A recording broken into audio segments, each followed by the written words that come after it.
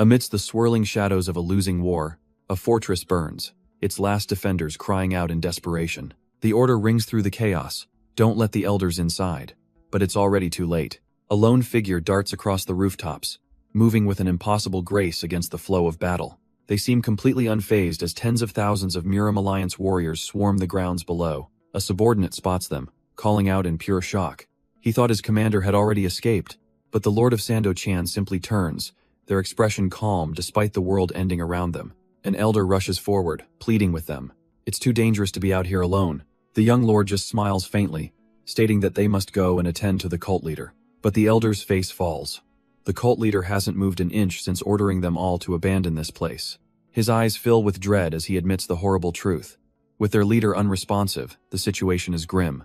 The elder grabs his arm, his voice trembling. He insists their defenses will fall any minute, pleading for the young lord to escape. But Jin Yo-myung's expression is resolute. They refuse to retreat until they understand the cult leader's true intentions. Besides, they add with a heavy heart, it's already far too late for that, as they watch the old man flee into the chaos. A single drop of sweat traces its way down their face. A bitter thought crosses their mind, this life is just insane. With that, Jin Yo-myung explodes into motion, a white blur streaking towards the heart of the compound. They land before the Grand Hall, their voice echoing as they announce themselves. Commander Jin Yo-myung. Their face twists with desperation, shouting their name and title again against the roar of the distant battle. For a long moment, there is only silence then. The heavy, ornate doors begin to creak. Losing their patience, they shout one last time, their voice cracking with frustration, demanding an answer. And from the darkness within, a calm, feminine voice finally responds, inviting the commander to come in. Jin Yo-myung freezes, his hand flat against the door. Did she just hear him cursing? He quickly tries to convince himself that, since his words were cut off, it probably went unheard. With a determined groan, he puts his entire body weight into shifting the massive doors. He swallows nervously as a thin sliver of light finally cracks through the darkness. Damn it, why is this thing so heavy? Couldn't someone have just opened it for him? Sweat pours down his face as he strains, gritting his teeth with the effort. The pressure is immense, a single bead of sweat dripping from his chin to the floor. With one final, desperate heave, he tumbles into the room, panting for breath. But a calm voice notes that for a commander, his martial skills are worse than a third-rate demon practitioner's. He looks up, utterly mortified, but thankful that at least no other elders witnessed his embarrassing entrance. Her voice cuts through the silence, casually mentioning that if the Grand Elder had heard his disrespect, he wouldn't have gotten off so lightly for speaking so rudely to the cult leader. A jolt of pure panic hits him. She heard everything. He quickly fixes his posture, hurrying down the steps to show proper respect. Kneeling before the throne, he stammers out a formal greeting to the cult leader. She looks down, unimpressed. The heartless demon empress, Cheon Yu-ra, asks her weakest commander what he wants. But Jin Yo-myung senses something is deeply wrong and asks why she's just sitting there. A single drop of sweat traces her lip as the chilling reason is revealed. Heaven. Slaying poison. And it wasn't just one. A cascade of legendary poisons had been used against her. He clenches his fist, a horrifying thought dawning on him. His teeth grind together as the name escapes his lips. The Demon Duke. It was Demon Duke Han Mubek, the man chosen to be Cheon Yura's own husband. The ultimate traitor, who opened the gates of their stronghold to the Muram Alliance. She continues, recalling his final words to her before he left. He had said that getting close to her and the former leader was all part of the plan. His parting gift was the poison, a twisted lesson to make her understand how hard it was for him. Jin Yo-myung can barely contain his fury, calling the man a crazy son of a but to his shock, the poisoned cult leader just chuckles, finding his reaction amusing. He can't believe it. Is she seriously laughing right now? She was always so dignified, so strict, yet here at the very end, she was smiling. He kneels before her, asking if it's too late, but she already knows the answer. The heaven-slaying poison has seized her energy core, an incurable wound. With his head bowed, he prepares to ask one last, strange question. He begins with a vague what if, which seems to hang in the air. He stumbles over his words, trying to find the right way to ask. Her patience, even in death, runs thin, and she snaps at him to just spit it out. Startled, he finally asks what she would do if she had a chance to reincarnate. The question stops her cold. Reincarnation was never something she considered. A faint smile appears on his face as he brings up an old, familiar saying. The saying goes that good fortune is a reward for saving the world in a past life, and she can't help but mock him one last time. She scoffs at the notion, asking why he'd even care about her wish in a new life.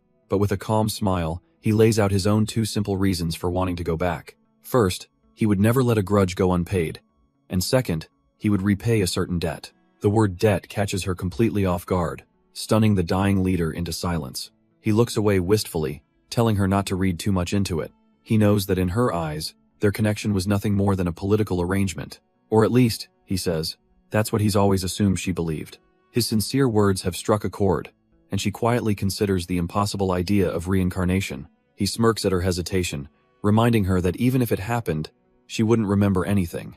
But he would, and he vows to hunt down every traitor and enemy who brought her to ruin. He makes a solemn vow to pursue his revenge, even if it costs him his very soul. His eyes blaze with conviction, promising to annihilate every single one of his enemies. As he speaks, Cheon-yura listens intently from her throne. She then cuts him off with an utterly unexpected proposition. If he wants something from her, he should try seducing her. Jin Yo-myung is left completely speechless, his mind reeling from the sudden shift. He tries to regain his footing, feeling small in the vast, silent chamber. He stammers that he can stop Han Mu-bak, but being her partner as well, he's not quite sure about that. She leans in, asking if he dislikes her, though she already suspects the real reason is that it's nearly impossible. He reminds her of her notorious past as the young cult mistress, a true tyrant in her day. Back then, she didn't just reject her suitors, she utterly crushed anyone who dared to approach her. His subordinates recall that Han Mu-bak was the only one who ever endured her furious temper. Hearing his hesitation, Cheon-yura turns away, telling him to just forget the whole idea. But he cuts her off, suddenly asking whoever said it was impossible. He begins to walk toward her, a new confidence in his step. He explains that love can begin when someone who cares awakens feelings in someone who doesn't. Leaning in with a sly grin, he declares that if it's for her, that effort is nothing to him. For the first time, the great cult leader is flustered, finding his formal address a bit embarrassing. He simply calls her beautiful and asks for just one promise. Taking her fan, he asks her to forgive him if he's a little rough with the former cult leader. He kneels before her, asking for her trust and any weaknesses she might have. The cult leader's face flushes, stuttering at the sheer audacity of his request. She furiously warns him that if this information leaks, she will hunt him down and kill him. Jin Yo-myung just laughs, remembering how she used to be, which only infuriates her more. Her patience finally snaps, and with a cold glare, she declares their conversation over. But at that exact moment, a thunderous crash rips through the hall. The main doors have been shattered, and a voice announces that uninvited guests have arrived. The leader of the intruders offers them a quick death, but Jin Yo-myung flatly refuses. A sly grin spreads across his face as he says he'd prefer to die with more information. It's the sword master of the Orthodox Alliance, Guan Hyunjin, here to witness the fall of the demonic sect. Jin Yo-myung shouts in disbelief, asking Guan Hyunjin if he's lost his mind. The old master just grins, absolutely certain of his decision. He proudly introduces his ace in the hole, the Azure Sky Divine Dragon, Han Mu-bak, a Grand Duke who endured disgrace for the Orthodox cause. Jin Yo-myung scoffs at the pompous title, sarcastically noting that mingling with the Orthodox factions gave him a new name. But the Duke's attention is fixed solely on Cheon-yura, declaring that her time is up. A bitter, weary smile touches her lips as she murmurs that her hateful husband has finally come home. He justifies his betrayal, claiming everything he did was for the good of the Central Martial World.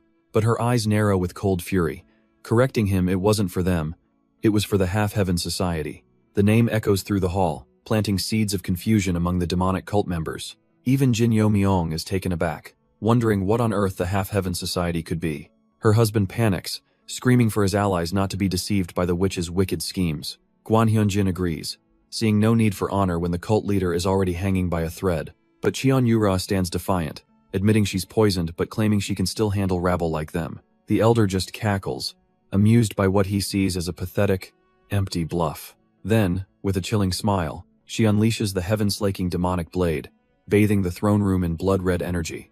Even her own subordinates are stunned, wondering how she could possibly have this much power left. Guan Hyunjin's smugness evaporates into rage as he orders his elite heavenly sword unit to charge. His warriors descend like a tidal wave, intent on crushing the servant of dark magic. And in an instant, the battle is already over, with Jin Yo-myung observing the aftermath. He looks down at her defeated form, calmly remarking that he's glad he could say goodbye before her final journey. He understands they retreated from her power, but all he can focus on is his dying cult leader. Looking down at him, bloodied and weak, she softly asks why he's crying. He can't hide his sorrow, openly weeping that he's just so incredibly sad. Her strength finally gives out, her hand falling limp at her side. With what little breath she has left, she calls out his name, Jin Yo, Myong. He kneels before her, impaled by blades, as she asks if he'll comfort her in her final moments. Through gritted teeth and tears, he gives a firm, resolute yes. Relief softens her gaze, a gentle peace washing over her. She manages a faint, serene smile, glad to hear his answer. And with her last ounce of life, she collapses forward into his waiting arms. As she passes, his world shatters into a million pieces around them. This was his last life, a journey that was supposed to be theirs together. He remembers his first life, a glorious hero who saved the world and was adored by all. For his service, the gods granted him divine blessings and 2 reincarnations. But none of that mattered now, only her final, serene smile as she whispered she was glad. He closes his eyes, a silent vow echoing in his soul. This final life would be dedicated to her. And with that thought, his eyes snap wide open, burning with renewed purpose. The dramatic moment is immediately broken by a splash of cold water to the face. A cheerful, bald servant announces that his lord is finally awake. But seeing that servant's young face, Jin Yo Myong realizes with dawning horror he's gone back in time. His loyal servant proudly presents a grand feast, but the sight of it makes Jin Yo Myong flinch. A cold dread washes over him as he realizes he knows exactly what day this is. He's 17 again, back to the day he snuck into a pavilion to drink before his coming-of-age ceremony. A deeply humiliating memory of being dragged home and berated for his weakness. The memory of his father, the fearsome king of Asura, calling him a pathetic fool still stings. And right on cue, the man himself storms into the room, his presence filling it with pressure. Without a word, Jin Yo Myong drops into a deep bow as his father glares down, clicking his tongue in disgust. The old man reminds him that if his spirit is weak, his mind must be sharp, posing a question. In his past life, he was too terrified to answer and was beaten for it, but not this time. He knows the answer now. It's about the exchange ceremony with the young cult leader, Cheon Yura. He explains that the young cult leader is meeting with heirs from the 6 great houses. But it's a thinly veiled contest, a stage to select her future consort. In his past life, he remembers, no one was chosen not until the traitor Han Mubek rose to power. With a new fire in his eyes, he steels his resolve that future will not come to pass. His father looms over him, coldly stating that his only value, his very reason for living, was for this moment. The king of Asura's eyes flare with intensity, challenging him. Does he truly think he can win her heart? But instead of cowering, a confident smirk spreads across Jin Yo Myong's face as he declares the others stand no chance. A flicker of approval crosses his father's lips. Good. Then head better get strong enough not to shame their name. As his father finally leaves, Jin Yo Myong lets out a breath he didn't know he was holding. What an intense start. Still, he muses, this is the perfect time to return. With 20 years of opportunity laid out before him, he recalls another major threat from his past life, the Half-Heaven Society, already active in this era. With a chilling new resolve, he vows to uproot every last one of them. His thoughts are shattered as his attendant, Guchil, bursts in, demanding to know what he was thinking. He can't believe his young master just boldly declared he'd become the cult leader's husband. Jin Yo Myong pauses, a little taken aback by the outburst. He turns with a blank expression, asking when he ever said something like that. He calmly clarifies that he never once claimed he would be the young mistress's husband. What he actually said, he explains, was that she would reject him completely. Guchil is utterly baffled. Isn't that the same thing? But his master calmly insists it's not even close, because he knows the truth. At this point in time, winning over Cheon Yura is simply impossible. He explains that right now, she's obsessed with martial arts and won't glance at anyone weaker. Just then, an unexpected voice cuts in, surprised to see Jin Yo Myong still hanging around. He turns, a flash of recognition in his eyes as he realizes who it is. It's Ma Chiol-su, the hot-headed second son of the Blood Dragon clan, looking for trouble. But instead of being intimidated, Jin Yo Myong just grins, asking where his dear young he is. The taunt works perfectly, sending Chiol-su into a blind rage, screaming that he has no sister by that name. Furious, he draws his blade and challenges him to a duel, a development that never happened in the original timeline. Jin Yo Myong quickly realizes this is because he's finally acting on his own, not just being dragged around. He recalls the structure of the Heavenly Demon Cult, ruled by the Cheon clan and the 6 Shinma families, and among them, the rivalry between his family and the Blood Dragon clan is the absolute worst. Jin Yo Myong knows that duels between the 6 clans are forbidden, but he's already thinking about the loophole. The only way to make it happen is to frame it as a matter concerning the ruling Cheon clan. And just as he predicted, Ma Chiol-su brings up the little mistress. He declares that if Jin Yo Myong loses, he must withdraw from the exchange ceremony. A smirk plays on our hero's lips. Why in the world would he agree to such a ridiculous condition? He dismisses the offer, calling out Chaeilsu's sister for using such dirty, underhanded tricks. The taunt lands perfectly, and Ma Chaeilsu lunges forward in a blind rage, screaming not to be underestimated. Even the loyal servant Guchil draws his own blade, ready to step in and defend his master. But Jin Yomyong subtly waves him off. He doesn't need the help. It's time to unveil his first special move as he effortlessly sidesteps the furious attack. Guchil panics, screaming that his master doesn't even know martial arts.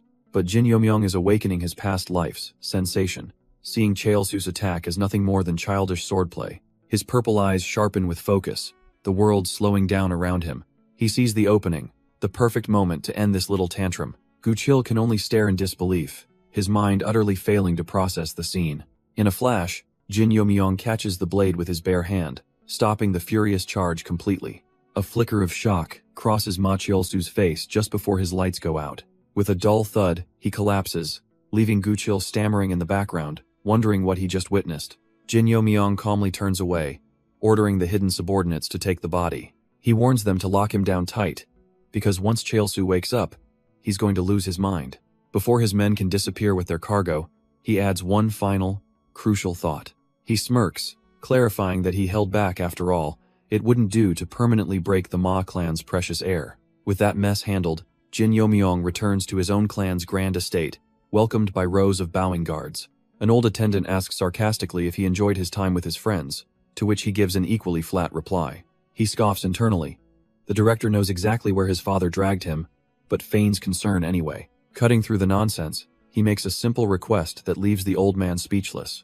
He needs a training chamber. The shock is so profound that even the nearby servants gasp in unison, completely floored. But he isn't done, adding that hell need a few specific martial arts manuals brought from the archives. His mind flashes back to his master's voice, promising that these two books held the secret to becoming invincible. Yet he also recalls his younger self, bored and holding wine, complaining that he only wanted to be a flamboyant gentleman. He remembers his master's regretful words. These legendary manuals were wasted on the Machion Jin clan. But now, with the clan's great fire still 4 years away, he holds the pristine, unburned originals. He knows his own clan's fist and palm techniques are a terrible fit for his style. Thankfully, his blessed lineage grants him exceptional talent and the internal energy to master anything. He makes a silent vow to his master, promising to become the great warrior he was always meant to be. As for the cult leader's old request to seduce her, he knows he'd just be rejected as he is now. So he sets his plan. 5 years locked away, dedicated entirely to martial arts. Once he has built up enough power on his own, he will hunt down and completely annihilate the shadowy organization known as the Banchanho. That way, when she finally becomes the cult leader, her future rule will never be threatened. With his new path decided, a cold determination flashes in Jin Yomyong's eyes. He sets off, his stride filled with a purpose no one else can possibly understand. His attendant, Guchil, nervously points out he's lagging behind, practically last in line. But Jin Yomyong waves it off, ignoring the disapproving whispers of the clan guards. He casually recalls the last time he caused a scene, earning a year of confinement from his furious father. He figures this time it'll be a spicy 5 years, but his thought is cut short by a sudden blur of motion. A body comes crashing down, smashing into the courtyard just ahead of them. While Guchil flinches back in shock, Jin Yomyong just grins at the aggressive welcome. He recognizes the blood-red robes and sword. It's Ma Jinyun of the Blood Dragon family. His gaze drifts past the crumpled figure to the warrior at the gate. Finally, someone decent. The warrior at the gate, the little mistress, calmly addresses her underling, barely sparing a glance. But Jin Yomyong isn't looking at the small fry. His eyes are locked on the master. He recognizes her instantly, that face, those piercing red eyes, a phantom from his past. Their gazes meet across the courtyard, a silent challenge passing between them. As if to mark the occasion, a single white flower drifts down, landing at his feet. He knows that name well. Qian Yura, the future sect leader of the demonic cult. Guchil is absolutely panicked, but Jin Yomyong just smirks, realizing he's arrived right on time. He waves off his servant's worries, telling him to just sit back and enjoy the show. He remembers this moment clearly in his past life. Ma Jinyun was taken out with a single hit, but something's different this time, as the fallen warrior roars, charging back into the fray. But as their blades meet, Jin Yomyong can't shake the feeling that something is very wrong here. Qian Yura, however, seems to be enjoying herself, a smug little smirk playing on her lips. He was never this strong before, and as Jin Yomyong wonders, she effortlessly disarms her opponent. A brutal kick connects squarely with Ma Jinyun's gut, knocking the wind right out of him. He's sent sprawling to the ground once again, completely and utterly outclassed. But as his followers rush to his side, he points past his victor, his furious gaze landing on Jin Yo Myong. Our hero is understandably confused. Him?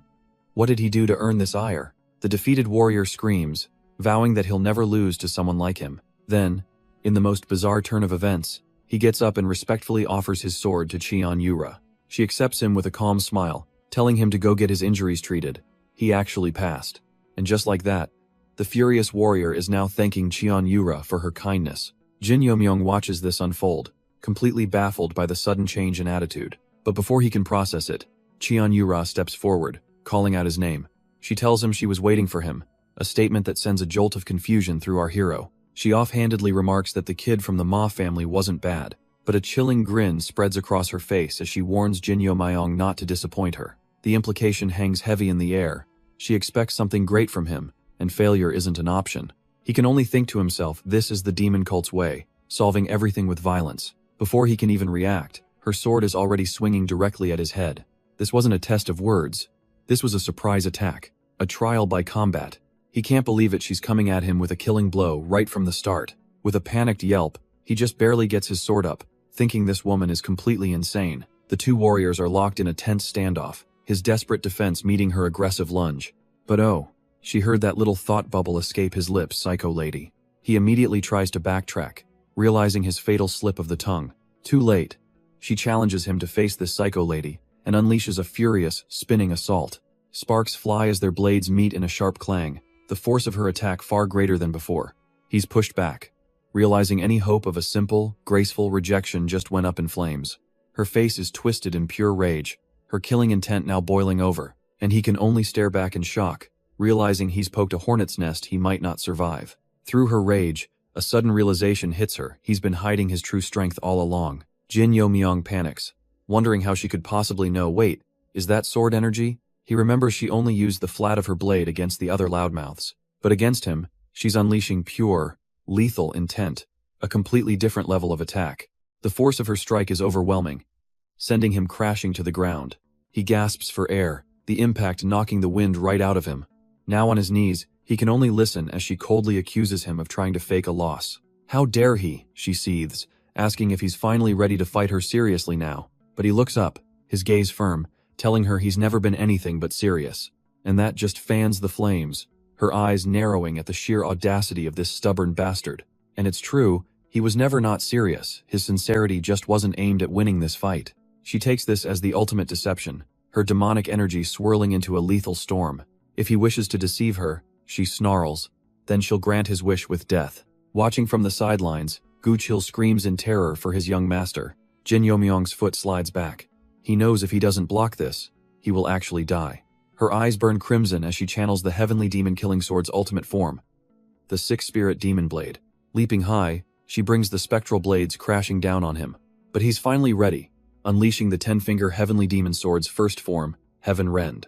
Steel grinds against steel, and a thin cut appears on his face, but his eyes are locked on target. Her attack is shattered, her blade forced aside, leaving her completely stunned, but she refuses to be overpowered, her eyes burning with fury as their blades lock. The force of his parry sends her stumbling back, her ultimate technique completely deflected. His arms tremble from the effort, but a wave of relief washes over him. He actually blocked it. Cheon Yura, however, just smirks, a chilling question on her lips. What does he mean, blocked? His eyes widen in horror as he realizes the clash was just a distraction. He knew she was strong for her age, but this malevolent sword energy is at a whole other level. A phantom claw of pure demonic ki lunges for his face, and he knows this is way over the top.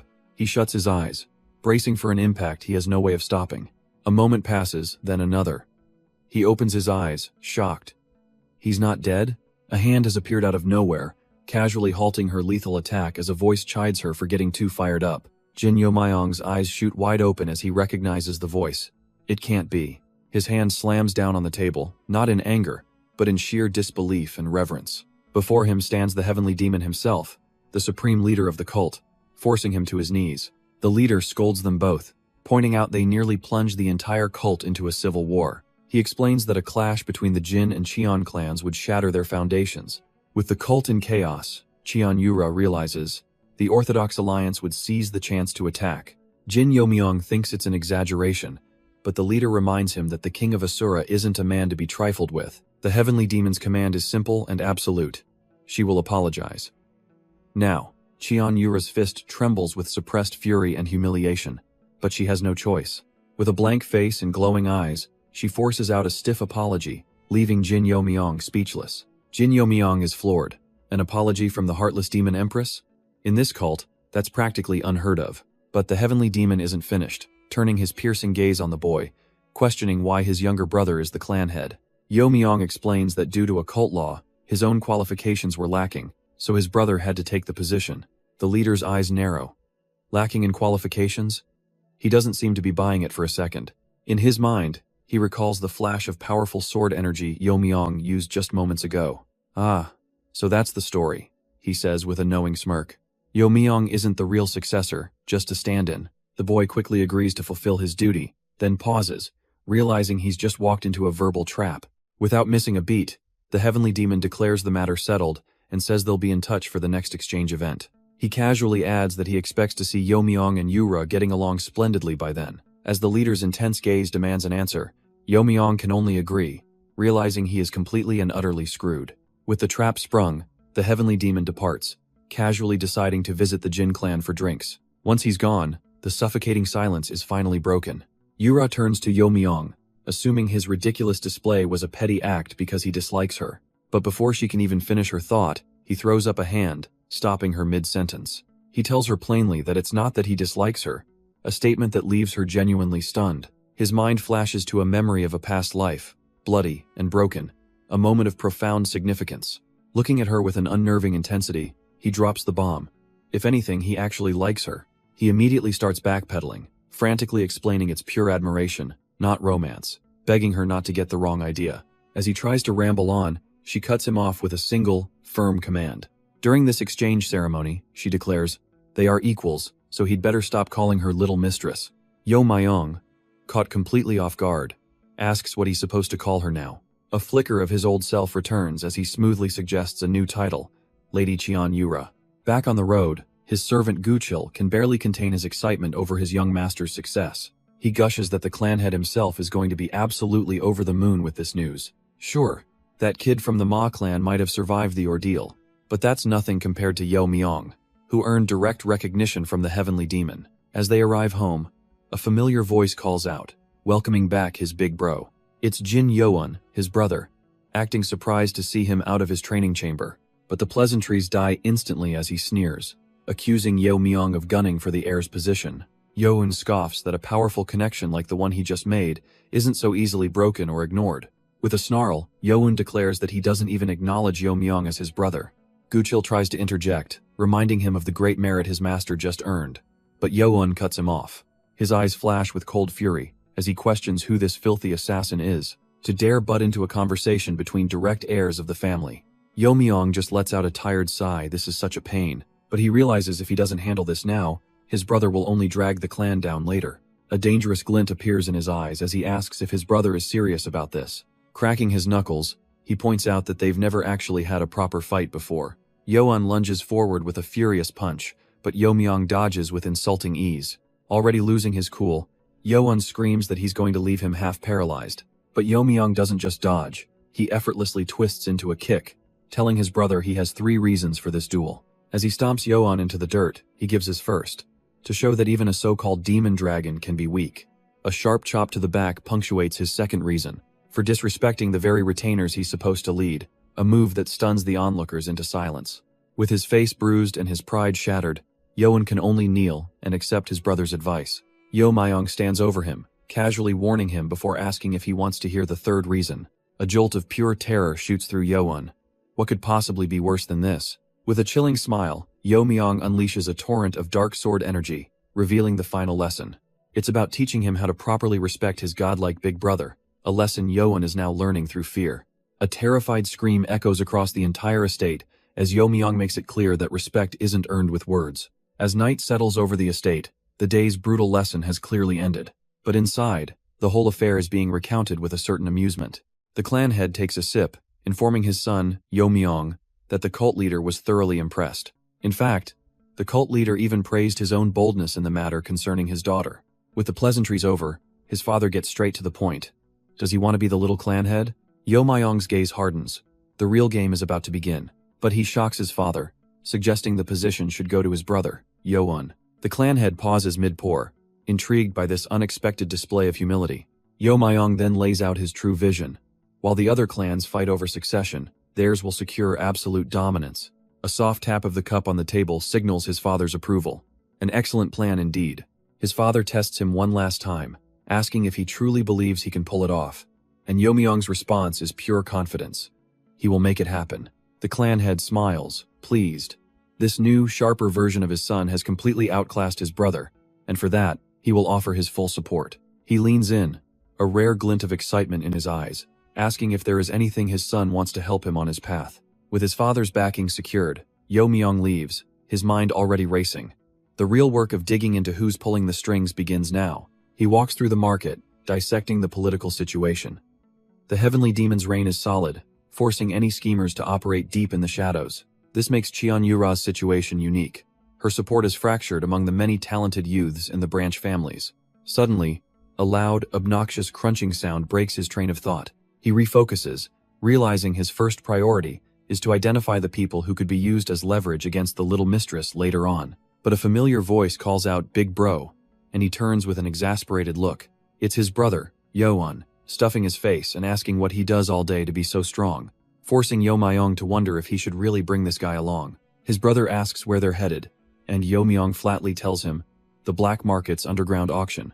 Yo-un panics, thinking this is a place for criminals and those who've broken the cult's laws. With a small, knowing smirk, Yo Myong schools him on a simple truth of their world. Here, in the heart of the demonic cult, the word illegal is just a suggestion, something kept from the common folk. He reveals that a place this significant must have backing from one of the 6 great clans. As they walk deeper into the market district, Yo-un is bewildered by the ordinary sight. But for Yo Myong, it's a familiar path from his past life. He confidently throws open a set of doors, welcoming his brother to the true face of the operation, Mangak. Inside, a much more imposing structure stands, guarded by a legion of silent, formidable warriors. An old man greets them with a knowing smile, welcoming the honored guests of the Jin clan to the underbelly. But Yo Myong isn't here for idle pleasantries. He demands to see the real administrator. A man with a smug grin steps forward, introducing himself as Oh Gunjong, the Golden Crow Ghost. Yo Myong scoffs, completely unimpressed, and says they should send someone from the Sa family to greet a Jin. The old man's confident facade shatters, his eyes wide with disbelief at the sudden revelation. With a cheeky, knowing smile, Yo Myong plays dumb, asking what he could possibly mean. Dropping the act, the man's eyes narrow, confirming that this is indeed the Sa family's intelligence network. A wave of killing intent suddenly erupts from him as he demands to know how the boy found out. But before he can make a move, he's sent stumbling back with a grunt of pain. Yo Myong calmly calls him out for daring to aim killing intent while hiding a weapon in his sleeve. Just then, a cool voice cuts through the tension as an elegant woman arrives, addressed immediately as Lady Sa. This is Sa Bion of the Black Gold Sa family, and she's wondering how this kid found her secret base. She has a history as Cheon Yura's sparring partner, and has even lent Yo Myong her sword before. She cuts to the chase, asking why he's here, and he vaguely mentions rumors in the back alleys. Then he drops the name Black Sticky Blood, and both she and her subordinate freeze in shock. She seems almost annoyed, questioning if this drug is really the only reason he's causing such a fuss. But Yo Myong is dead serious, explaining this substance could rot the entire cult from the inside. Bion admits he's right. They've been investigating it too, suspecting it came from another clan. With a playful whine, Yo Myong smoothly shifts the conversation into a negotiation. She agrees to hand over all her intel on one condition. He must solve the problem perfectly. A confident smirk spreads across Yo Myong's face as he accepts her challenge, ready to take over. With his new mission secured, Yo Myong and his guide confidently head out from the intelligence bureau. As they leave, Lady Sa's subordinate Bion watches, still trying to process the boy's audacity. Elsewhere, a young woman named Moon Hyang sits alone, lost in thought over a recent encounter. An elder approaches, telling her that the Jin clan kid she fought wasn't even fighting seriously. He explains that while it might sound ridiculous, he observed something incredible during their duel. In a flash, Moon Hyang recalls the fight, the elder revealing Yo Myong's eyes weren't on the battle, they were only on her. She clenches her fist, completely flustered as she realizes even the cult leader himself noticed it too. The trail for the black sticky blood leads them to Silverdew Valley, a lawless region on the cult's border. Yo Myung arrives with his informant, who nervously warns that walking into a tiger's den is suicide. But Yo Myung just smirks, threatening to report his cowardice, and the terrified informant immediately snaps back into line. His companion scoffs, doubting they'll find any useful intel in a desolate place like this.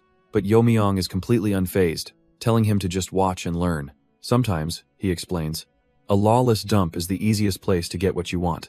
But as they walk deeper into the valley, he suddenly feels a persistent gaze fixed right on him. The feeling is unsettling, but he keeps his composure and continues forward. He files it away for later.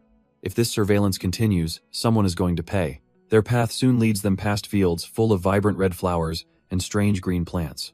The informant idly wonders who's growing them, assuming it must be one of the locals. He almost seems to admire the scenery, commenting on the peaceful vibe of the valley. He muses that even people kicked out of the city can find peace tending to plants like these. But Jin Yo Myung calmly shatters his guide's delusion. Those aren't just flowers, that's marijuana and poppies.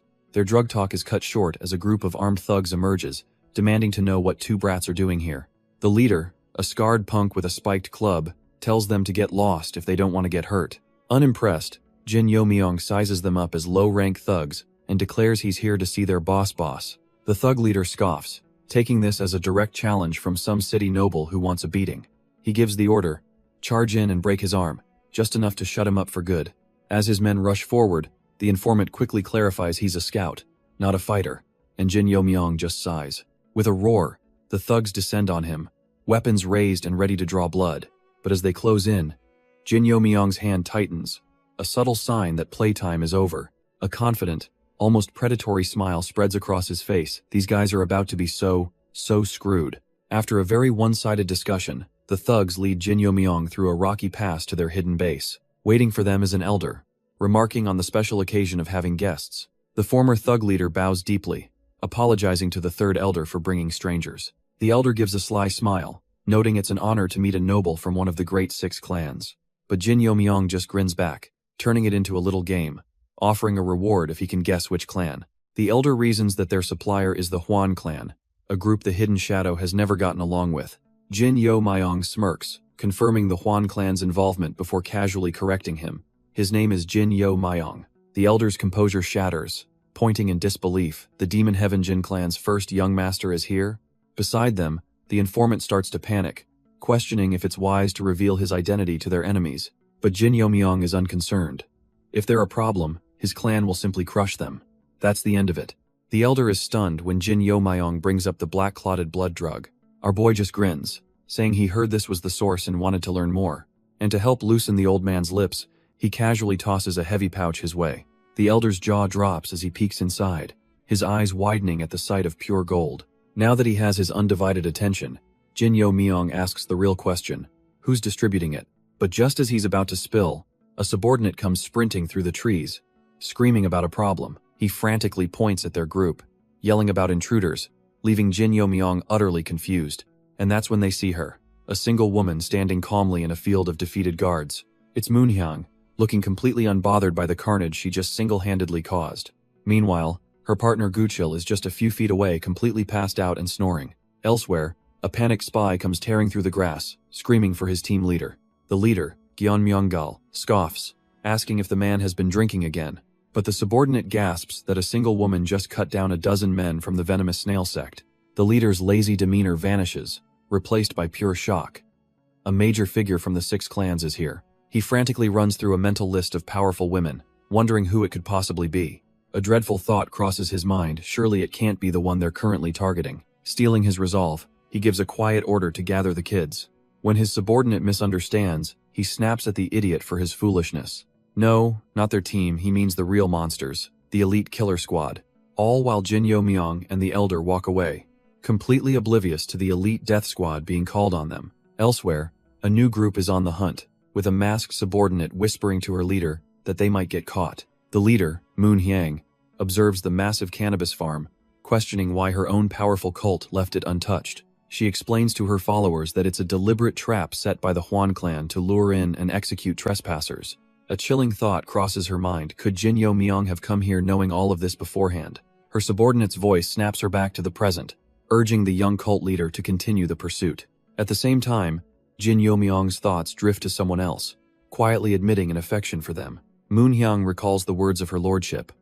With so many enemies, learning to distinguish friend from foe is vital. A confident smirk forms on her lips. She's certain that if a powerful recluse exists, they'd be found in a chaotic place like this. Fueled by this belief, she eagerly leads her squad forward, determined to meet this hidden master. But the scene they find is a silent slaughterhouse, and a dreadful feeling sinks in. There's no one here but the dead. Jin Yomyong grumbles to his subordinate about his bad luck, realizing the intense gaze he felt was from the young cult leader herself. Surrounded by the dead, he stammers out a nervous suggestion that maybe they should go together. Moonhyang, however, is electrified, her mind racing with the thought that the rumors of a recluse were actually true. But her train of thought is cut short as she senses yet another group approaching them. A band of thugs emerges from the alleyways, their leader pointing and declaring that she's to become their prisoner. The brute grins like an idiot, telling the young cult leader to just shut up and come along quietly. As soon as they make their move, the few remaining townsfolk scramble away in fear. But Moonhyang isn't intimidated. She calmly identifies him as a member of the Beggar clan, a perfect source of information. She turns to her own forces, calling out the names of her elite shadow units to prepare for battle. With a sharp glint in her eyes, she commands Bayon to personally assist her in taking them down. Bayon acknowledges the order, calling forth her dark butterflies to protect young master Jin Yomyong. Jin Yomyong is stunned, realizing his meek escort was this deadly warrior all along as her unit surrounds him. The Beggar clan's leader just grins, mocking her cute strategy and noting none of her guards are at the peak level. He proudly boasts that his side has an exceptional master, prompting Moonhyang to ask how he's so well informed. The leader laughs, smugly confirming his extensive knowledge, especially concerning the Cheon family. The name triggers a terrifying shift, and a dark, murderous aura erupts from Moonhyang as she addresses the insects before her. Caught off guard by her sudden malice, the thug leader screams for his men to attack. But Moonhyang's eyes glow red as she unleashes her power, vowing that not a single one of them will leave alive. She moves like a phantom, her dark energy manifesting as blades that tear through the charging thugs. With a final, graceful sweep, she cuts down the first wave, a chilling smile plastered on her face. She carves through them with blades of pure shadow, an elegant dance of death. A cruel, satisfied smirk plays on her lips as she whispers her contempt for these insects. The remaining thugs can only watch in horror as she moves like a phantom between them. The leader's bravado completely shatters, his hands trembling with utter dread. He can't accept this, refusing to let his grand plan end in such a pathetic slaughter. But just then, his desperate eyes lock onto a new figure calmly walking into the alley. He recognizes the face instantly, screaming the name Jin Yomyong with renewed fury. Jin Yomyong, however, just seems amused by the whole situation. In a flash, Moonhyang's bodyguards abandon the fight and surround the newcomer instead. The leader realizes his mistake. This man is a peak-level expert, a far greater threat.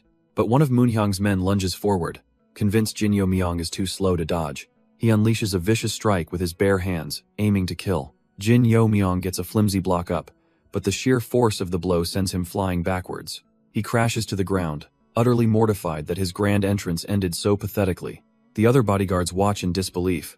How in the world did he manage to block that? The attacker himself is completely dumbfounded. He furiously grabs Jin Yomyong by the collar, demanding to know why he isn't dead. An attack with that much power should have shattered his skull on the spot. But then Moonhyang appears, casually holding her blade, remarking that his level was indeed high enough to endure it. The realization hits Jin Yomyong like a lightning bolt. This whole thing was a brutal, life-threatening test. Jin Yomyong stands over his downed opponent, asking Moonhyang if she's finally satisfied with his performance. She is. The scene shifts to the captured Beggar clan leader, who defiantly screams for them to just end him already. But Jin Yomyong casually informs him that killing him isn't on the menu. He's got valuable testimony to give. The thug plays dumb, feigning ignorance about something called the black clotted blood. A cold, calculating look crosses Jin Yomyong's face as he decides to lean into his demonic cult heritage. He cracks his knuckles, musing that while he slacked off on martial arts, there were other subjects he found quite motivating. Specifically, he was a star pupil in the art of torture, a realization that now dawns on his captive's horrified face. With a disturbingly cheerful smile, he asks the man to please remain silent. It's his first time doing this for real, and he wants to enjoy it. Elsewhere, Moonhyang speaks with the third elder, who admits the whole test left a bit of a sour aftertaste. The elder tries to smooth things over, only for a still petty Jin Yomyong to mockingly call him Miss Seventh Tiger. Lady Sa turns to Moonhyang, a subtle test in her eyes, asking what she would do if Jin Yomyong actually passed. Moonhyang looks away, a hint of old dreams resurfacing, admitting she might chase a path she'd long given up on. In the other room, the thug's begging is drowned out by Jin Yo Myong's cheerful humming, telling him to just hold on a bit more. A small, knowing smile crosses Lady Sa's face as she realizes this was never just about some courtesan. Jin Yo Myong strolls back to them, casually reporting that their man was from the beggars gang, and his boss is partnered with the Cheon clan. Moon Hyung is visibly stunned by the revelation the Heavenly Demon's own clan is involved in a drug case. He adds that the men he brought were from the Hidden Trace Manor, located in Goryeo Fortress. The name rings a bell for Lady Sa. The manor was founded 50 years ago by a retired member of the Ghost Slayers. At the mention of Ghost Slayer, Moon Hyung's eyes sharpen. That's the same unit their own Guchil used to be a part of. A legendary force, once the Demon Emperor's elite assassination unit, now disbanded, but their shadows clearly still linger. Jin Yo Myong turns to Moon Hyang, suggesting it's best if she returns to the cult now. He explains the situation has escalated. Their enemy operates in cells, and Hidden Trace Manor is just a single node. If they lose contact, the entire network will simply vanish without a trace. Lady Sa coolly asks him what he plans to do, given the new complications. But Moon Hyang suddenly cuts in. A determined glint in her eyes, she has a better idea. She argues that no one can assemble an official assault force in time to act, so she'll go herself. An official visit from the young cult leader will force them into the light. Jin Yo Myong's expression hardens. Absolutely not. He refuses to let her risk her life like this. Her hand clenches in frustration. He thinks this is just something. He looks her dead in the eye, explaining that compared to her life, yes, it is, but his plan isn't over. But Moon Hyang insists, telling him that because of her, his plans were ruined, and she wants to make it right. A faint smile plays on his lips. This relentless spirit of hers is exactly why he fell for her. And so, the scene cuts to the rugged outer edges of the 10,000 mountains. The doors to the Hidden Trace Manor fly open as Moon Hyang storms in, unannounced. The manor's third master nearly chokes in shock. The young cult leader is here? He can't believe it. They were just about to flee after their recent failures, and their target just delivered herself to their doorstep. Composing himself, he puts on a welcoming face, bowing and asking to what he owes the honor of her visit. Moon Hyang gives a plausible excuse, mentioning his grandfather's old service and her wish to amend the clan's neglect. But as she steps forward, her eyes sweep across the courtyard, taking everything in. She notes how busy everyone is, almost as if they were packing up to leave in a great hurry. She coolly asks if he's not even going to offer a guest a cup of tea. The third master forces a smile, claiming the young cult leader is never just a guest here, and gestures for her to come inside. From the shadows, one of his assassins watches, asking for the order. What should they do? The master's true thoughts are revealed. This is another chance, and they must capture her alive this time. As they walk, he addresses her too casually, and Moon Hyang's eyes narrow. He should be using the proper honorifics. But the old man just scoffs. He drops the act, declaring they both know what's really going on here. On his signal, assassins drop from the rafters, surrounding Moon Hyang and her retinue with drawn swords. He sneers, thinking she got arrogant just because she caught one of their life-slaying unit members. But Moon Hyang is completely unfazed, noting that this pathetic display can't possibly be all he has. Then, her energy flares, and the entire room begins to shift and transform around her, a mechanical formation technique. But the master just laughs, revealing this is his trap, a maze-pursuing killing formation. Moon Hyang takes in the vast, complex structure, realizing the immense resources it must have taken. This was no simple hideout. A retired assassin could never build something like this alone. Her hand tightens on her hilt. She has many questions for him, but one takes priority. She asks him plainly, is he still a loyal dog to the Cheon clan? Or is he a traitor? The old man's polite facade shatters, his eyes filled with nothing but cold, murderous intent. He gives a single, chilling order to his men. Kill them all. Moon Hyang understands, so that's his answer. She explodes into motion. A whirlwind of shadowy energy and razor-sharp steel erupts from her, consuming the assassins. Her blade drips with blood, yet she knows this is just the beginning. She still has a long way to go. She looks down, disgusted to be covered in the blood of such scum, as the old master calls her a monster. A cruel smile plays on her lips. She wonders aloud if she can cut out his tongue to prove his loyalty. He panics, realizing she intends to use a painful acupoint locking technique to interrogate him. But just as she prepares, a voice cries out a warning as a deadly presence erupts from the shadows. In a split second, Moon Hyang whips her blade around to parry a lightning-fast ambush. Steel screams against steel, the force of the blow far greater than anything she expected. Her confidence vanishes, replaced by sheer shock. This power, it belongs to a true master. All she catches is a glimpse of a chilling, featureless white mask. The third master bows with relief and reverence. His true commander has arrived. Moon Hyang is frozen in place, realizing the master didn't even try to fight her, he just blew past her guard. The third master practically cackles, pointing out that the young cult leader is right there. He begs his commander not to miss this perfect chance to trap her, but his words are cut short as his own master's blade slices right through him. A useless dog that fails to hunt, the masked man thinks, deserves to be put down. Moon Hyang, completely unfazed, now wonders aloud who he serves. The mysterious warrior stands silent, his back turned to her. Her wounded subordinate warns her that this man is far too dangerous. Of course, she knows. A slight smirk appears on her face. His sheer power is exactly what makes her curious. He, in turn, is already calculating how much the information on her would sell for. Moon Hyang studies his unwavering posture, recognizing it not as arrogance, but as pure confidence. Done talking, the masked warrior launches forward, sneering that what she sees isn't confidence, it's arrogance. Their blades meet with a deafening crash, and Moon Hyang feels the raw force shudder up her arm. A spiderweb of cracks instantly appears on her sword. His power is on another level. Through his mask, she can feel his surprise. He actually seems impressed she withstood the blow. He gives her a moment, acknowledging the sheer power of the heavenly demonic divine art. She has to agree. Her technique is potent, even when facing someone of a higher cultivation level, but the masked man's eyes glint with a dark promise, hinting that power isn't the whole story. He moves again, his swordsmanship a blur of efficiency, easily deflecting her every move. Gritting her teeth, she's forced back, a small grunt of effort escaping her lips. His blade stops just short as he looms over her, declaring that no technique can close a gap in pure experience. With a final, crushing blow, he completely overpowers her defense. Moon Hyang is sent hurtling back, slamming hard into the wall behind her. He approaches her broken form, noting that his master wanted her alive. But now he has other ideas. That person? The mention of a hidden superior catches her completely off guard. He sees her potential, musing that in 20 years, she'd be a threat he'd have to poison. A wicked grin spreads across his face. Because of that potential, she has to die today. But she's not done yet, defiantly planting her sword into the ground. She admits she knew about the traps, and even expected a master far beyond her capabilities. Her only real miscalculation, she reveals, was a small disagreement with a certain someone. Then, as Jinyo Myong appears behind him, she smirks, calling out his name. The cavalry has arrived. Jinyo Myong smirks, casually informing her that his presence just made him a far more valuable target than she is. He asks for her thoughts after their fight, and she confirms the masked man is a formidable opponent for a reason. It seems his swordsmanship is the perfect counter to their cult's techniques, a clear sign of his prestigious origins.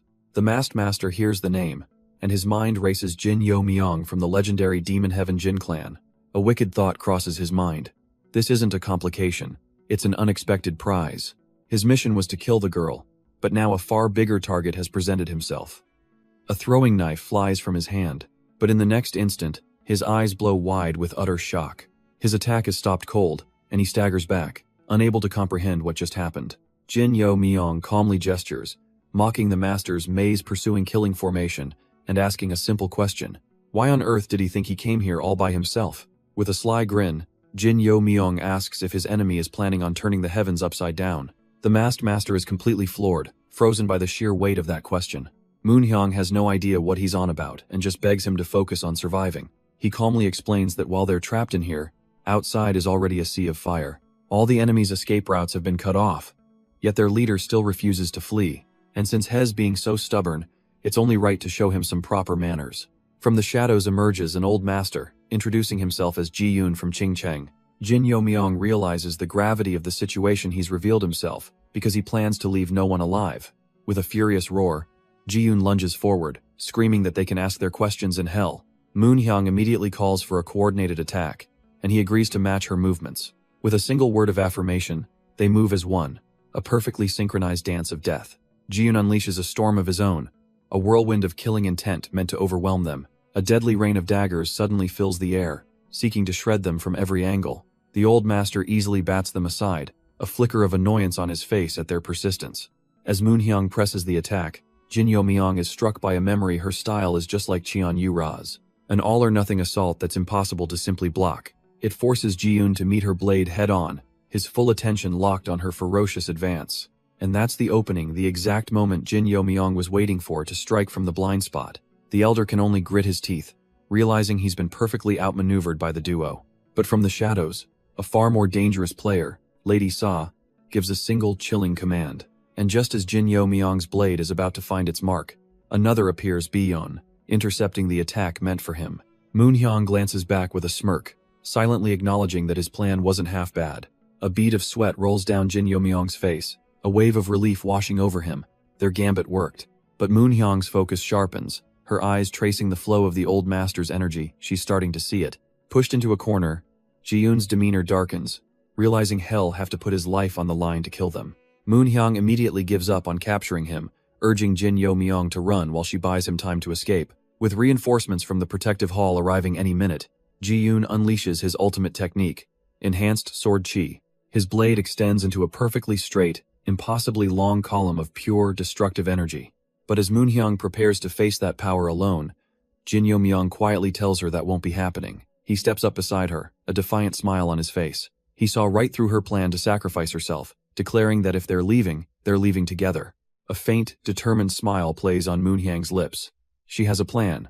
She tells Jin Yo Myong to match her rhythm. She's using coordinating chi, a technique that requires perfect sync. Ji-yoon just scoffs, mocking their teamwork and asking if they're some kind of couple. With a final roar, he brings his ultimate attack crashing down upon them.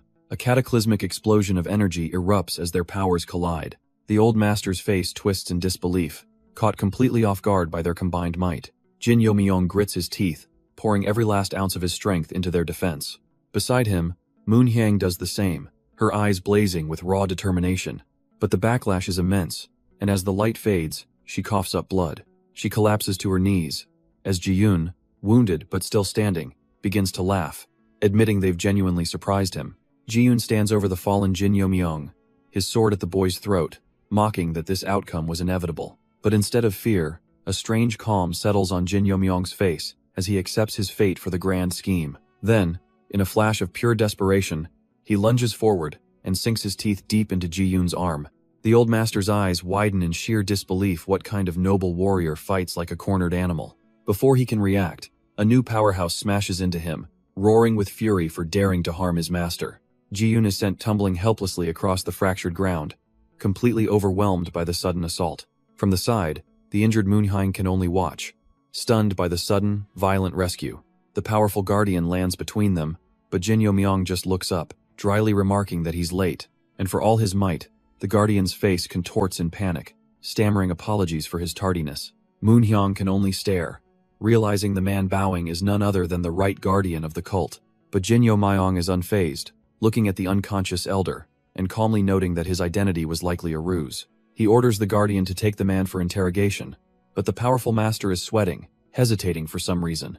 He just keeps apologizing, remembering how he might have overdone it when he smashed into the attacker. Jin Yo Myong watches the display, a sharp realization dawning. Did this powerful guardian hit him that hard on purpose? This man is Wang Cheonjeol, the red-faced battle demon, one of the divine cult's supreme masters.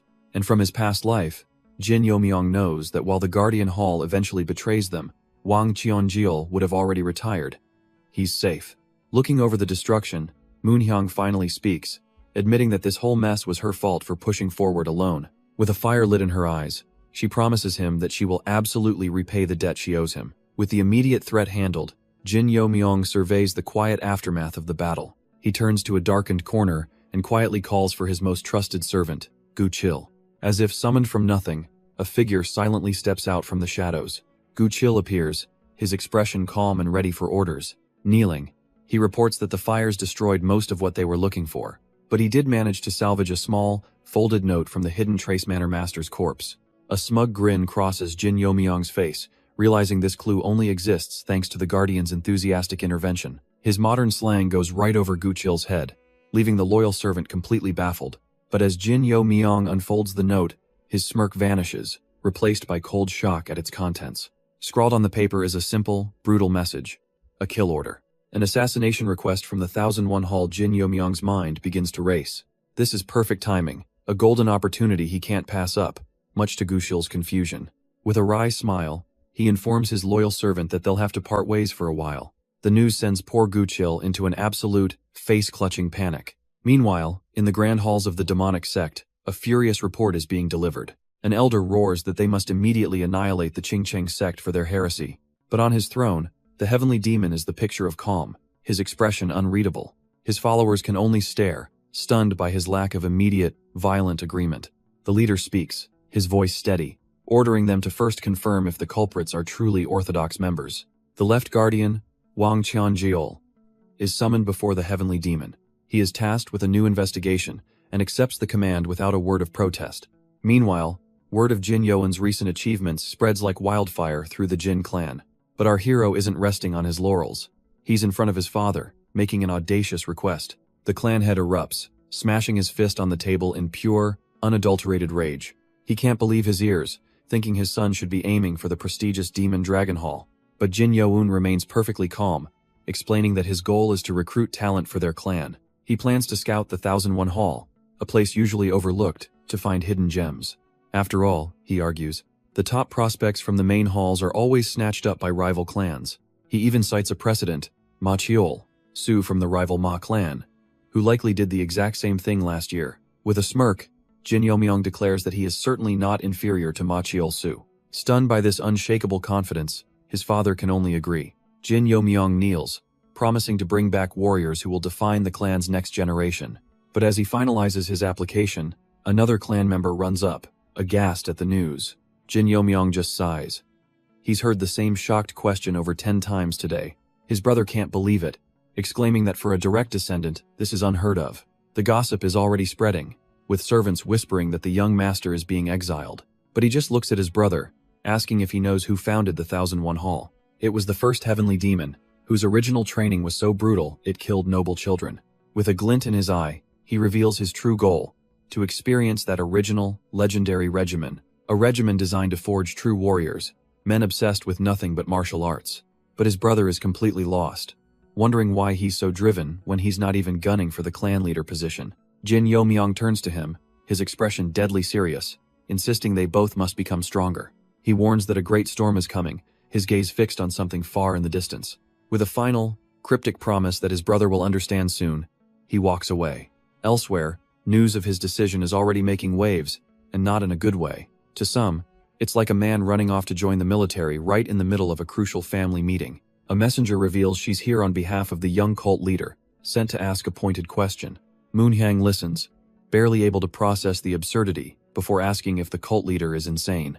Unfazed, the messenger sets her cup down, adding that he also demands a clear answer about her intentions. Realizing he has to play this perfectly, Jin Youmyong claims his decision was made after a harsh realization of his own powerlessness. Lady Sa listens intently as he explains that if he were at least in the peak realm, things would have been different. He lays it on thick, feigning distress over how easily he was defeated, hoping to appear pitiful. But she isn't entirely convinced, pointing out it wasn't a true defeat, forcing him to rethink his approach. He quickly pivots, passionately declaring that to stand beside the young cult leader, he must meet the minimum qualifications.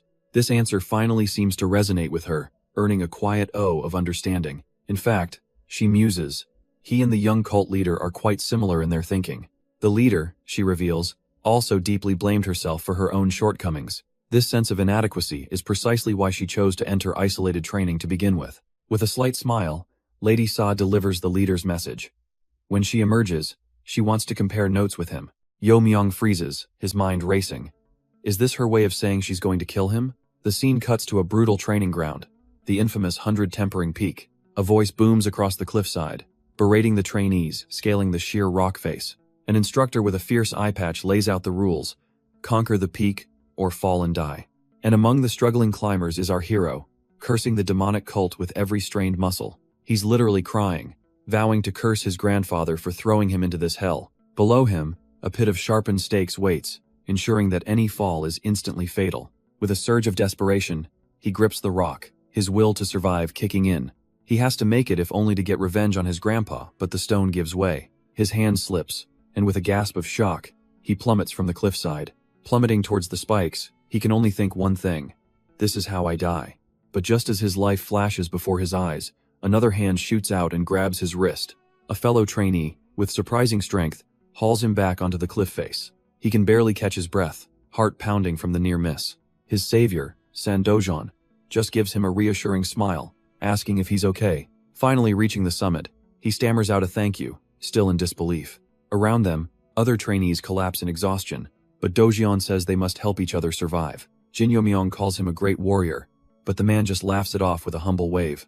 Lying on the ground, he insists that anyone who practices chivalry is a true warrior.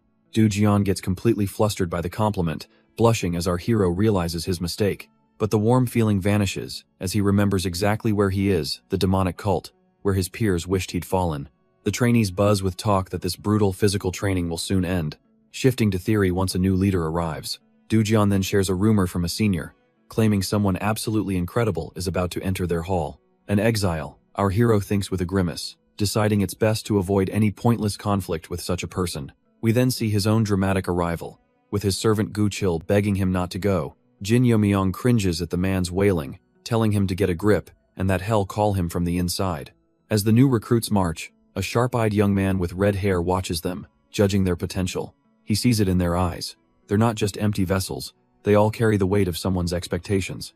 Whether it's the sting of mockery or the burden of duty, every single one of them has brought their baggage to this mountain, and he hopes that among this sea of new faces, he can find at least one person who truly impresses him.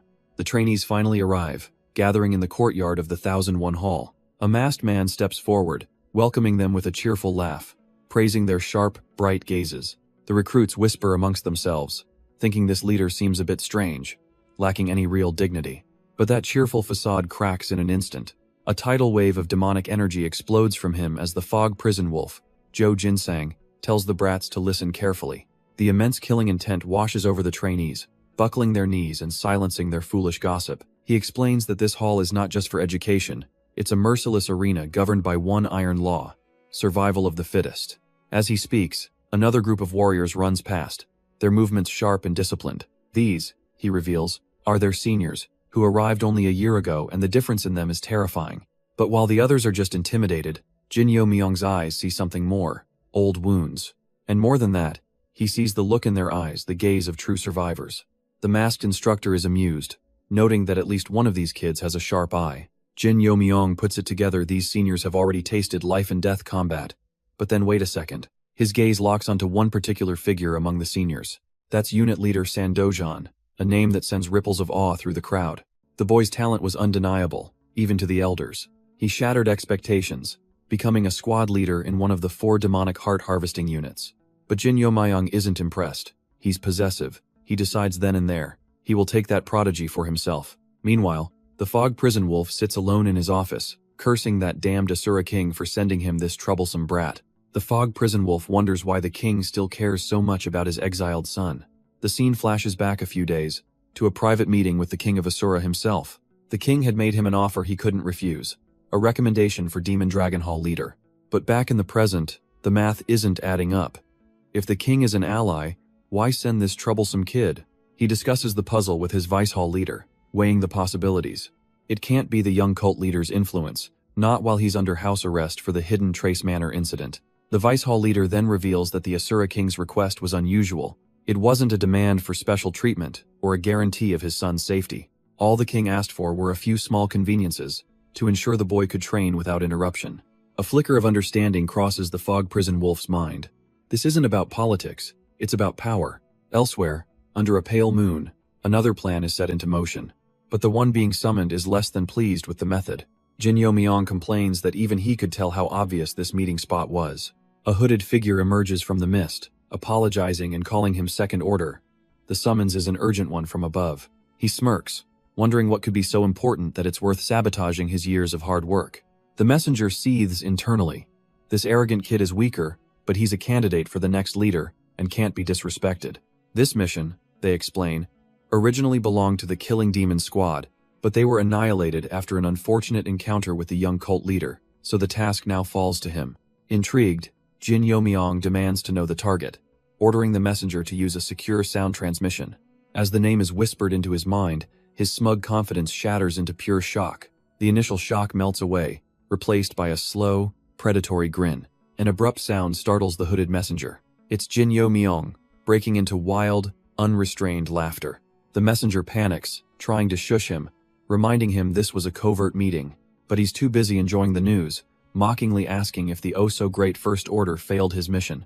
A cold, calculating ambition flashes in his eyes. This is his chance to seize a higher rank. He confidently tells the messenger to report that he will clean up this entire mess without fail.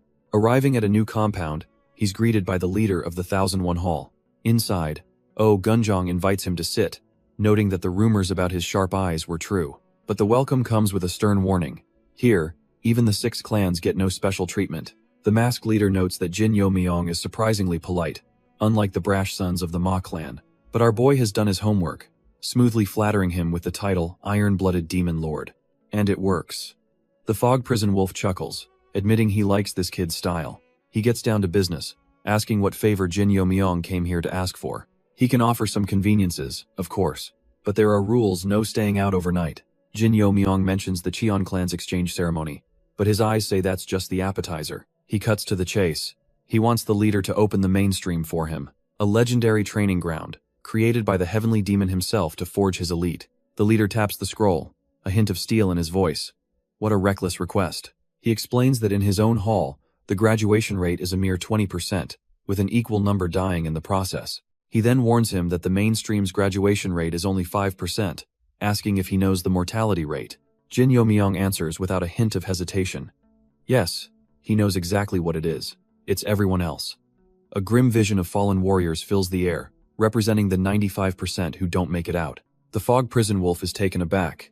Even knowing that, he still wants to challenge it? With a fire in his eyes, Jin Yo-myung confirms he must become stronger, no matter the cost. A painful memory flashes through his mind, a loved one dying in his arms. It's truly a matter of life and death. Seeing that unwavering resolve, the leader finally gives in. He won't stop him from trying. But there's a condition. He cannot do it alone, as the training is done in groups of 6. He gives Jin Yo-myung half a year to gather a team of 6, or even multiples of 6. The leader chuckles, seeing right through the boy's plan, amused he is so open about wanting to bring a whole army.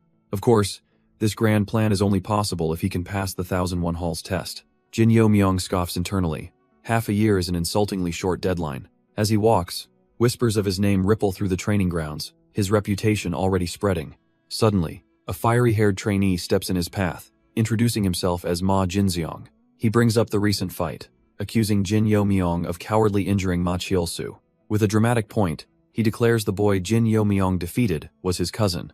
Jin Yo-myung coolly asks what he wants, only for the kid to demand he acknowledge his existence.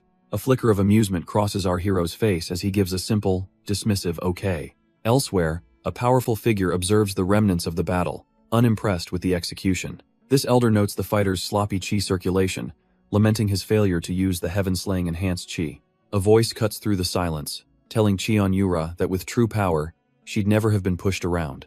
He questions if she's still held back by the fear of her own demonic nature. His grip tightens on her arm as he asks if she's afraid of who she might kill when she loses control. The scene pulls back, a memory of the elder Baek Cheon-ho instructing a younger Cheon Yura. He speaks of their cult's 1,000-year history, and how the title of Heavenly Demon is almost never achieved. But he believes she has that potential, the chance to be the first in their history to carry the true lineage. He tells her that falling to demonic nature is for the guilty. For warriors like them, it is a tool to be mastered. This power, he warns, comes at a cost, even if it means sacrificing something precious in the end. He acknowledges that one day she will have to marry and continue her clan's bloodline. But for now, her only focus should be cultivation, a memory that leaves an attendant confused in the present day. The attendant casually remarks that she thought his lordship favored young Jin Yo-myung. The king of Asura's expression darkens immediately. He warns her never to underestimate them, a chilling statement that catches her completely off guard. The scene shifts to the 1001 Hall, where trainees haul massive boulders in agonizing labor. An instructor with an eye patch looks down on them, mocking these punks for being too weak to be called martial artists. He slams his foot down, gathering their attention for a quick briefing. While the others collapse, Jin Yo-myung feels his Jin clan blood accelerating his recovery. The instructor announces that the 4 great halls have recently become 5, and they're actively recruiting. A sudden wave of excitement hits the trainees, a chance for 3 of them to be recommended. But Jin Yo-myung sees it differently, recalling this was the very hall that foolishly backed the traitor Han Mubek. He knows this is a trap. The opportunity to infiltrate the Heavenly Mind Hall is far too suspicious. The instructor smirks, announcing he has an even better way for them to get ahead. He then points directly at one person, calling out the trainee from the Demon Heaven Jin clan. With a confident grin, Jin Yo-myung calmly admits that the instructor isn't wrong. He then cheekily offers the man a new job, the recently opened gatekeeper position at the Jin clan manor. He even asks if the instructor is looking down on the role, casually mentioning it pays 3 times his salary. The instructor is floored. How could this kid possibly know his exact, measly pay? Jin Yomyong just smiles, letting him know the generous job offer is always on the table. Completely humiliated in front of all the trainees, the instructor's hand clenches in rage. He storms over, getting right in Jin Yomyong's face, demanding to know if he's being serious. A memory surfaces of the eye patch instructor, explaining the flying heaven divine art. Back in the present, Jin Yomyong's sword cuts sharply through the air in the training hall. He pauses his practice, realizing this sword style feels strangely orthodox for a demonic technique. His mind drifts to a memory of another warrior, Cheon Yura, clashing against her foes. She had the uncanny ability to blend different sword styles, flowing as smoothly as water. A flicker of insight crosses Jin Yomyong's face. He'll have to look much closer this time. He squares up against his opponent, Moon Hyung, who stands ready with her own blade. With her eyes glowing fiercely, she lunges forward, unleashing a powerful strike. Their swords meet in a brilliant flash of light, the impact echoing through the silent hall. But his technique is more refined, and with a swift parry, her sword is sent spinning away. With his eyes glowing purple, Jin Yomyong holds his ground, a new resolve hardening his expression. This time, he knows he can take her attack without being pushed back. Moon Hyung clenches her jaw in silent frustration, her full power completely nullified. A confident, almost mocking smile spreads across his face as he asks if she's upset. But he's focused inward, feeling a surge of power he hasn't felt in this life. The blocked acupoints all over his body are finally starting to break through. Before, he could barely survive her onslaught. But now he can see everything. Stunned, she demands to know what sorcery he used to block her so easily. He barely registers her words, his mind racing with a sudden, impossible thought. One thing is certain, the 10 Heavens demon sword is deeply connected to the heaven-killing demonic sword. But how could this be? This technique was a secret of the heavenly demon's direct lineage. Dark, malevolent energy surges, wrapping around his blade as he transcends mere Kwai storing. His sword art has evolved, surpassing simple sword chi and overwhelming Moon Hyung completely. He's broken through, reaching the true realm of a swordsman, and peering into a path beyond the wall. His eyes flare a menacing purple as he unlocks a new state. The infinite demonic realm. A blinding flash of power erupts, blasting Moon Hyung away with concussive force. The shockwave rattles the training grounds, stunning even him with its sheer destructive power. Panic spreads throughout the compound, as everyone wonders if they're under attack. But the fog prison wolf arrives, casually holding a chunk of the wall, impressed that the green steel stone was crushed like tofu. He and the vice hall leader survey the ruined training room, and he has a pretty good idea who was responsible for this mess. The vice hall leader relays the official story. The wall just collapsed and sent the young master flying. He suggests it could have been an assassination, but the fog prison wolf is doubtful. What kind of assassin makes this much noise? He considers the absurd possibility that the kid did this himself, before immediately dismissing it. There's just no way. A boy his age can't be at the peak realm, not when he's weaker than the young cult leader. Meanwhile, Jin Yomyong sits alone, pondering the true nature of his master and the 10 Heavens demon sword. He's lost in thought, questioning who his master truly is, when a voice calls out from the shadows. It's one of his agents. He asks if the false traces were left, planning to use an assassination attempt to hide his new strength. But his subordinate looks terrified. He managed to plant the evidence, he says. But Jin Yomyong's head snaps up. The man confesses he sensed someone else lurking nearby. And there it is, a snapped branch on the ground. It seems a real intruder was watching the whole time. To Jin Yomyong, this isn't a problem, it's an incredible stroke of blind luck. A wicked smirk spreads across his face as he asks his subordinate if he can track the spy. Guchil grins back with absolute confidence, reminding his master just who he is. He was once part of the demonic king Ghostslayer squad, an elite unit under the Cheon clan. In his past life, he was Byok Cheon-woon, the second group leader of the 9th Cloud Ghost Order. A few days pass, and elsewhere, another plot begins to unfold. A hooded messenger appears from the shadows, warning a young man not to ruin their grand plan. The young plotter is sweating, complaining that the 1001 Hall's defenses have suddenly become impenetrable, but his superior offers a solution. An upcoming external training will provide the perfect chance to act, recruit him, or kill him. Meanwhile, completely unaware of the new threat, Jin Yomyong is calmly focused on his own cultivation. The destruction of the training hall turned out to be a blessing, giving him time to fully stabilize his power. With the risk of the heart demon now gone, he decides it's time to head back to the dormitory. The moment he steps inside, an overly enthusiastic trainee named San Dojion clears a path for him. As he walks, He can hear the whispers of the others, all worried about their future in the clan. His loyal new follower has already prepared a pristine bed for him. Jin Yomyong offers a simple thanks, taking the gesture in stride. But the peace is shattered as Ma Jinseong barges in, declaring himself the boss of this room. With a sly, knowing smile, Jin Yomyong offers to give the loudmouth an order of his own. Ma Jinseong sputters, completely offended, refusing to ever serve under some collateral branch nobody. But Jin Yomyong just twists the knife, promising that under his lead, he could even surpass the very idol he so admires. The arrogant bluster vanishes from Ma Jinseong's face, replaced by wide-eyed disbelief. He stumbles out of the room, mind reeling, as Jin Yomyong tells him to take all the time he needs to think. With the nuisance gone, he turns to his loyal follower, asking if he brought the information he requested. Sandojian eagerly presents his findings. A detailed list of all the noteworthy talents in their training group. Jin Yomyong scans the names, but the list is long, with dozens of trainees sharing the surnames he's looking for. He recalls a man from his past, his former squad leader at the Mountain Path Hall. And then he remembers the Jin clan head, whom he'd once foolishly believed was an honest warrior without any factional ties. But his regressed knowledge paints a different picture. That man was far from neutral. A glint of cold realization sharpens in his eyes. He focuses on a single name, Han Muyeon, a name that sends a strange, unsettling chill down his spine. That name, Han Muyeon, it feels connected to Demon Duke Han Mubayek, stirring a deep sense of unease within him. Sandojan, oblivious, cheerfully adds that this kid is the most notable talent in their hall, one who can already wield sword chi. Later, an instructor with an eye patch gathers the trainees, announcing that it's time for group battle training. He lays out the harsh reality. They'll form 9 groups for mock battles, and the 3 losing groups will be expelled on the spot.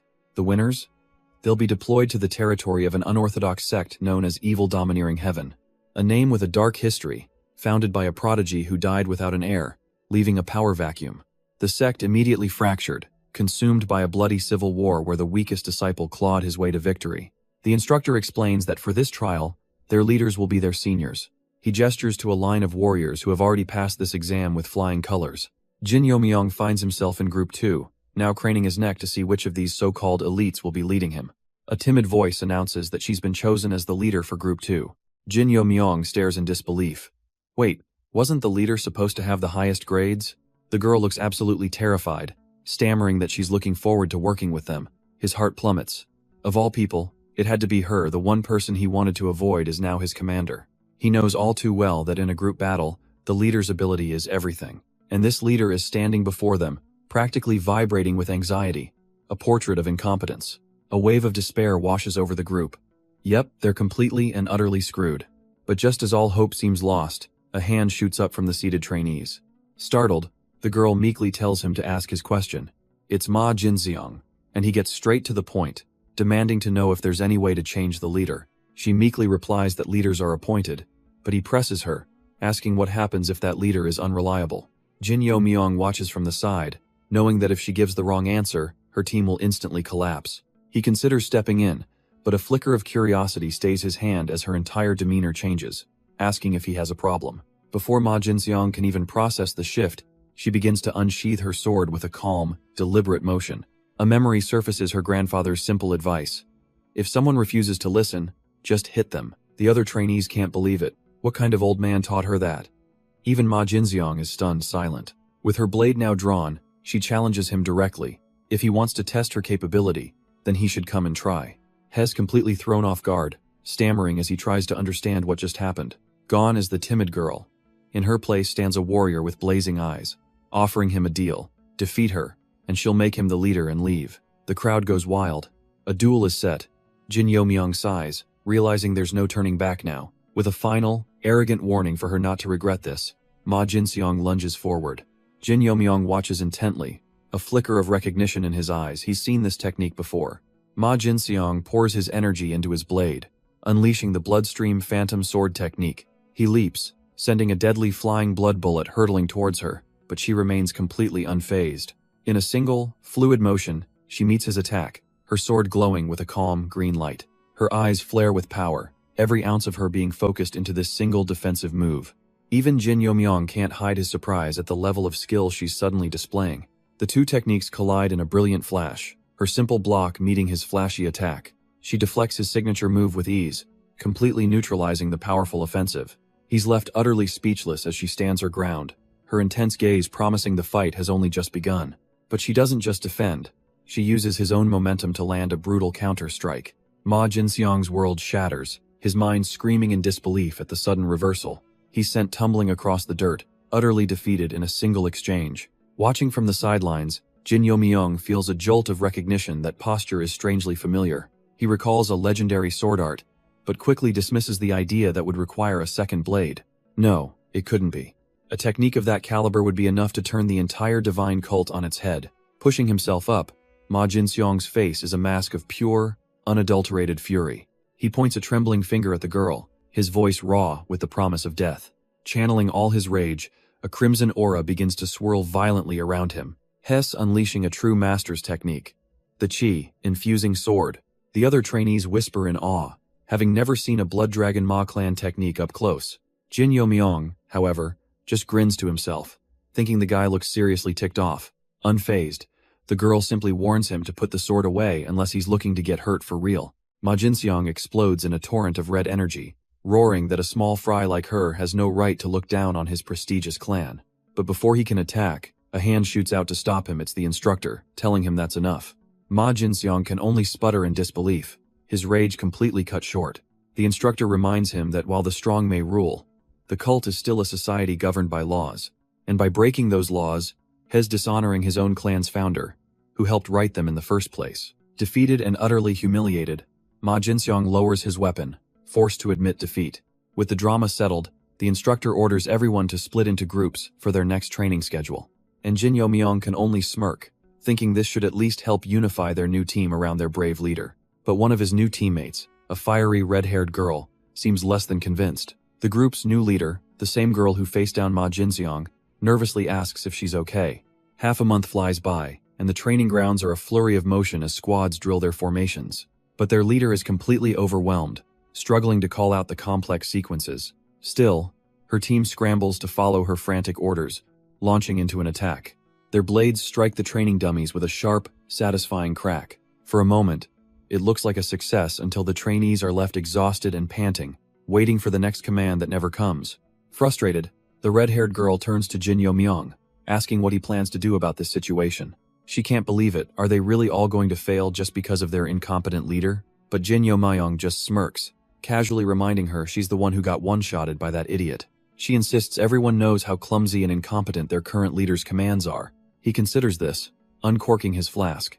She's not wrong, so what's her brilliant suggestion? Simple. He should be the one to give the commands, or they're all going to be humiliated. Jin Yo-myung's expression is unreadable as he silently weighs her proposal. The red-haired girl presses her case, puffing her cheeks in frustration. It's humiliating. Pointing directly at him, she declares that he's the most qualified person for the job. Everyone else would follow him without hesitation. He takes a long drink, knowing she's right about that. But that doesn't mean Hes interested in the slightest. His answer is a simple, crushing no, leaving her absolutely floored and demanding an explanation. She absolutely loses it, demanding a real reason for why he's turning down the leadership role. But he doesn't need to say a word. He just glances to the side, and her confused gaze follows his. They look on as another squad implodes, with one member publicly blasting their leader. The leader, a stone-faced trainee named Sando-jun, simply states that his orders are absolute. But the dissenter isn't having it, yelling that while Sando-jun may not care about failing, they do. The sentiment spreads like wildfire, with the whole group chanting for their leader to step down. From the bushes, a faint, knowing smile touches Jin Yo-myung's lips. That is his reason. He knows all about Sando-jun, the descendant of the famed father of the Wind Demon Corps, a commander whose men were so loyal, they followed him into the very flames of hell. And that same iron will flares to life as Sando-jun warns them, obey or be forced to. The trainees draw their swords, scoffing at Sando-jun's threat and challenging him to try and handle them all. But one member tries to de-escalate, reminding them that just a moment ago, they were all fine with enduring the situation. From the sidelines, Jin Yo-myung watches with a knowing calm, thinking this is hardly a coincidence. His red-haired subordinate approaches, asking if he's also found it strange that all the appointed leaders are so unreliable. Her mind races as she connects the dots. Could this be a deliberate setup to provoke insubordination and test them? Elsewhere, as the sun begins to set, the pressure is clearly getting to some of the other leaders as well. A long, frustrated sigh escapes from the blonde-haired plotter, utterly spent. He and another leader, a young woman with pigtails, sit defeated, their spirits seemingly drained by their unruly squads. She admits her team isn't so bad, they mostly listen despite a few complaints. But her face contorts in pure frustration as she thinks of one specific grown man making her life impossible. The blonde plotter sheepishly remembers his most embarrassing moment from last year, admitting he'd have been expelled without her help. Flustered, the young leader tries to pivot the conversation. She asks if he's finally going to accept her senior's recruitment offer, but he turns her down once again, stating he can't join any group for personal reasons. An awkward silence falls, and the young leader frantically searches for a way to change the subject. She nervously asks about the rumored big shot in his group, trying to make small talk. The blonde's blood runs cold. A single thought echoes in his mind. I am so screwed. He begins to stammer, explaining that this person listens well and isn't rebellious, but could also effortlessly crush him, which sends the poor girl into a spiral of panic. Just then, a hand parts the bamboo leaves as a calm voice asks why they're talking about someone who's standing right there. The two jump out of their skins, their secret conversation suddenly exposed. Jin Yo Myung emerges from the bamboo, greeting Senior San with a knowing smile. He declares this is perfect timing, since he has business with both of them. He turns his full attention to the man, extending a hand in invitation. Without wasting a breath, he directly asks San Dojian to join him. San Dojian is completely thrown. How does this kid know who he is? This is their first meeting.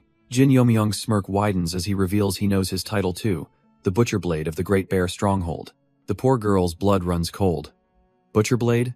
She's been pestering a notorious killer all this time, but San Dojian is nothing but impressed. This kid knows his past and his clan affiliation. Jin Yo Myung simply closes his eyes, admitting he's quite interested in recruiting someone of his caliber. San Dojian is baffled.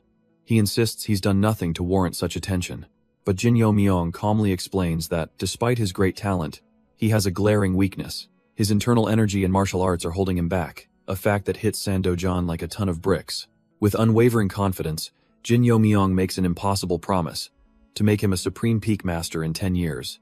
The girl gawks in disbelief at the sheer audacity of the claim, while San Dojian falls into a stunned silence. Jin Yo Myung already knows the outcome, recalling his past life where this man led a corps with only second-rate skills. He remembers an older, regretful San Dojian, wistfully wondering what could have been with better arts or elixirs. Now, that very dream is being dangled right in front of him, backed by the full power of the Jin clan. Jin Yo Myung's eyes gleam, silently urging him just say yes. But after a long, tense moment, San Dojian shuts his eyes and delivers a single, shocking word. Sorry. The girl's jaw drops as San Dojian confirms his refusal, grateful for the offer but unable to accept. Hess actually rejecting a golden ticket to the top, and Jin Yo Myung urges him to reconsider, warning him that he'll regret it. But San Dojian's resolve is firm. He cannot betray the one he serves a loyalty Jin Yo Myung never expected from him. Jin Yo Myung presses on, arguing that the seventh elder would surely want his disciple to spread his wings and succeed. With a heavy sigh, San Dojian shakes his head, revealing that he was assigned a specific mission. A mission? He must stay by the side of a senior Han to assist him, a name that immediately piques Jin Yo Myung's interest. He confirms San Dojian is talking about Han Muyen, and suddenly, the pieces of this puzzle start clicking into place. With a soft, knowing smile, San Dojian reveals the truth. Han Muyen is the seventh elder's true heir. The revelation hits Jin Yo Myung like a physical blow. In his past life, someone else held that title. Who is this man? San Dojian's shadow looms as he turns the tables, sensing that Jin Yo Myung has a question for him as well. Seeing his approach, the vice leader of Group 2 eagerly asks if she's getting the same offer, but he shuts her down instantly. No, he's not here to recruit her. He's here to talk about her group, and her expression immediately sours. Jin Yo Myung's eyes narrow with a knowing smirk, asking if it isn't time she started doing her job properly. She sighs, admitting he's seen through her act, but insists it's not time yet, a policy of the academy he already knows. Her plan was simple: draw out as much opposition as possible before the mock battle by playing the fool. But Jin Yo Myung smiles, telling her that since has figured it all out, it's time to see how he handles things. He fully grasps her intentions and now offers his complete support, promising to back her authority as vice leader. All he asks is that she fights with the same burning passion she used to utterly crush Ma Jinseong. The reminder sends a wave of red across her face as she stammers, blaming her grandfather's teachings for her excitement.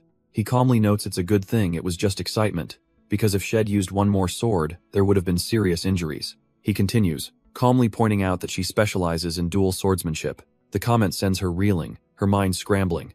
Who is this person? How could he know? Her eyes widen in shock as she demands to know how he figured out her secret. Jin Yomyong just gives a slight cough, playing dumb, though he's now absolutely certain he was right. She's not having it, accusing him of taking her for a fool. He explains that any skilled warrior can see the openings when a dual wielder uses only one sword. She scoffs, asking if he's claiming to be that kind of master. He simply picks up a twig. In an instant, her disbelief turns to wide-eyed horror as dark energy erupts from the stick. With a smirk, he holds up the twig, now glowing with immense sword energy, asking if this is proof enough. She's utterly speechless. Channeling sword chi into a twig is a feat of unimaginable mastery. She guesses he's one of the famous 6 demonic dragons, but he casually corrects her that's his younger brother. He then brings a finger to his lips, proposing they both keep their skills a secret, just like her dual swords. With a knowing smirk, he suggests they call it a draw, his mind racing, now certain she's an outsider named Baek Sanga. As she walks away, he quietly orders his subordinate, Gu Chil, to keep a close watch on her. Hiding in the shadows, Gu Chil asks if he should just eliminate her if she seems suspicious, confident he can leave no trace. But Jin Yomyong sharply rebukes him with a slap, insisting they absolutely have to protect her. His expression darkens as he reveals the truth to himself. He knows she's the assassination target. He's figured it out. She must be from the greatest sword family in the Central Plains, the legendary Baek clan. Her grandfather is likely the clan head, one of the 5 kings and leader of the Orthodox Alliance. And in the future he remembers, both the Baek and Namgung clans are destined to be annihilated by the demonic cult. And he recalls the future chaos, with even the mighty king of Asura blindsided by the cult leader's schemes. The realization hits him like a bolt of lightning. His own future father-in-law is behind this whole mess. He can almost picture the man, completely oblivious that his future son-in-law is cursing his name. Shaking off the shock, Jin Yomyong puts his foot down, his mind now set. He makes a silent vow to keep Baek Sanga alive and to personally dismantle every one of their twisted plans. A month flies by, and the trainees gather in the arena for a mock battle between 2 groups. Leading Group 2 is none other than Baek Sanga, the very target of the conspiracy. Her opponent is Group 4's leader, Ju Guxian, and the goal is simple: capture the enemy flag. With a grand gesture, the eye-patch-wearing instructor declares the start of the battle. Immediately, Ju Guxian barks an order, deploying a complex formation that catches Sanga by surprise. With a unified roar, the battle begins as both groups charge forward in a chaotic clash. The instructors watch from the sidelines, one questioning the wisdom of a head-on assault. But her colleague, Instructor Joan, just grins, confidently placing a bet. He's putting his money on Group 4, surprising everyone around him. He smugly clarifies that his bet isn't on the group, but on 3 specific members within it. The very same trio who excelled in the last test by following their leader's orders perfectly. Down on the field, that trio moves with flawless, almost unnerving coordination. They suddenly break formation to strike a pose, introducing themselves as the Demon Snake Trio. Jin Yomyong can only look on in utter disbelief. Were they seriously doing introductions right now? But their absurd theatrics create the perfect opening, and he instantly moves in for the attack. He lunges forward, his blade a blur, seeing the perfect opening to strike. But one of the trio, Baek Sa, greets him not with a sword, but with a deranged look of love, completely unnerving Jin Yomyong. While this absurdity unfolds, another team, Group 2, charges with brutal efficiency, their coordination a stark contrast. Watching from above, Instructor Jaeon smirks, casually betting 10 gold taels on Group 2's victory. His female colleague is stunned. He's wagering half his monthly salary on a mock battle. But Instructor Jaeon just grins, taunting the others that they can back out if they're too scared to match him. See, the Demon Snake Trio's loyalty comes from a different place. They were once considered insignificant. Worthless underclasses, the absolute bottom of the barrel, who never dreamed of being in the academy. They even called themselves the 3 Worms, a name that reflected their utter lack of self-worth. That was, until the demonic Heaven Tower Master himself gave them a new name and with it, a new purpose. A mysterious benefactor once told them they were past their prime, yet still offered to teach them. For the trio, who had nothing, this was an unbelievable opportunity. Without a moment's hesitation, they pledged their absolute loyalty on the spot. And now, in the present, that same fierce loyalty has Jin Yomyong a little taken aback. The instructors can only watch, completely dumbfounded by what these brats are even doing. Across the training ground, the leader of Group 4, Ju Guxian, is seething. She can't believe these lowborns are putting up such a fight, and she refuses to lose to them. The thought of her, a noble from a reputable clan, losing to a commoner, is utterly humiliating. It's totally unfair, she fumes. They have members from the powerful Jin and Ma clans. Enough is enough. She orders her team to switch to the surging flow formation. With victory in her sights, she leads the charge, dead set on taking down Baek-sanga. But Baek-sanga instantly reads the pincer movement they're targeting her directly. Group 4 surges forward, a wave of bodies meant to overwhelm and crush their opponents. Jugukseon's confidence shatters as she watches her formation slam into an unexpected wall. Her team is instantly bogged down, lured into a chaotic close-quarters brawl they weren't prepared for. A swift kick breaks one trainee's stance, leaving him completely open. Before he can recover, a blade slices deep, and her soldiers start falling. From the rear, Jin Yo-myung calmly gives a hand signal. Now is the time to strike back. Baek-sanga's eyes sharpen as she sees the command, a silent confirmation passing between them.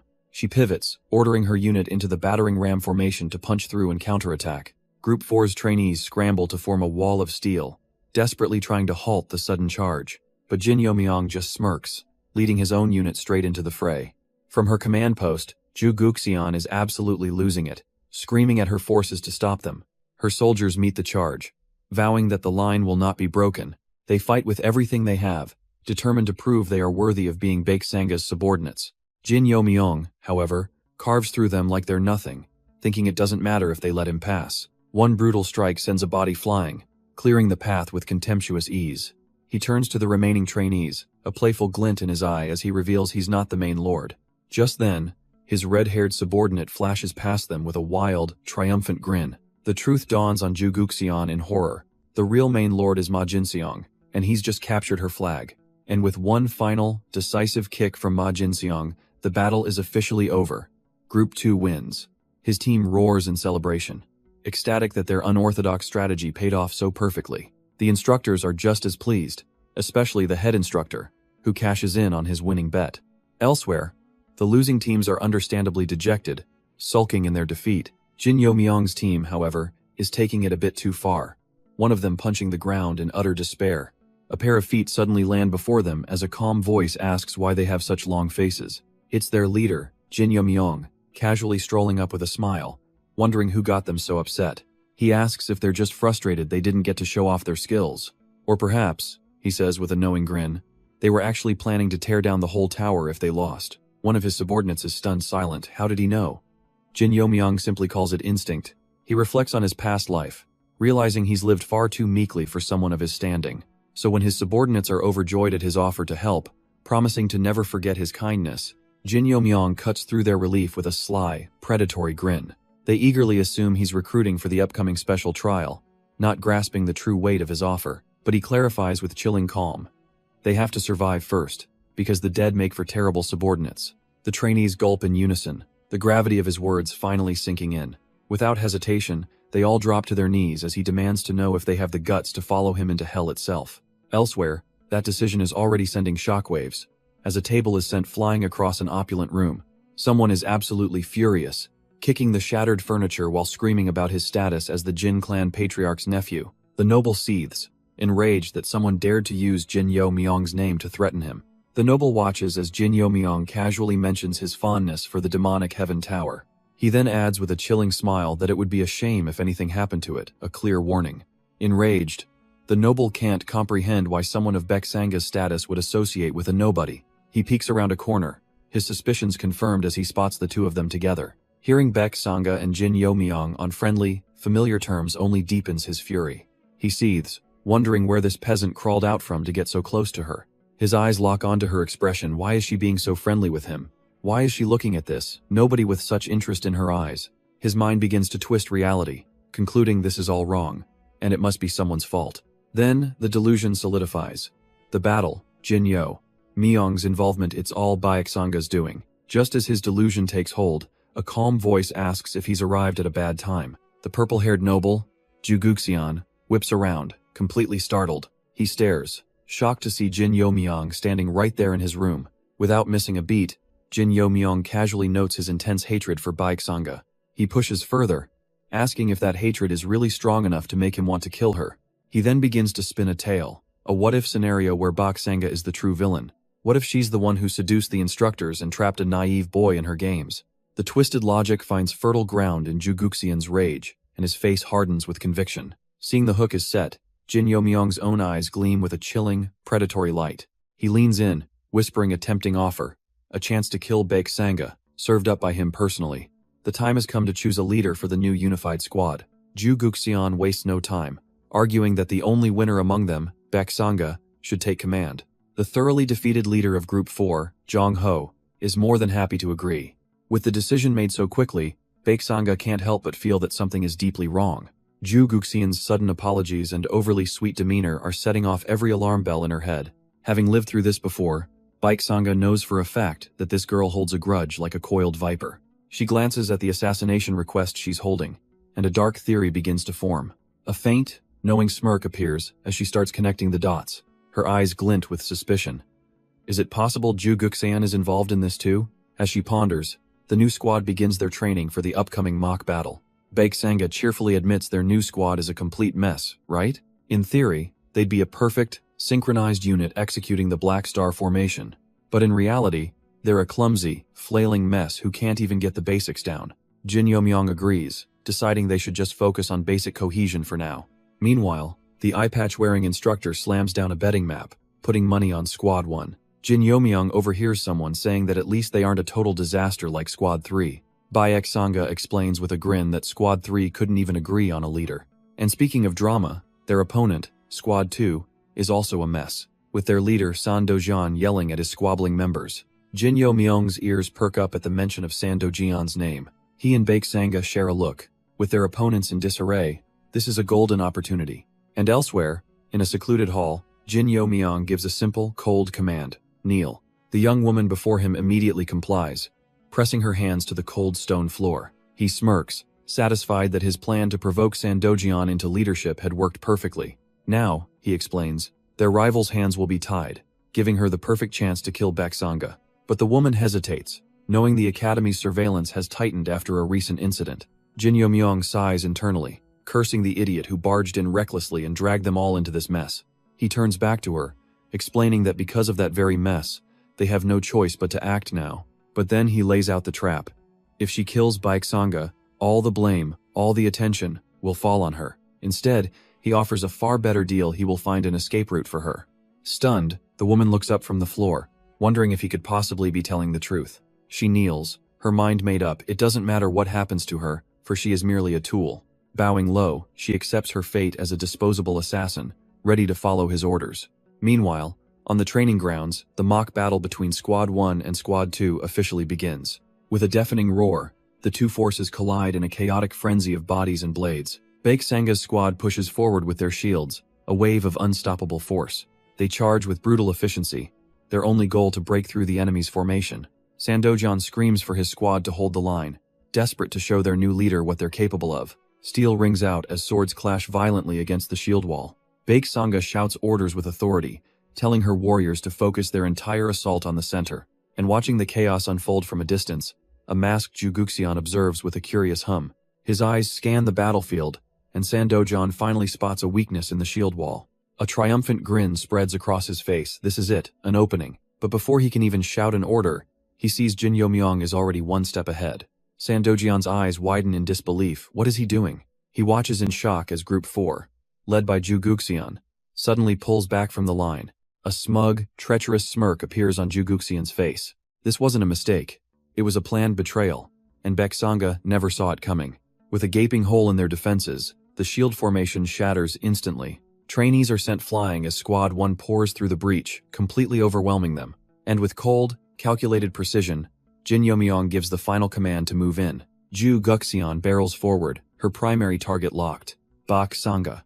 Baek Sanga watches her approach, thinking it's just a clumsy attempt to take the flag. But the traitor isn't going for the flag. She's reaching for a hidden lethal weapon. A sudden cold dread washes over Baek Sanga as she senses something is terribly wrong. Her eyes widen in shock as she feels that this isn't competition, it's pure killing intent. Before she can even move, Ju Guxian leaps through the air, closing the distance in a flash. With murder in her eyes, she drives the hidden blade forward, screaming for her to die. But out of nowhere, a leg whips through the air, intercepting the attack. Jin Yomyong slams a powerful kick into the assassin, casually asking if she'd prefer to die instead. The eye patch instructor roars, ordering the entire mock battle to a dead stop. Jin Yomyong is baffled. Why are the instructors just surrounding the scene instead of capturing the assassin? Up on the balcony, the fog prison wolf, Jo Jinsang, and the Vice Hall leader watch the chaos unfold. With a dismissive thumbs down, Jo Jin-song makes it clear he has no intention of stepping in. This lack of action from his superiors is starting to seriously annoy Jin Yo-myung. Jo Jin-sang turns to his colleague, deciding they should just leave the assassin to their young prodigy. He knows the Vice Hall leader harbored the same suspicions he did about the boy's true power. And this, he declares, is the perfect opportunity to confirm everything. They will use this life-or-death battle to see if a true monster has emerged from the Jin clan. The Vice Hall leader nervously points out the massive risk they're taking. If that kid dies, the Asura King will personally drag them to his court with only their heads left. Jin Yo-myung knows asking who sent the assassin is pointless. A professional would never talk. His mind flashes back to his old life, remembering the peculiar scent of his top assassin, Gu Chil. And this man right here exudes that same deadly aura, a clear sign of a first-rate killer. He takes a breath, realizing they'd never place such talent in a branch clan, and asks if this is his first public mission. Then, a dark, ominous energy begins to swirl and manifest around his sword. The assassin freezes in shock, and even the masked observer, Jo Jin-sang, feels the immense pressure of that sword energy. Nearby, Sandojan gapes, wondering who else at their age could produce such power, before realizing there is one. Jo Jin-sang thinks the same thing, his masked face betraying nothing. The young cult leader. The realization hits Sandojan with the force of a hammer. He suddenly remembers that this kid was the one who managed to get close to her when everyone else failed. If those two were to join hands, Sandojan muses, they'd be the strongest couple in the cult's history. But Jo Jin-sang just smiles behind his mask, offering a cryptic, "Who knows?" to the silent question in the air. The assassin, however, has no time for speculation, and lunges forward with a desperate slash. Jin Yo-myung ducks under the blade with almost insulting ease, the attack whiffing completely. His eyes flare with a chilling purple light as he prepares the sixth fang of the 10-fang divine sword art. He unleashes the limitless demon realm, a tide of pure demonic energy erupting from his sword. The assassin is blown off his feet, sent tumbling through the air by the sheer force of the technique. Jin Yo-myung calmly watches him, wondering aloud why he's even bothering to keep fighting. Stunned and disoriented, the assassin can only mutter a weak, "What?" in disbelief. Jin Yo-myung turns, explaining that he once asked what a first-rate assassin does when they fail a mission. His mind flashes back to Gu Chil's words. A first-rate assassin who doesn't flee or die is a fool. The defeated killer remains silent, his options dwindling with every passing second. Gu Chil had explained that if they insist on a fight they can't win, it means they have another objective. It triggers a bloody memory of his past life, where a second assassin struck him down from the shadows. But back in the present, a sudden thud snaps everyone to attention. The assassin has fallen, a dagger on the ground beside him, another member of Group 6 silenced. Panic erupts as the instructors scream for every member of Group 6 to be restrained immediately. Jin Yo-myung recalls the choice he just gave him. Surrender quietly, and he could live. But he already knew the answer.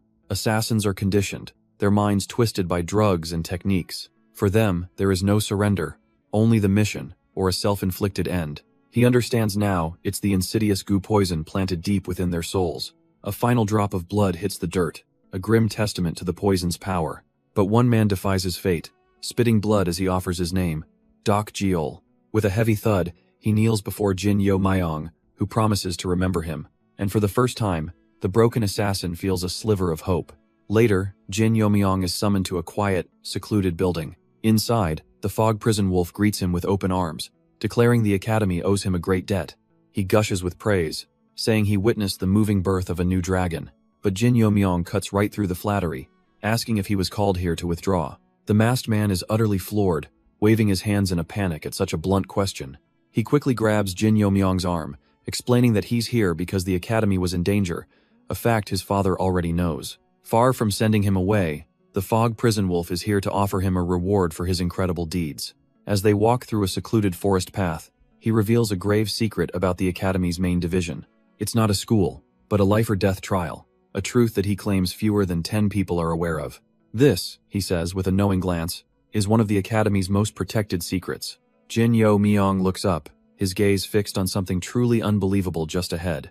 A colossal, demonic-looking structure looms over them, explaining why the academy master must be an absolute pinnacle of martial arts. Piecing it together instantly, Jin Yo-myung realizes the master's true purpose, to protect this very place. Impressed by his sharp mind, the fog prison wolf confirms his guess as he leads him toward the entrance. With a heavy groan, a massive stone door grinds open, revealing a path into the darkness. But before they can step inside, The fog prison wolf stops, turning to our hero with a single, serious question. Out of nowhere, he asks where Jin Yo Myung learned his sword art, a question that catches him completely off guard. Wary of the sudden interrogation, Jin Yo Myung deflects, asking why the masked instructor needs to know. The man insists it's critically important, so Jin Yo Myung gives a safe answer. It was a secret technique from his clan's scrolls. The fog prison wolf reels back in shock, clarifying if he means the Jin clan and not the Ma clan. He stares at a weathered statue, muttering to himself that the Ma clan would have destroyed such a technique on sight. He then adds with an odd certainty that the sword art has already found its rightful master, leaving Jin Yo Myung utterly confused. Pressing for a real answer, Jin Yo Myung asks again, only to receive a chilling truth. The sword art was designed for one purpose: to kill the heavenly demon. Jin Yo Myung stands frozen, his mind reeling. The masked instructor notes that he mastered the technique without even knowing its true nature. He calls it by its real name, the divine sword art, a technique forged for a divine purpose. But Jin Yo Myung pushes past the shock, demanding to know how the academy head could possibly know any of this. The man sighs, realizing he'll have to start from the beginning, with a dark chapter of their cult's history. He speaks of the heaven-defying Ban clan, founded by Mu Myung, the very first disciple of the first heavenly demon, a man who was once destined for greatness, but instead chose rebellion and was erased from history entirely. This divine sword art, the instructor reveals, was the secret legacy of his bloodline, a technique that vanished for hundreds of years. Jin Yo Myung's mind races. He thought they were wiped out a millennium ago, so how could it only be hundreds? He asks if there were sightings. The instructor confirms it. When the second heavenly demon appeared, a lone warrior claiming to be Mu Myung's descendant challenged him, and though the challenger was ultimately defeated, he gravely wounded the heavenly demon, forcing the supreme leader into years of recovery. This new information only proves one thing to Jin Yo Myung. His master must be a complete madman, and it adds another reason to find him, to uncover his true identity and why he taught him such a secret art. He processes the gravity of the situation. He's just learned a forbidden technique, an art created for the sole purpose of killing the heavenly demon, the god of their very own cult. Alone with the instructor, a paranoid thought flashes through his mind. Is he being set up to be silenced? But Guan Hyunjin calmly states that his assumption isn't entirely correct. The technique is derived from the first heavenly demon, so for direct descendants of the 6 clans, it's not forbidden. He explains that long ago, the head of the Ma clan was even granted the manual by the second heavenly demon himself. With the history lesson over, the instructor tells him it's time to collect his reward. He immediately senses Jin Yo Myung's suspicion, and our hero can only admit it. He's completely at the man's mercy here. Seeing our hero's paranoia, the instructor decides to reveal something about himself. He drops a bombshell. His real name is Cheon Jinsang, which leaves Jin Yo Myung reeling. The Cheon clan? Guan Hyunjin adds that this is a secret not even his own father knows, and it all clicks, so that's why he wears the mask. But Jin Yo Myung is still wary. A fancy name doesn't guarantee safety, though he decides to follow for now. They walk deeper into the dark cavern, the path illuminated by glowing night pearls set into the stone. The instructor points ahead, explaining that path leads directly to the main academy's first gate, but he warns him not to go that way, instead pointing toward a much smaller side path. Jin Yo Myung is confused, wondering what could possibly be hidden down there. Guan Hyunjin explains, the main academy is just an imitation of the original training grounds. He tells him this is the right place, where he's about to be shown the true legacy left behind for him. Jin Yo Myung is stunned as he's led into the hidden chamber. They stand before a massive vault, a reward so secure that even the instructor can't break it. He scoffs internally. How could a treasure like this sit untouched for 1,000 years? But Guan Hyunjin just smirks, reminding him to consider what's built on top of this place. And it hits him: the massive, sacred statue. His suggestion was to desecrate a holy relic. A wave of shame washes over him. He's just been subtly called an ignorant fool. The instructor then draws his attention to the complex patterns etched across the door's surface. Jin Yo Myung peers closer, and his eyes widen in utter disbelief. This isn't just a seal, it's the legendary sword path of the 10-range divine sword art. And the key, Guan Hyunjin explains, is to perfectly replicate every single move. Guan Hyunjin adds one last, impossible condition. All 10 forms, performed flawlessly in one go. But Jin Yo Myung just shakes his head. He can't do it. Instead of giving up, he steps forward, telling the instructor he'll show him exactly why it's impossible. Dark, violet energy erupts from his blade as he prepares to demonstrate his current limit. He unleashes the first fang of the 10-fang divine sword art, his body a blur of motion. While the glowing patterns hang in the air, He explains that to complete the full sequence, this first form needs to last for 20 seconds. But as he speaks, the purple light flickers and dies, his own demonstration lasting a pathetic 2 seconds. To perform the moves without destroying his own body, he'd need to reach the supreme demonic cultivation level. Guan Hyunjin lets out a sigh, remarking what a shame it is, since that kind of power would take decades to achieve. But Jin Yo Myung's eyes narrow, reminding the academy head that this vault was promised as his reward. So he makes a bold demand. When he finally opens it, he and the Jin clan will have priority rights to everything inside. The academy head is silent for a moment, finally admitting he can't just give everything away. That hesitation tells Jin Yo Myung everything. This must be the Cheon clan's greatest secret. Guan Hyunjin presses, asking if he even knows what's in there. But Jin Yo Myung just plays dumb. Reluctantly, the academy head agrees to the terms, wisely choosing not to push the terrifying young man any further. With the negotiation settled, his attention turns to a strange, glowing orb mounted on the wall. He explains that it's an energy-absorbing orb, a key of sorts. It's a tool designed to respond to internal energy and trigger specific mechanisms. But there's a catch. It only reacts to a certain type of energy, one that no one from the great clans possesses. Hearing this, Jin Yo Myung stares at the device, a sudden, powerful feeling washing over him. He leans closer, a confident thought taking root. Perhaps he should give it a try. He knows he'll be screwed if the door opens, but he has a gut feeling it won't. He decides to test it, planning to inject just a tiny amount of his energy. If it even looks like it's starting to activate, he'll pull back immediately. With his mind made up, his hand makes contact with the cool, dark surface. But instead of a small reaction, a violent surge of purple energy erupts, draining him forcefully. His mind is ripped from the present, thrown into a vision of a grim altar from his past. He relives the memory of a man screaming in agony, holding the body of his lost love. The man's rage turns on his own master, vowing he would never be forgiven for this. Another disciple rushes forward, trying to stop the blatant disrespect towards their leader. But the master simply holds him back, knowing that words cannot reach a man who has lost all reason. The other disciples could only whisper in disbelief. He'd thrown away his entire future all for a woman. The consensus was clear. He was no longer their respected senior, but a betrayer to the sect. But Han Mubok only had eyes for his master, roaring that it was he who had betrayed him first. The vision fades, and back in the present, a subtle, knowing smirk forms on Jin Yo Myung's face. Hez snapped back to reality by a sharp voice, asking why Hez just standing there frozen. He realizes he just witnessed someone else's memory, and piecing it together, the master from the vision could only have been Mu Myung, the founder of the Heavenly Demon Church. Guan Hyunjin shakes him by the shoulders, demanding to know what's going on. Jin Yo Myung quickly plays it off, claiming it's nothing, deciding to keep this revelation to himself. But then the old man himself begins to convulse, his own inner energy suddenly draining away. Jin Yo Myung clutches his stomach, a wave of shock hitting him as he realizes his own energy core is completely empty. He thinks to himself, with this level of depletion, his body should be shattering, but somehow, he's perfectly fine. Guan Hyunjin, looking pale but stable, scolds him, saying he should have been more careful with his power. But Jin Yo Myung calmly retorts that this wasn't his doing. To drain someone that fast requires the power of an extreme demon. The scene shifts, and now in a formal meeting, he lays out the political situation, explaining such a blatant attack is unusual. He posits that only one of the 6 clans would have the nerve and resources to pull off something so audacious. Clasping his hands with a grave certainty, he confirms that is exactly what he believes happened. Addressing the elders, he declares that he's already cleared the Jin clan of suspicion and will now reveal the true culprit. He looks directly at one of the elders, dropping an absolute bombshell. He claims to be the granddaughter of the Orthodox Alliance leader. Guan Hyunjin's jaw drops behind his mask, the old man completely stunned, realizing he's been played from the very beginning. Jin Yo Myung then turns to the young woman beside him, asking if she's heard of the legendary 4 phoenixes. She lets out a warm smile, revealing that she is, in fact, one of them, the Southern Lotus Swordflower.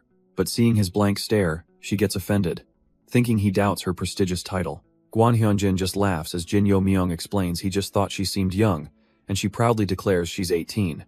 Jin Yo Myung is floored. She's actually older than him. A wicked little grin spreads across her face, realizing she has the upper hand since he's only 17. She leans in to tease him, suggesting he call her Big Sis, a demand he immediately and furiously rejects.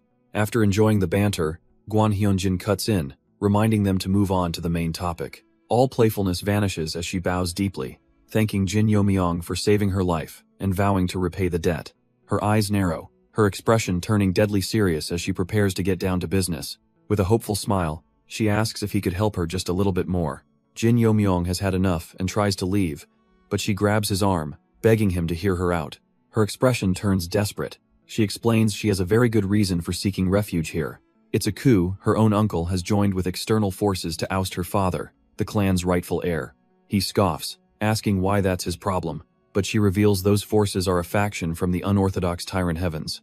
She leans in, her voice low, explaining this mysterious group has already taken over more than half the martial world. Jin Yo-myung sighs, finally understanding with the orthodox faction so compromised. She had no choice but to run to the demonic cult. But that still doesn't explain the assassins, and for that, she places a hand on the hilt of her sword. As the blade slides from its sheath, a brilliant green light fills the room, stunning him into silence. It's the Jade Celestial Divine Sword, the sacred treasure and symbol of the entire Martial Alliance leader. It all clicks into place for Jin Yo-myung. This is why the Sword King fell so pathetically in his past life. She calmly explains that, as strange as it sounds, the demonic cult is now safer for her than the Orthodox Alliance. Her enemies are trying to replace her grandfather with the Taiji Sword Supreme, Guan Hyun, and that name hits him like a lightning bolt. His mind flashes back to the so-called hero of the Orthodox sect, the man who supposedly annihilated the demonic cult. And then, a darker memory surfaces, the image of that same man driving a sword through Cheon Yura's heart. A cold, quiet fury grips him, and his fist clenches so tight it trembles. She's startled by his sudden change, but he cuts her off, his voice dangerously low. He needs to know if the Southern Sword King really tried to drag the cult into an internal orthodox power struggle. She considers his question, acknowledging that it might seem that way on the surface. But then she poses a chilling counter. If it was just a simple squabble, why send assassins deep into their sacred mountains? She reveals her deepest fear. A hidden organization is manipulating all three major factions from the shadows. They may not have found a single trace of them yet, but she is absolutely certain they exist. To make matters worse, she's convinced that one of the 6 great clans is a traitor, working with this enemy. But as she looks to Jin Yo-myung, she sees no surprise, only a chilling confirmation he knows. He knows exactly which of the 6 families betrayed the cult. She quickly pulls back, admitting there's no guarantee this specific attack was their doing. And even if it was, they can't afford to reveal such a devastating truth at this point. She gives him a sidelong glance, her mind racing. The simple fact is, she still doesn't fully trust him. Sure, the cult leader must have told her about him for a reason, but Cheon Taejong's insights could be eccentric. He was, after all, the same man who once declared he'd make the Heavenly Mind Hall his right arm, a man who'd happily throw the entire cult into chaos just to prove a point. Back in the room, Guan Hyunjin laments that there are so few people you can trust these days, but Jin Yo-myung's gaze is sharp, positive that the elder won't ignore this crisis. As Guan Hyunjin begins a speech on loyalty, Jin Yo-myung smirks, saying he's ignoring it though. The elder's composure shatters for a split second. He quickly saves face with a laugh, calling it a joke while wondering what is wrong with this cult. Jin Yo-myung plays along with a grin, agreeing they should absolutely root out the traitor together. But then he pivots, explaining the real problem. His father won't act without undeniable proof. His own authority comes from his father, Jin Gunak, which is precisely why he needs their help to move. And now, he declares, it's time to begin. Taking his place at the head of the table, Jin Yo-myung leans in with a predatory glint in his eyes, announcing the start of their negotiations. A thick stack of documents slaps onto the table, and just like that, the one-sided deal is done. Guan Hyunjin's very soul seems to be leaving his body, wondering if he just dealt with a warrior or a merchant from hell. With a smug grin, Jin Yo-myung pockets his prize, reminding them he was once the internal affairs commander. His new allies are left speechless, realizing they'd just been fleeced by a veritable money ghost. The Bait clan daughter recovers first, logically deducing the enemy won't try the same assassination tactic again. She suggests their next move will likely take place outside the safety of the divine cult. Jin Yo-myung's expression turns serious. As it happens, he's already scheduled for a dispatch to Qinghai. She's impressed he has the authority to simply add them to the mission, but her grandfather sees the horrifying implication. And then the realization dawns on her too. He's not just going on a mission, he's planning to be the bait. With a sly grin, Jin Yo-myung confirms they want his help with this little suicide mission. Guan Hyunjin, struck by instant regret, tries to pull out of the deal, but there are no refunds. He desperately argues against the plan, but Jin Yo-myung insists this is about catching an internal spy. The Bait clan daughter joins in, but he assures them the cult leader himself has approved this operation. He then leans in with a dangerous glint in his eyes, revealing he has a plan to use his unique knowledge to bait the hook. Elsewhere, We see the other side of this conflict, as a man called the Second Order is told the higher-ups are furious. From the shadows, a hooded figure mockingly congratulates him on finally getting reprimanded after so long. The problem, it seems, wasn't just the failed assassination, but their premature contact with the Ju clan's young lady. We see her now, Ju Guxian, being dragged away while defiantly screaming her name and status. The Second Order just smirks, thinking to himself that there's no way the real Ju Guxian would ever utter his name. He boasts inwardly that his demonic soul-controlling art was a complete success. But the hooded figure warns him not to get cocky. What if someone notices and intervenes? The Second Order just waves a dismissive hand, revealing a critical detail. He never actually tried to suppress her. He wasn't controlling her mind. He was just playing with it, nudging her existing thoughts. All he did was whisper a name, twisting her frustration into a burning hatred for Baksanga. The entire incident can now be neatly dismissed as a simple case of a woman driven mad by jealousy. The First Order cuts through his satisfaction, reminding him of the real prize. The Green Jade Divine Sword must be recovered, and if he can't produce results, hell be disposed of, a threat that makes the Second Order flinch. But fear quickly turns to glee as he realizes his own Wisdom King squad is being sent in to kill the Swordflower. His excitement gets a little out of hand, forcing the First Order to anxiously tell him not to drag other factions into this. The Second Order is practically giddy, boasting that he'll gladly accept the mission, but his handler has one last warning. He laughs it off, promising there will be no mistakes as he departs into the shadows. Elsewhere, disciples gossip about the recent assassination attempts on someone named Baek Sang-ah. They question if she could possibly be the legendary Swordflower, but as they debate, Jin Yo Myong hurries by in the background. He's practically sweating, internally praying they can leave for Qinghai now that the bait is ready. The others are oblivious, dismissing the idea that the real Swordflower would be here, assuming she's just an easy target. Later that night, under the quiet glow of torches, the sound of intense training cuts through the air. Someone is relentlessly pushing their body to its breaking point. It's Jin Yo Myong, his sword flashing through the dark as he perfects his forms with grim determination. His followers can only watch in exhausted awe, praising their lord's monstrous stamina and skill. Inspired, they declare their respect. Amazed he can even wield a sword with those heavy black iron orbs, Jin Yo Myong simply turns and offers them a set of their own. The moment they try to lift them, the crushing weight is almost too much to bear. He casually mentions that he made theirs lighter, each orb weighing only 30 kilograms, a fact that shocks them to their core. As he watches them struggle, he muses that without raw strength, no martial art can truly shine. Of course, he thinks, that rule doesn't apply if you're a born genius like Cheon Yura, blessed from the start. But these men are different. Grimacing in pain, one of them vows that to survive, they absolutely must endure this. They made a vow to risk their lives for him, and Jin Yo Myong is genuinely impressed these guys truly have spirit. He recalls how others who worshipped him immediately backed down at the first mention of the mainstream, so he lays down the challenge. If they can keep up with his training while wearing those weights, then he'll see. He even promises them techniques from the Demon Heaven Jin clan's secret vault, and the men are absolutely floored. Screaming their undying loyalty, they throw themselves into the grueling training as Jin Yo Myong walks away. He glances back, a flicker of approval on his face as he notes their hard work. But in an instant, his expression completely changes. He senses a powerful presence. A mysterious figure in a veiled hat appears from the shadows, addressing him by name. She stands across the courtyard, coolly asking just how many months it's been since they last saw each other. Jin Yo Myong is stunned, not by her arrival, but by the terrifying power she now radiates. It's only been a few short months, yet the person before him now feels like a completely different being. Lifting her veil, the woman reveals a familiar face, the genius, Cheon Yura. But the title he senses from her makes his blood run cold. She's the new cult leader? She calmly notes his growth.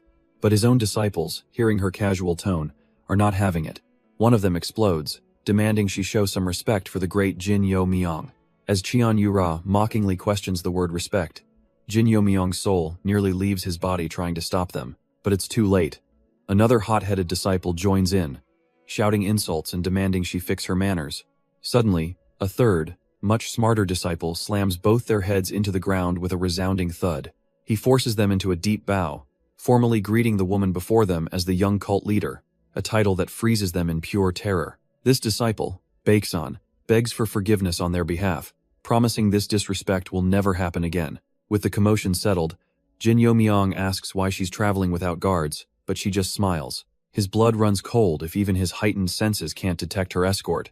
Could it really be the infamous Right Guardian? Cheon Yura confirms his worst fear with a single word. and the legendary warrior materializes right behind her. The right guardian raises his hand, and a shimmering sound barrier envelops the three of them. With their privacy secured, Qian Yura reveals she knows he'll soon be heading to Qinghai. Jin Yomyong notes her intelligence network is already vast, but the guardian simply says he couldn't ignore this. He then calls Jin Yomyong a potential future companion, a statement that leaves our hero utterly stunned. He stammers, asking what that's supposed to mean, but she just playfully asks if he dislikes her attention. Her tone then shifts, becoming serious as she asks him to speak freely with her. She drops a bombshell, asking if he's ever heard of a group called the Heaven-Defying Society. Jin Yomyong's blood runs cold. That name, how could she possibly know it at this point in time? He mentally scrambles for an answer, wondering if it would be a lie to just say he has no idea. But her unwavering stare seems to pierce right through his facade, questioning his silence. He carefully crafts his response, admitting that such a group wouldn't be her concern anyway. Clenching his fist, he reminds her that major issues are for the leadership, not mere followers. He requests that she grant his plea and not pry any further, and to his shock, she simply agrees. With a promise to meet again soon, Qian Yura turns and walks away with her guardian. Jin Yomyong is left alone under the quiet night sky, the tension finally broken. Or, so he thought. The right guardian suddenly steps up to him, asking why he isn't leaving with her. The old man's eyes narrow, stating he can tell Jin Yomyong just rejected a favor from his master. Annoyed, our hero asks if he was eavesdropping, but the guardian scoffs at the very idea. He served the young cult leader his entire life, he explains, and can read her moods better than anyone. Jin Yomyong internally smirks at the loyal servant, but has to admit he has a point, though he feels he's no slouch at reading her either. A wave of pressure erupts from the right guardian as he demands an answer. Why did you hurt her feelings? Jin Yomyong doesn't flinch, even as the old man's killing intent washes over him. He begins to explain that what he did was for her own good. But before the guardian can argue, he cuts him off, stating Qian Yura isn't weak enough to be wounded by this, and telling him not to insult her. The two lock eyes in a silent, intense standoff. Suddenly, the guardian's furious expression breaks into a sly grin. He erupts in laughter, admiring that stubbornness, which he says is just what he'd expect from the Jin clan. Changing the subject, he brings up the Qian-il Academy test, which Jin Yomyong confirms he's taking. The guardian points, telling him to make sure he saves a spot, because, he reveals with a smirk, the young cult leader will be joining him, leaving our hero completely floored. The scene then cuts to Jin Yomyong, who has gathered a few disciples for an emergency briefing. He informs them they're being dispatched to the territory of the Transcendence Seeker Society. This group, he explains, is an ancient offshoot of their own demonic cult, a true demonic bloodline. The disciples' minds immediately race to the darkest stereotypes, human sacrifice, and forbidden magic. Jin Yomyong scoffs, pointing out that if they were that evil, the state would have annihilated them long ago. Still, one of them whispers, wondering if maybe their own cult does things like that in secret. But the bald disciple, Baeksan, corrects him, stating that such practices were abolished when their cult was founded. Jin Yomyong gives Baeksan an impressed look, surprised he knows his history so well. The young man explains that the Tower Master taught him, believing warriors must understand their roots. Seeing his chance to teach, Jin Yomyong commands their attention, ready to explain the true nature of their power. He explains that both good and demonic energy are just forces, with the true goal being a state of demonic immortal. While no official record exists of anyone reaching it, he knows one person who came impossibly close. But he brings them back to the present, telling the disciples there are two reasons for this history lesson. First, they need to understand the fundamental nature of the place they are about to enter. And for the second reason, he thumps a heavy book on the ground, revealing the promised secret technique, the Tyrant King art. With a confident smirk, he declares that starting today, this is what they will all be training in. A beat of silence passes before the disciples absolutely lose their minds, screaming in pure disbelief. They can't process it. Advanced demonic arts, personally taught by the young cult leader himself. This is the dream. Jin Yomyong's smile widens, promising them they'll all have to work hard, his eyes lingering on Baeksan with a playful threat. But the boys are too starstruck to care, shouting their agreement, honored just to be in his presence. But Jin Yomyong isn't looking for empty flattery. He tells them to get a grip, even as they dream of reaching the supreme demon level. Holding up the manual, he admits their excitement is understandable. But this art is leagues beyond the trash they've learned. He then hits them with a dose of reality, asking what would happen if they switched arts so recklessly.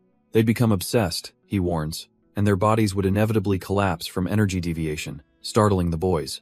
This was the entire point of the black iron rings, to forcefully condition their bodies for this exact challenge. He then reveals that the Transcendent Seeker Society holds a unique opportunity, a method for energy control that rivals even their own cult. Suddenly, an instructor with an eye patch appears, cutting the lesson short to announce they're deploying to Qinghai tomorrow. The man addresses the crowd of disciples, explaining they will be split into 2 separate deployment groups. He makes the stakes clear.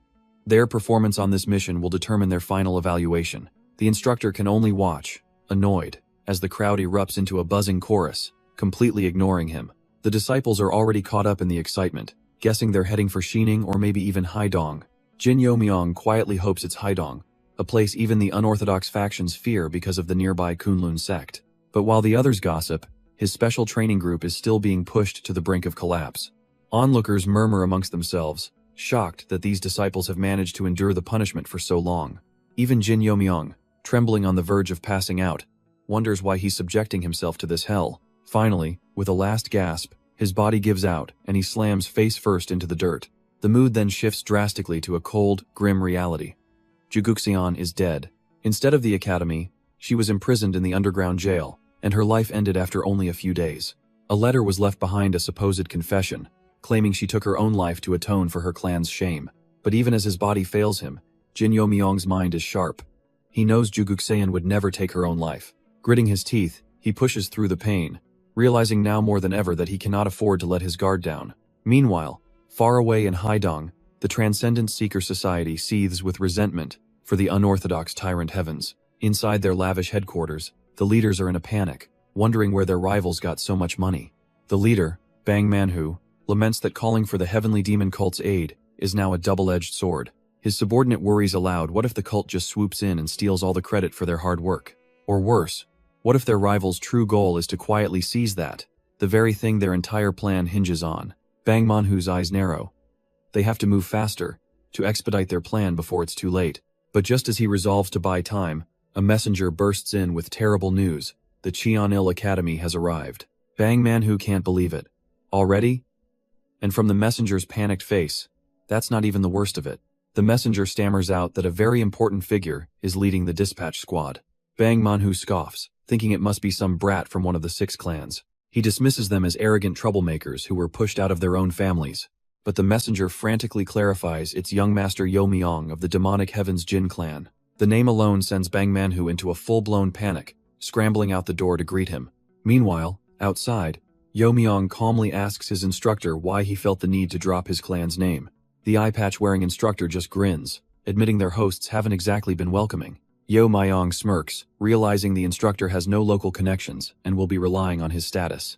Just then, Bang Manhwa barrels towards them, shouting what an incredible honor it is to host the young master. Youmyong cuts right through the flattery, immediately asking if the society is facing business trouble. Bang Manhwa is completely floored, demanding to know how he could have possibly guessed their predicament. Youmyong had seen it at a glance. The whole place, even the potted plants, seemed worn down and neglected. With a reassuring smile, he invites the man to share his troubles, suggesting they might find a solution together. The society leader hesitates, wary of trusting a complete outsider with their internal affairs. But with no other options, he quickly leads Youmyong inside, ready to spill everything. Tears welling up, Bang Manhwa explains they're being targeted by Chung Musang, the youngest disciple of the unorthodox tyrant heavens. He frantically explains that Museong is trying to expand towards the Kunlun sect, a completely illogical move. This name rings a bell, but the event doesn't. This is information Youmyong never had in his past life, though he knows this man will later become the infamous Dark Cloud swordsman. He questions the story, finding it hard to believe the Tyrant Heaven's first disciple would approve of such a reckless plan.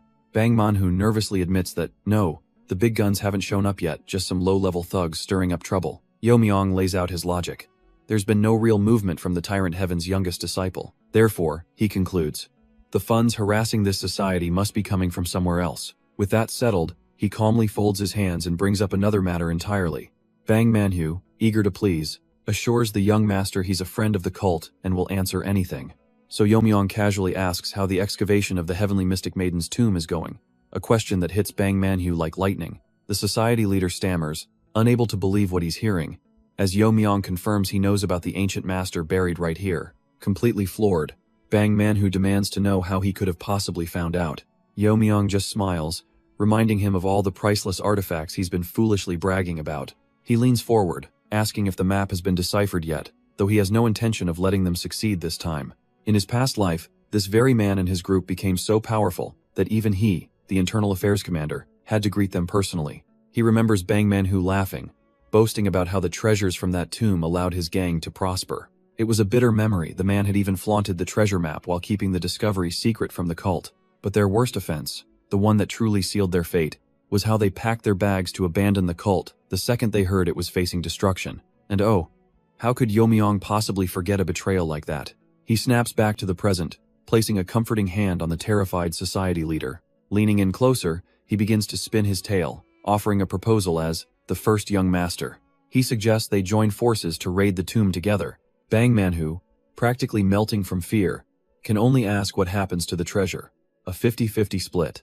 The offer is so generous that the fool's greed instantly overtakes his fear. With the deal sealed, Yomyong leans in, adding that he has one small personal favor to ask. He butters the man up, praising the Juyue gang's famous techniques. Completely won over, the portly leader practically begs to know who he should be keeping an eye on. The scene shifts to a desolate fort, where a different scheme is unfolding. A hooded figure, the Third Order, insists their recent failure was a necessary sacrifice for the cause. But his companion, Ming Wu, can't hide his own sly ambition. He wonders if obtaining the Green Jade sword would be enough to seize the Second Order's position. The Third Order gives a chilling warning. Don't let personal greed jeopardize the entire operation. Ming Wu smirks, his confidence growing. He knows he can surpass the Second Order. His partner agrees as long as the mission succeeds. A little backstabbing will surely be overlooked. Elsewhere, another one of Jin Yo-myong's pawns nervously considers the risks of this mission. Underneath a hood, a red-haired woman spots her target, making sure her own plans for revenge don't go astray. Instructor Joke, a man with a distinct eye patch, turns around, annoyed at how long it's taking to just buy a horse. The woman quickly approaches, leading the new steed and offering a hurried apology. She pulls back her hood, revealing a charming smile, as she blames the delay on a crowd of pilgrims. The flustered instructor can only grumble, cursing that damn Jin Yo-myong for giving him this task. We flash back to our protagonist's smug expression as he roped the man into his scheme by asking for a simple favor. But the real leverage is revealed as Jock clutches a pouch of coins, having been told he could keep the leftover money. With her target successfully bribed and charmed, the woman offers to treat him to a drink, and he happily agrees. And as his pieces move into place, Jin Yo-myong receives the report he's been waiting for on the Juyue gang's business. Bang Manhu reluctantly hands over the ledger, wondering why the noble young master needs it. He scoffs internally, thinking a sheltered boy like him wouldn't understand a thing. But Jin Yo-myong's sharp eyes immediately spot the crude forgeries hiding huge expenditures for the tomb raid. He scrawls on the page, thinking a 50-50 split is far too generous. 99-1 sounds much more fitting. A wicked grin spreads across his face after all. He's a demonic cultivator, and promises are mere suggestions. He declares the profit margins abysmal, leaving the gang leader utterly baffled by his sudden interest in accounting. Deciding it's better to see the operation firsthand, Jin Yo-myong abruptly gets up and heads out. He and the bewildered Bang Manhu walk through the streets toward the Juyue gang's business front. Arriving at a market stall, something immediately seems out of place to our protagonist. He turns to the gang leader, asking why they're selling silk when the Silk Road is over 160 kilometers away. Bang Manhu tries to justify it, but Jin Yo-myong immediately calls him out on the flawed business model. He even points out the silk patterns are outdated and the colors are dull, a surprisingly keen eye for fashion. The gang leader admits defeat, lamenting that the demonic heaven's control prevents him from selling elsewhere. In fact, their last sale was a full week ago, and he was desperately hoping this new connection would fix his finances. Jin Yo-myong effortlessly offers a better strategy before moving on to analyze the rest of their stock. He continues his audit, declaring their entire distribution network is fundamentally flawed. Bang Manhu can only stare, thinking this kid must have been a master merchant in a past life. The very next day, the gang leader hurries to find him, a new plan clearly on his mind. He eagerly asks about the new distribution network Jin Yo-myong mentioned yesterday. With a sly glint in his eyes, our protagonist simply raises a finger to his lips, signaling that some things are best left unsaid. His new assistant points accusingly, flustered that he was right. Jin Yo-myong did have his own funds, but our protagonist just smirks, suggesting they use military funds for dignity, which only makes her panic more since it was her money. He cheekily offers to show her the very contract she signed, leaving her to stew in frustrated defeat. With the funding now secured, he calmly moves on, announcing it's time to tackle their real problem. Their destination, the Sea Moon Tea House, the most stable and profitable business under the rival Juyue gang's control. Looking up at his target, Jin Yomyong quietly vows to wipe out those domineering bastards from the demonic heaven. His companion can only cry out his name as he suddenly dashes forward, ready to kick things off, because he knows from bitter experience that these people are never, ever to be underestimated. Meanwhile, in a distant location, a mysterious horned elder observes that someone is preparing to turn the world upside down. His companion asks what that means, and the elder cryptically brings up the classic tale of mountains and seas. The blue-haired swordswoman admits she's only vaguely heard of this mythology. The elder begins to explain. An ancient text tells of mythological beasts and their descendants, who now seek to restore that bygone era. However, he adds that their bloodline has thinned over time, leaving them with little more than raw potential. His other companion questions why anyone would want to bring back such a dangerous age. The elder strokes his beard, recalling the ancient records he studied. He paints a picture of a time overflowing with spiritual power, when human talent knew no bounds. The two women are captivated by the idea of unlimited martial arts growth, asking if that isn't a good thing. But the elder poses a chilling question. In such a world, what would humanity's survival rate actually be? The reality hits them hard as he explains only the absolute strongest would survive. The rest would be slaughtered by monsters. He finishes with a quiet confidence, stating that as long as he is alive, these descendants won't dare show themselves. He dismisses their sweet words as a minor issue, but his companion seems to doubt his casual attitude. To him, they are nothing more than bugs to be stepped on, a simple solution she quietly accepts. His other companion then asks who else knows their secret, prompting him to reveal a delicate arrangement. The Alliance leader's own granddaughter was entrusted to their care, and she's now working with the Jin clan's child. The blue-haired woman senses his underlying tone, cautiously asking just how amicable this partnership truly is. He insists he is perfectly calm, but the fiery aura flaring to life beside him tells a very different story. Seeing right through him, she suggests that if he's this worried, he should just go see for himself. The elder considers her words, agreeing that a break might do him some good, and decides to lift her probation. A vacation? The idea instantly lights her up, much to the shock of her gray-haired colleague. He chuckles, agreeing to the term, but knowingly adds that a workaholic like her won't be gone for long. But the vacation her father just approved wasn't for rest and relaxation within their own territory. In Haedong, Cheon Yura and her companion are already discussing their newfound freedom, a vacation granted alongside young Master Jin. And speak of the devil, Jin Yomyong himself strolls in, a combination that onlookers find more than a little strange. He casually accepts a cup of freshly poured tea, taking a seat with them. Then, with a serene smile, he drops a bombshell. He plans to negotiate with Kunlun's orthodox families. The very idea sends Bang Manhwa into a tizzy, demanding to know what he could possibly be thinking. Jin simply explains his strategy, pitting enemies against each other. A classic divide-and-conquer tactic, but Bang Manhwa can't wrap his head around it. Convinced their rivals would never even consider talking, Jin's smug silence does absolutely nothing to calm the man's spiraling panic. A little too late for doubts, as they're already standing before the Nine Sages sect leader, one of the 6 demonic clans. The Nine Sages leader announces another guest is coming, the first disciple of the evil domineering heaven. Jin Yomyong casually remarks that he heard those guys were causing trouble, as Bang Manhwa gawks beside him. Taking the bait, the old leader launches into a tirade against those damn bastards from the evil domineering heaven. With the room's attention secured, Jin calmly lays out his philosophy for dealing with this threat. He states that 3 things are needed: agreement, justification, and of course, practicality. The leader worries aloud, fearing a scenario where the demonic cult and orthodox sects might join forces. And that, Jin explains, is why one more person is coming, just as a new guest steps into the hall. The entire room recoils in shock as Jin explains his simple logic. 2 factions create an alliance, but 3 factions, he declares, force a compromise. As the Yellow Ghost Lord himself makes his grand entrance, the 9 Sages members can only stare in abject terror, unable to process why such a monster is suddenly in their hall. The Yellow Ghost Lord remarks that he accepted the invitation, though he hadn't expected to find himself deep in orthodox territory. Jin Yomyong calmly thanks him for coming, and formally introduces himself as a member of the Demon Heaven Jin clan. The Lord acknowledges him, noting he's already heard whispers of the famed new demon dragon. Jin smirks, realizing the evil domineering heaven's intelligence network is even better than he thought. The panicked leader of the 9 Sages demands to know when Jin could have possibly contacted such a dangerous faction. Jin reveals it was when he dispatched his 2 instructors to Liaoning, recalling the red-haired woman drunkenly riding her horse. The Yellow Ghost Lord admits he was truly surprised that the heavenly demonic divine cult's young master used a secret contact method known only to a select few, which is why he knew to call him the new demon dragon. A silent, Tense understanding passes between the two power players. With the pleasantries over, the Lord agrees to focus on the real issue, resolving their youngest member's transgression. Jin latches onto that word, transgression, a small, knowing smile playing on his lips. The Yellow Ghost Lord smoothly confirms it. His investigation was thorough, and the blame lies solely with his youngest. But Jin pivots, mentioning his concern that the Central Plains might fall into turmoil over a certain tomb. The Lord leans in, suggesting they handle its contents privately, as the 9 sages' disciples whisper in panicked confusion.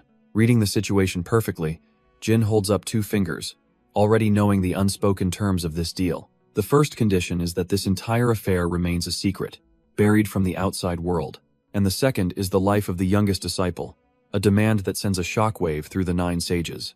The Lord scoffs, feigning affection for his junior, but his cold eyes wish death upon those who led him astray. Jin plays along, suggesting that if the youngest disciple were to be accidentally harmed, well, that would be a shame. With a satisfied laugh, the Yellow Ghost Lord agrees that such an accident would be truly unavoidable. The disciples of the 9 sages are still lost, questioning what their leader and a demon are even discussing.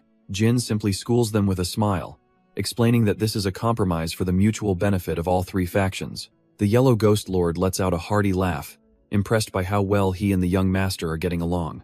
Jin agrees, remarking that he now sees exactly why the Lord is the first disciple of the myriad sinful king. As they both share a sinister laugh, the disciples watch in horror, finally understanding that the unorthodox and demonic are indeed one and the same. The tomb, it's revealed, belongs to the legendary goddess Jutian Xuanu, a peerless expert who nearly annihilated the Kunlun sect 400 years ago. Within it could be her lost martial arts or priceless relics, a prize worth far more than any amount of money. A realization dawns on the disciples. Their leader told them to handle this among themselves. And just like that, their principles evaporate, replaced by coin-shaped eyes as they eagerly pledge their full support for this great cause. Satisfied, the Yellow Ghost Lord stands, declaring that the matters in Haidong are now settled exactly as he wished. With their deal struck, Jin thanks the Yellow Ghost Lord for his generous compensation. The Lord strokes his beard, a thoughtful gleam in his eye, hoping their paths will cross again. They share another laugh, loudly proclaiming their shared hatred for the orthodox sects as the poor disciples awkwardly listen in. But as the Yellow Ghost Lord rides away, his thoughts drift to someone far more interesting than Jin. He murmurs to his subordinate that while the young master was a wolf, the real threat was that masked woman. She was a different beast, entirely a silent tiger, hiding its claws, radiating a danger he couldn't ignore. Spurring his horse, he accelerates, a new urgency in his command. He orders a full list of all known female masters in the demonic cult above the peak realm. He needs to know who she is. Meanwhile, Jin walks with his own retinue, his mind already on the next phase of his grand plan. But his plotting is interrupted when Bang Manhu asks for an update on a previous request. Bang Manhu beams, proudly announcing that the grand art he promised is fully prepared for Jin's subordinates. This isn't just any technique, it's a secret art that purifies demonic chi, something the demonic cult itself would covet. Jin's response, however, is chillingly indifferent. He couldn't care less if his men are taken advantage of to the point of death. Left alone, Bang Manhu shudders, feeling a wave of pity for them and wondering if he should pray for their souls in advance. The next morning, Jin stretches, already plotting how he'll use his overlord art to buy himself time and resist the technique's influence. But his plans are cut short by an arriving entourage, led by a woman who immediately accuses him of causing trouble for Jin Yomyong. He's momentarily confused, demanding to know who she is and what relationship she has with his vice group leader. Her 2 masked guards try to intervene, urging their lady not to cause a scene, but she completely ignores their pleas. When pressed on her identity, the woman coolly reveals she's from the hidden Money Saw clan, and just like that, it all clicks for Jin. A lady from one of the 5 great clans, of course she'd have the nerve to treat him as an equal. Just then, his vice group leader, Jin Yomyong, arrives, asking what they're doing here since he was on his way to a meeting. The female assistant immediately perks up, suggesting they all go to this mysterious meeting together. Jin Yomyong appreciates her enthusiasm but warns her to be extremely careful, as the situation they're walking into is serious. He tells her to stick close to him for safety, then turns to lead the way with his group leader. But the veiled lady steps forward, stopping Jin Yomyong. If it's truly so dangerous, she insists, then she wants to help. The assistant flusters, nearly calling her young lady Cheon, before correcting herself a slip of the tongue Jin Yomyong immediately clocks. He frantically tries to refuse the lady's offer, explaining that it's absolutely impossible because his own life is on the line. Her hand tightens around the hilt of her sword, a dark energy beginning to stir. The air grows heavy as her eyes glow red with fury. Is he saying she's less capable than his little assistant? Jin Yomyong instantly backpedals, now begging for her help as he inwardly curses the assistant for putting him in even more danger. The scene shifts to the Sea Moon Tea House, an infamous hub for information brokers and gossips. Inside, the patrons are abuzz with the latest news. The Tang family's fall at the hands of a single warrior. A waitress quietly places a steaming cup of tea before one of the patrons, Bang Manhwa. He glances up, startled by her sudden and silent approach. The beautiful but menacing server asks if this wasn't his order, and he chugs the tea in a cold sweat. At a nearby table, 2 other men watch her, wondering who this intense new face could be. Just then, their own waitress appears, the cheerful assistant, now in disguise to confirm their order. The 2 men are completely caught off guard by her sudden appearance. She flashes them a brilliant smile, offering to help with anything they might need. But her overly friendly act sends a chill down their spines. Something is wrong. They have to report this immediately. Downstairs, the cheerful assistant boasts about her sales, sparking a little rivalry with her dark-haired partner. A silent challenge is thrown down, a contest to see who can be faster and sell more tea. But their personal competition is immediately cut short by a sudden uproar from the floor above. Their mysterious, veiled companion is holding court, advising a merchant to sell his Ice Moon Jade in Sichuan. She reveals her deep knowledge, explaining the Tang family's demand for the jade to craft hidden weapons. The crowd erupts as people realize they're in the presence of a business prodigy, the queen of all trades. One grateful merchant, already seeing massive profits, declares that he's buying a round of tea for the entire house. Watching from the stairs, the 2 waitresses are stunned as the crowd worships their friend's business acumen. Even the vice group leader is in disbelief, realizing this woman has tripled their customers in just 3 days. His quiet observation is broken, however, as a hand appears at the door, someone seeking his attention. The man at the door is Bang Manhwa, the merchant, now panicking about disrespecting the young cult leader. He's convinced He's going to die a miserable death, but Jin Yomyong casually tells him he'll be fine. The poor man is reduced to tears, while Jin Yomyong muses that he'd probably faint if he knew who Baek Sang-ah really was. But their tense conversation is shattered by a loud bang from downstairs. The doors are kicked open, and 3 imposing figures make a dramatic entrance, demanding a welcome. A subordinate rushes to report the intruders are from the Black Tiger sect, but Jin Yomyong just smirks, as if this was all part of the plan. We see that same merchant, Bang Manhwa, absolutely ecstatic just moments before, clutching his jade as his assistant asks why he's so happy. The reason for the intrusion becomes clear, as we see the sect leader outside, scoffing at the tea house's popularity but intrigued by rumors of beautiful women. This man, Wang Jack of the Black Tiger sect, notes that this place is under the Transcendent 7 Society's protection, but the rumor of not 1, but 3 beauties is more than enough to get his lecherous attention. Outside, Wang Jack puffs out his chest, bragging that with the unorthodox tyrant heavens backing them, they're just proper customers. He smirks, thinking that if his Black Tiger sect can take over this tea house, it'll be killing 2 birds with 1 stone. With a mighty kick, he and his goons burst through the doors, bellowing for the staff to receive their new guests. The patrons freeze in terror, whispering amongst themselves that the worst kind of scum has just arrived. Wang Jack strides in, completely ignoring the tension and demanding to see the beautiful women he's heard so much about. But as he looks around, all he sees are frightened customers trying to become invisible. Losing his patience, he violently grabs the sleeve of a nearby patron, getting right in his face. The thug roars at the man for being deaf, while the poor patron can only beg to be spared. Just then, the sound of footsteps on the stairs draws their attention as someone calmly asks about the commotion. Wang Jack looks up from his victim, annoyed, as a figure from above responds to his earlier demand for service. And descending the staircase is a figure of peerless beauty, immediately capturing the brute's full attention. Wang Jack is instantly smitten, a lecherous blush spreading across his face. A sharp gaze is exactly his type. But the source of this fixation, Jin Yomyong, simply wonders what this oaf is even going on about. He addresses the thug directly, noting that by the look of him, he's certainly not here as a paying customer. The direct confrontation stuns Wang Jack, who completely forgets about the poor man he was just terrorizing. He quickly recovers, however, putting on a sickeningly sweet smile as he eagerly asks for her name. But Jin Yomyong doesn't even grant him a second glance, coldly stating that he is not worthy of knowing it. The thug's face freezes, his brain struggling to process the absolute, instantaneous rejection. The shock quickly curdles into pure indignation.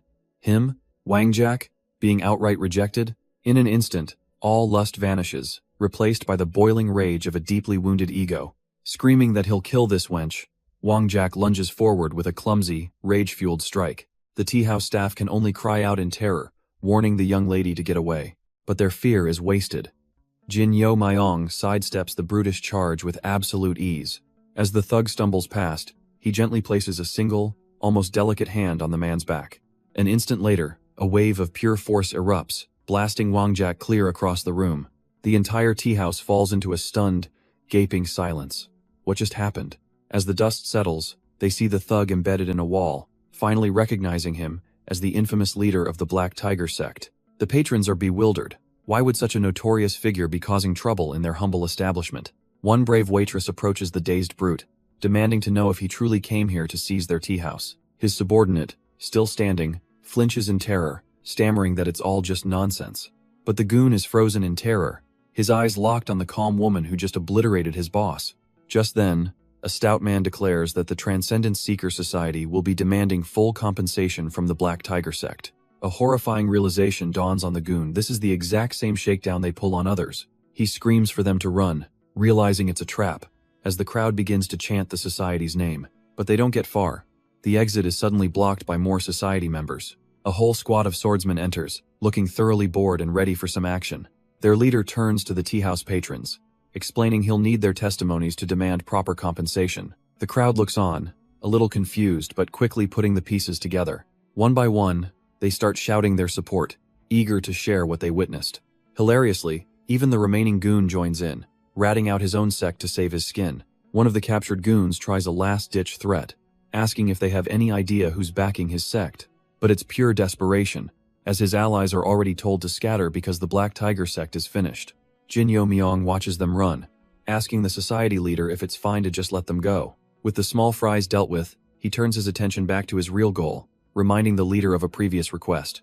The leader acknowledges it, pulling out a yellow talisman, the very item Jin Yo Myong needs for his plan.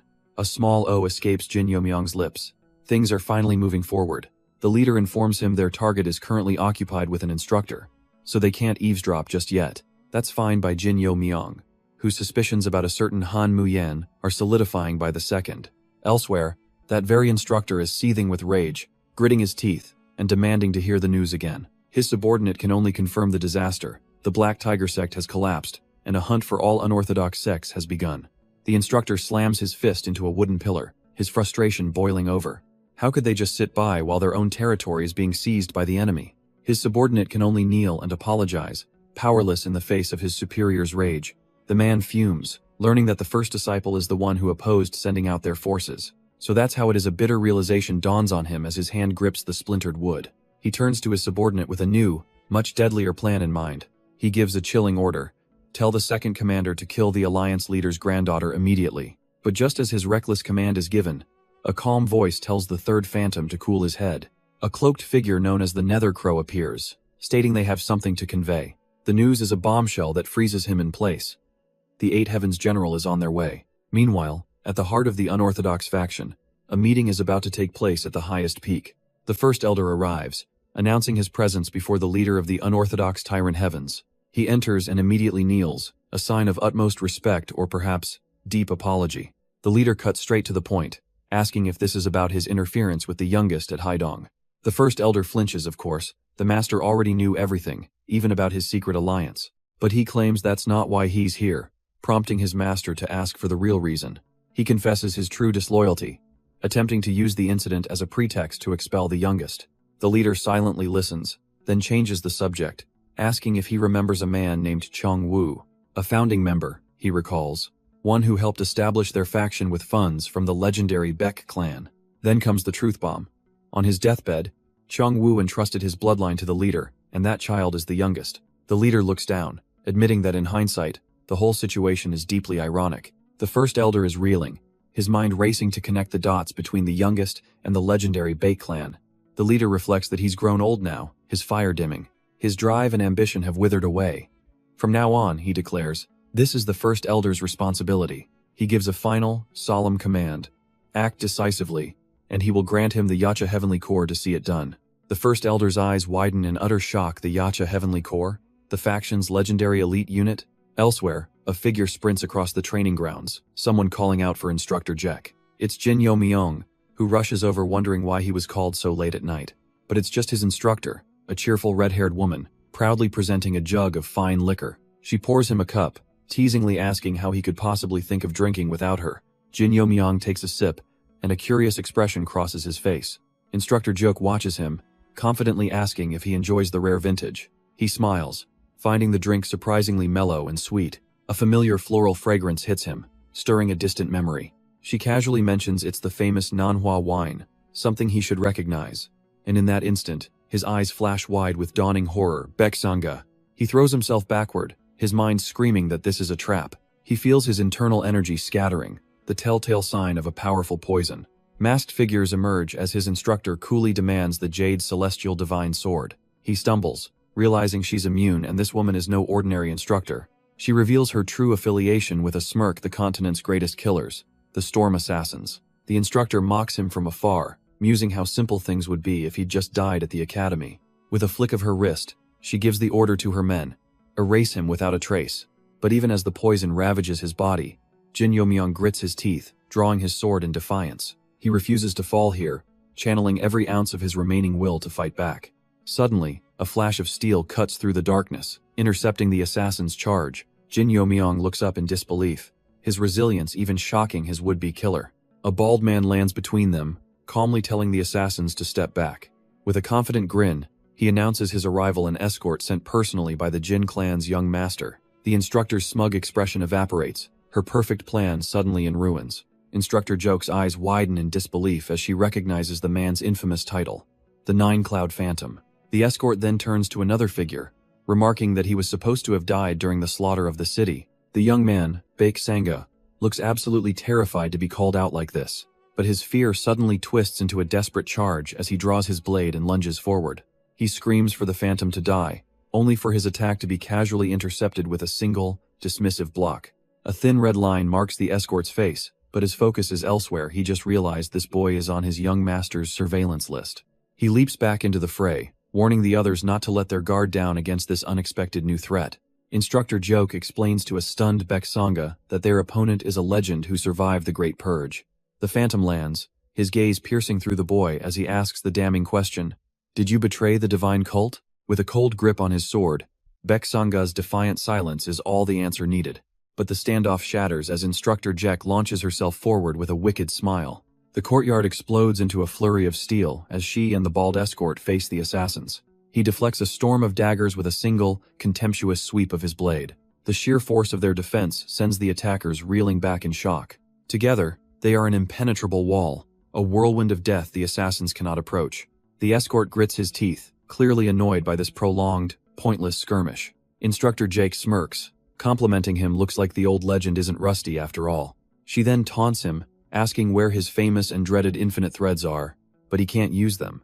Unleashing that power here would cause untold destruction. Seizing his hesitation, her blade finds an opening as she names him, the Second Phantom. But the bald escort's eyes widen in disbelief. That technique is unmistakable. In one hand, raging fire energy. In the other, swirling water. It's the Sun Moon Destruction demonic art, a power only one person in the cult should possess. His mind races, trying to comprehend just how deep this conspiracy runs. Realizing he's utterly outmatched, he screams for assistance from his hidden ally.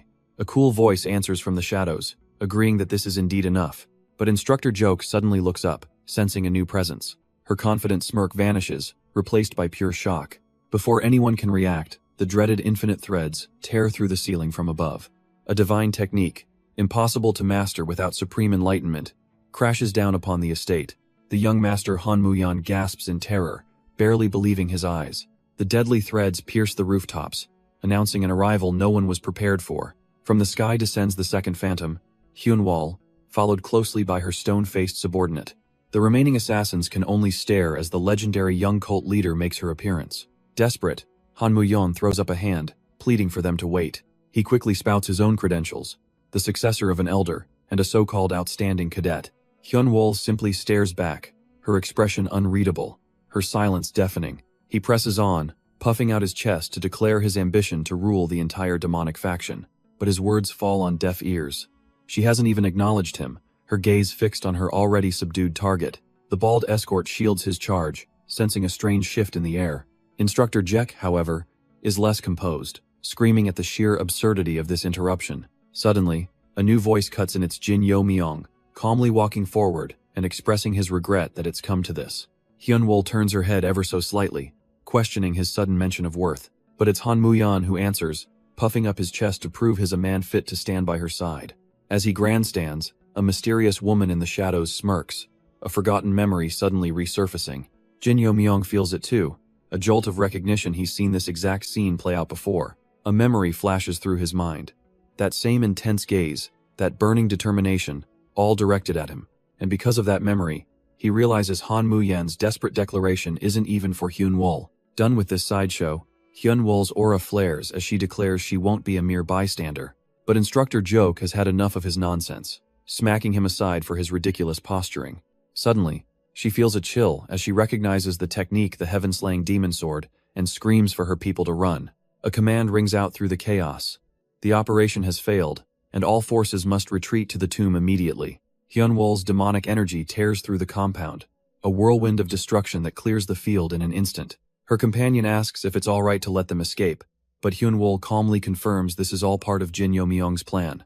A thought crosses the woman's mind as she studies the young cult leader. He has changed her. Her fiery temper, her rigid way of speaking, it's all softened, and she wonders if Hyunwol even realizes it herself.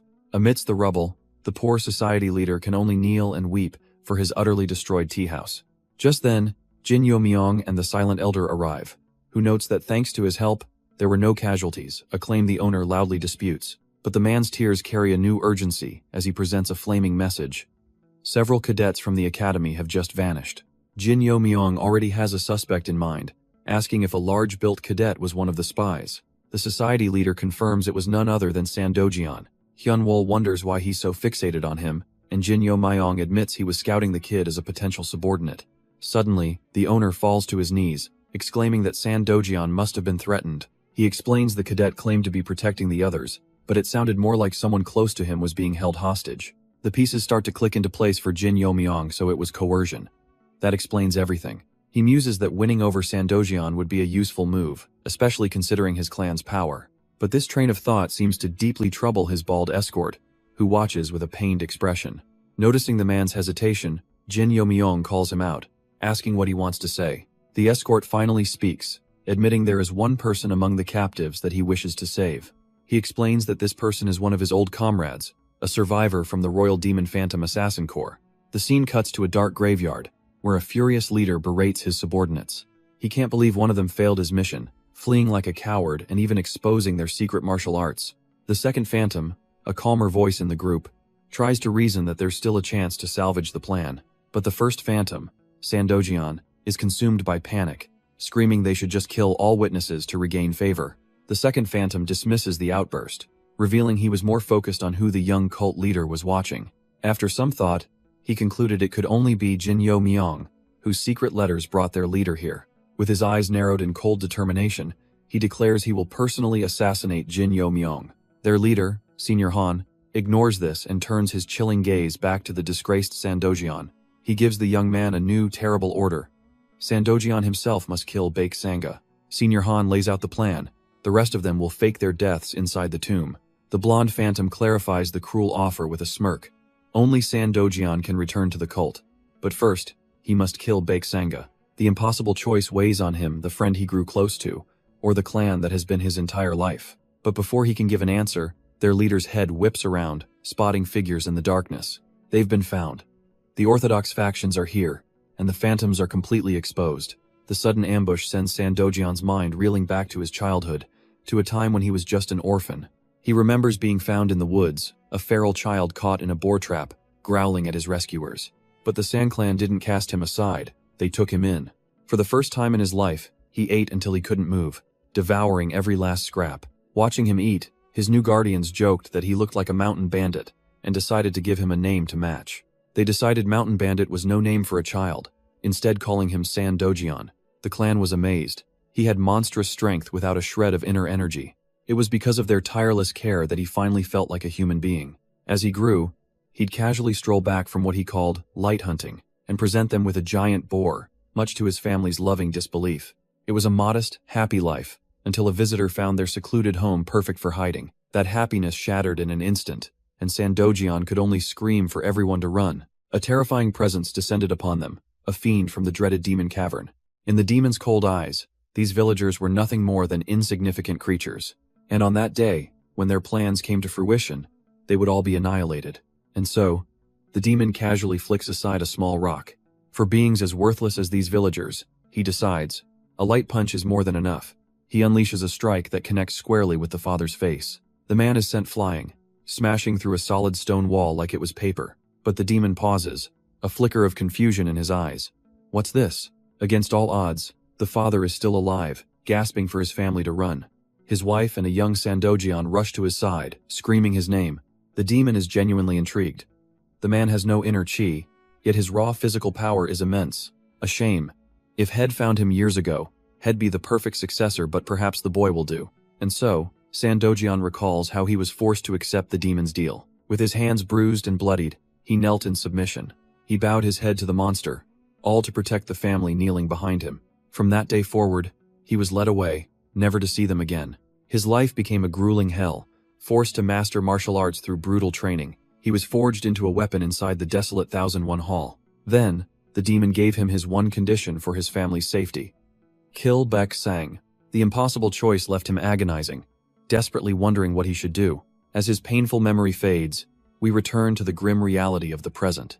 A lone swordsman surveys a field of bodies, noting the unorthodox sects have been clashing with their rivals. His allies scoff at the orthodox sects for their greed, noting they ignored all advice and paid the price. But their smug assessment is cut short by a messenger, sprinting toward them with an urgent report. He gasps out the news. The dreaded Yaksha Heavenly Blade Squad is heading straight for them, and leading the charge is the infamous Yellow Ghost Lord himself, Jeomjok-san, riding like the wind. The messenger quickly presents a scroll, explaining it's a personal letter sent by the Ghost Lord. A letter?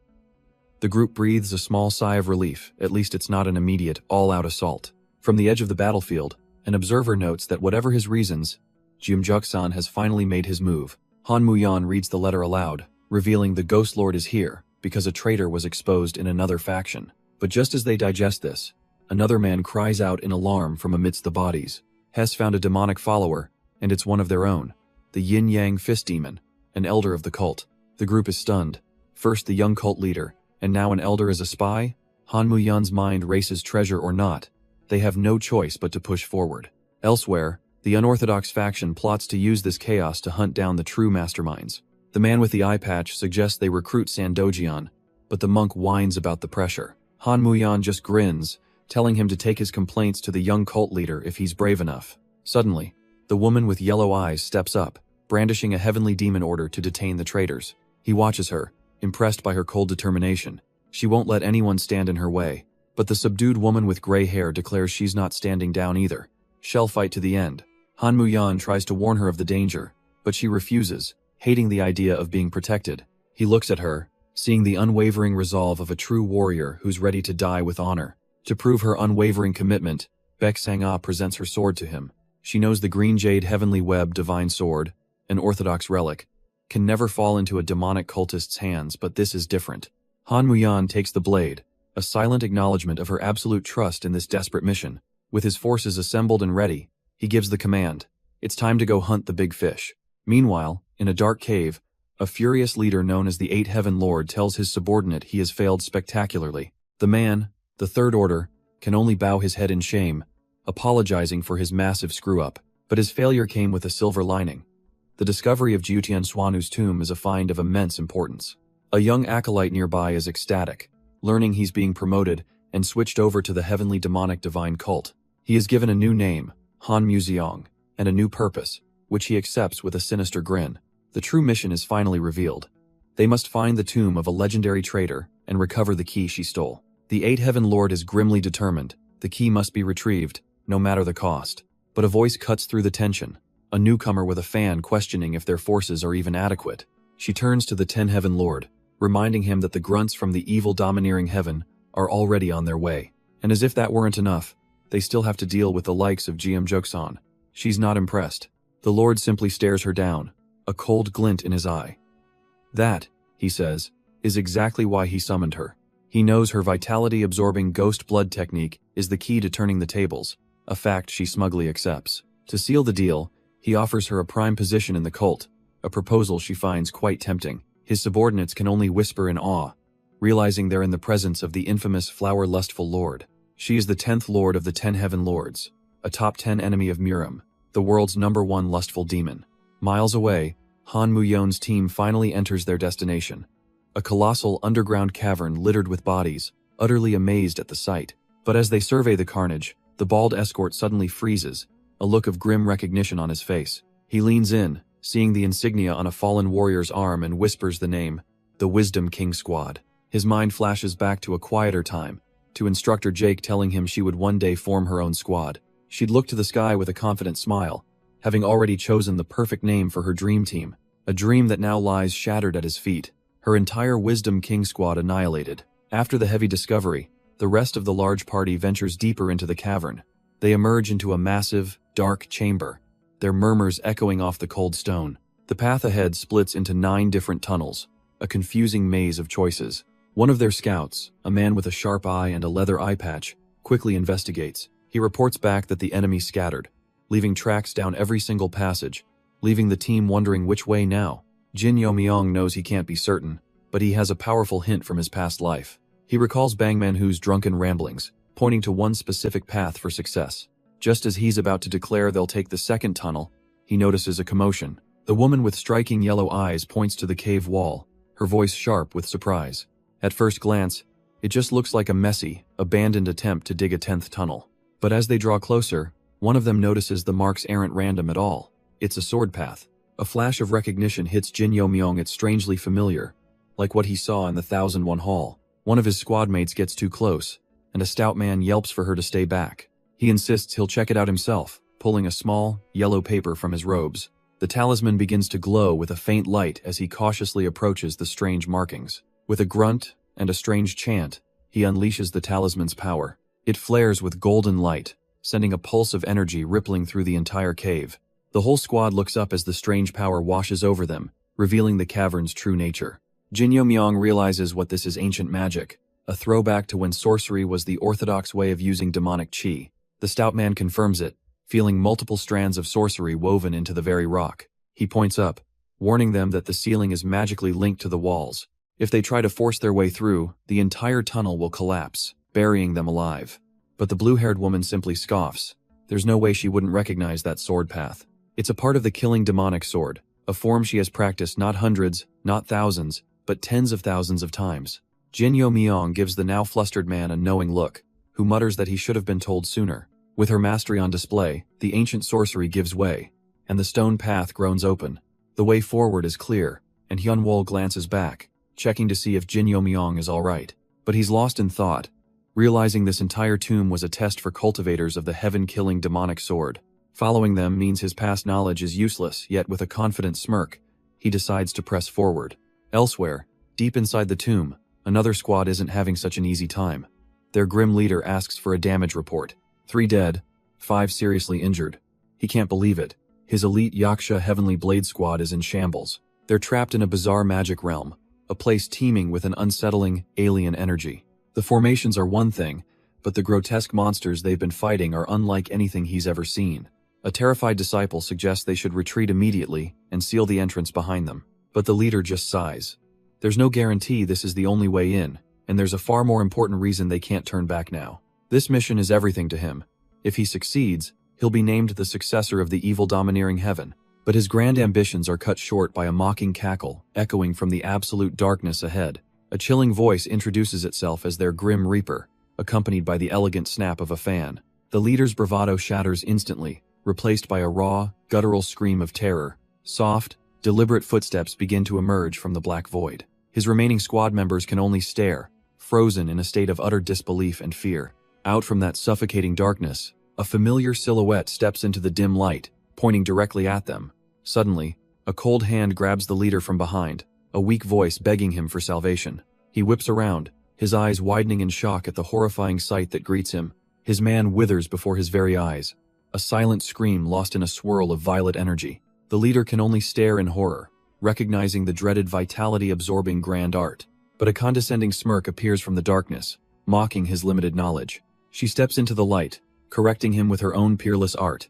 The vitality-absorbing ghost blood technique, A wave of pure terror hits the group as the name clicks the infamous flower-lustful lord. She just smiles, wondering why they're asking questions when they're all about to die anyway. Finding a sliver of courage, the leader rallies his men, shouting that she can't face them all alone. But her smile only widens as she brings a finger to her lips, asking who said anything about being alone. A sudden chill runs down the leader's spine as a new demonic chi washes over the area. This aura is on a completely different level, belonging to a true master of the demonic cult arts. And from the shadows, Juguxian and her companion emerge, declaring that the hunt has officially begun. Meanwhile, their oblivious prey wanders through a dark cavern, admiring a beautiful mural. Jin Yo-myong smirks, asking Cheon Yura if she has an interest in art. She coolly explains that knowing the details helps her sell forgeries for a fortune, but her attention is genuinely captured as she turns to the contents of the mural. It depicts a gruesome, ancient history of monsters devouring helpless humans. The carvings tell the story of the four evils, legendary beasts that once plagued the land until a golden sage appeared to stop them. Jin Yo-myong tries to hurry everyone along, thinking there's no time to waste on old stories. But Cheon Yura refuses to move, feeling a strange need to understand what she's seeing. The mural's tale concludes, showing the sun and moon descending from the heavens to seal the monsters underground. A sharp-eyed cultist has a sudden realization about the mural's figures. The sun and moon, they're Rahu and Gyedo, the very founders of the sun-moon divine cult. As the group follows what seems to be a historical record, they find their path is blocked. It's another sealed door, but the markings are different from the heaven-slaying demon sword art. Jin Yo-myong tightens his grip on his hair, a confident smirk spreading across his face. He steps forward without hesitation, announcing that it's his turn to take the stage. Cheon Yura can only watch, a little stunned by his sudden initiative. He thinks to himself, this is his chance to pull off a spectacular move and finally impress her. But the yellow-eyed woman watches him, a flicker of confusion in her gaze. She recalls his technique at the academy being pure black. So why are there traces of green mixed in now? But the yellow-eyed cultist cries out in alarm, recognizing the aura of what he's holding. Jin Yo-myong glances back, completely unbothered by her sudden panic. She screams that he's wielding the divine artifact itself, the Jade Celestial Divine Sword. An explosive wave of green energy erupts from him, sending the entire party flying backwards. One of the elders scolds his poor control, as Jin Yo-myong curses the unstable power. Cheon Yura watches the clumsy display, sarcastically wondering if that was swordsmanship from the gods. He just smirks, amused that she doesn't grasp the true nature of his ten-fanged divine sword art. But before he can explain, one of the senior members raises a hand to stop him. He points out that the blast has opened the way to the real divine artifact. The group now stares into the darkness of the newly revealed passage ahead. The passage opens into a deep, ominous cave, with a strange sound echoing from the darkness. It's a low, skittering noise that grows closer and closer. One of the subordinates gasps, his face pale with terror at what he sees. Jin Yo-myong instinctively puts a hand on Cheon Yura's shoulder, but she doesn't flinch. A monstrous armored centipede emerges from the shadows, its shell rumored to be as hard as steel. She glances back, remembering the man who tore through a steel door, and a woman stronger than him. Seeing the look in her eyes, Jin Yo-myong simply steps back, a knowing look on his face. A confident, almost hungry smile spreads across Cheon Yura's lips. She's been itching for a real fight. With a burst of speed, she lunges forward, sword drawn and ready to strike the beast head-on. Her blade crashes down against its armored head with a deafening shriek of metal on chitin. But as her strike lands, Jin Yo-myong's hand hovers over his own blade. He's not one to be left out.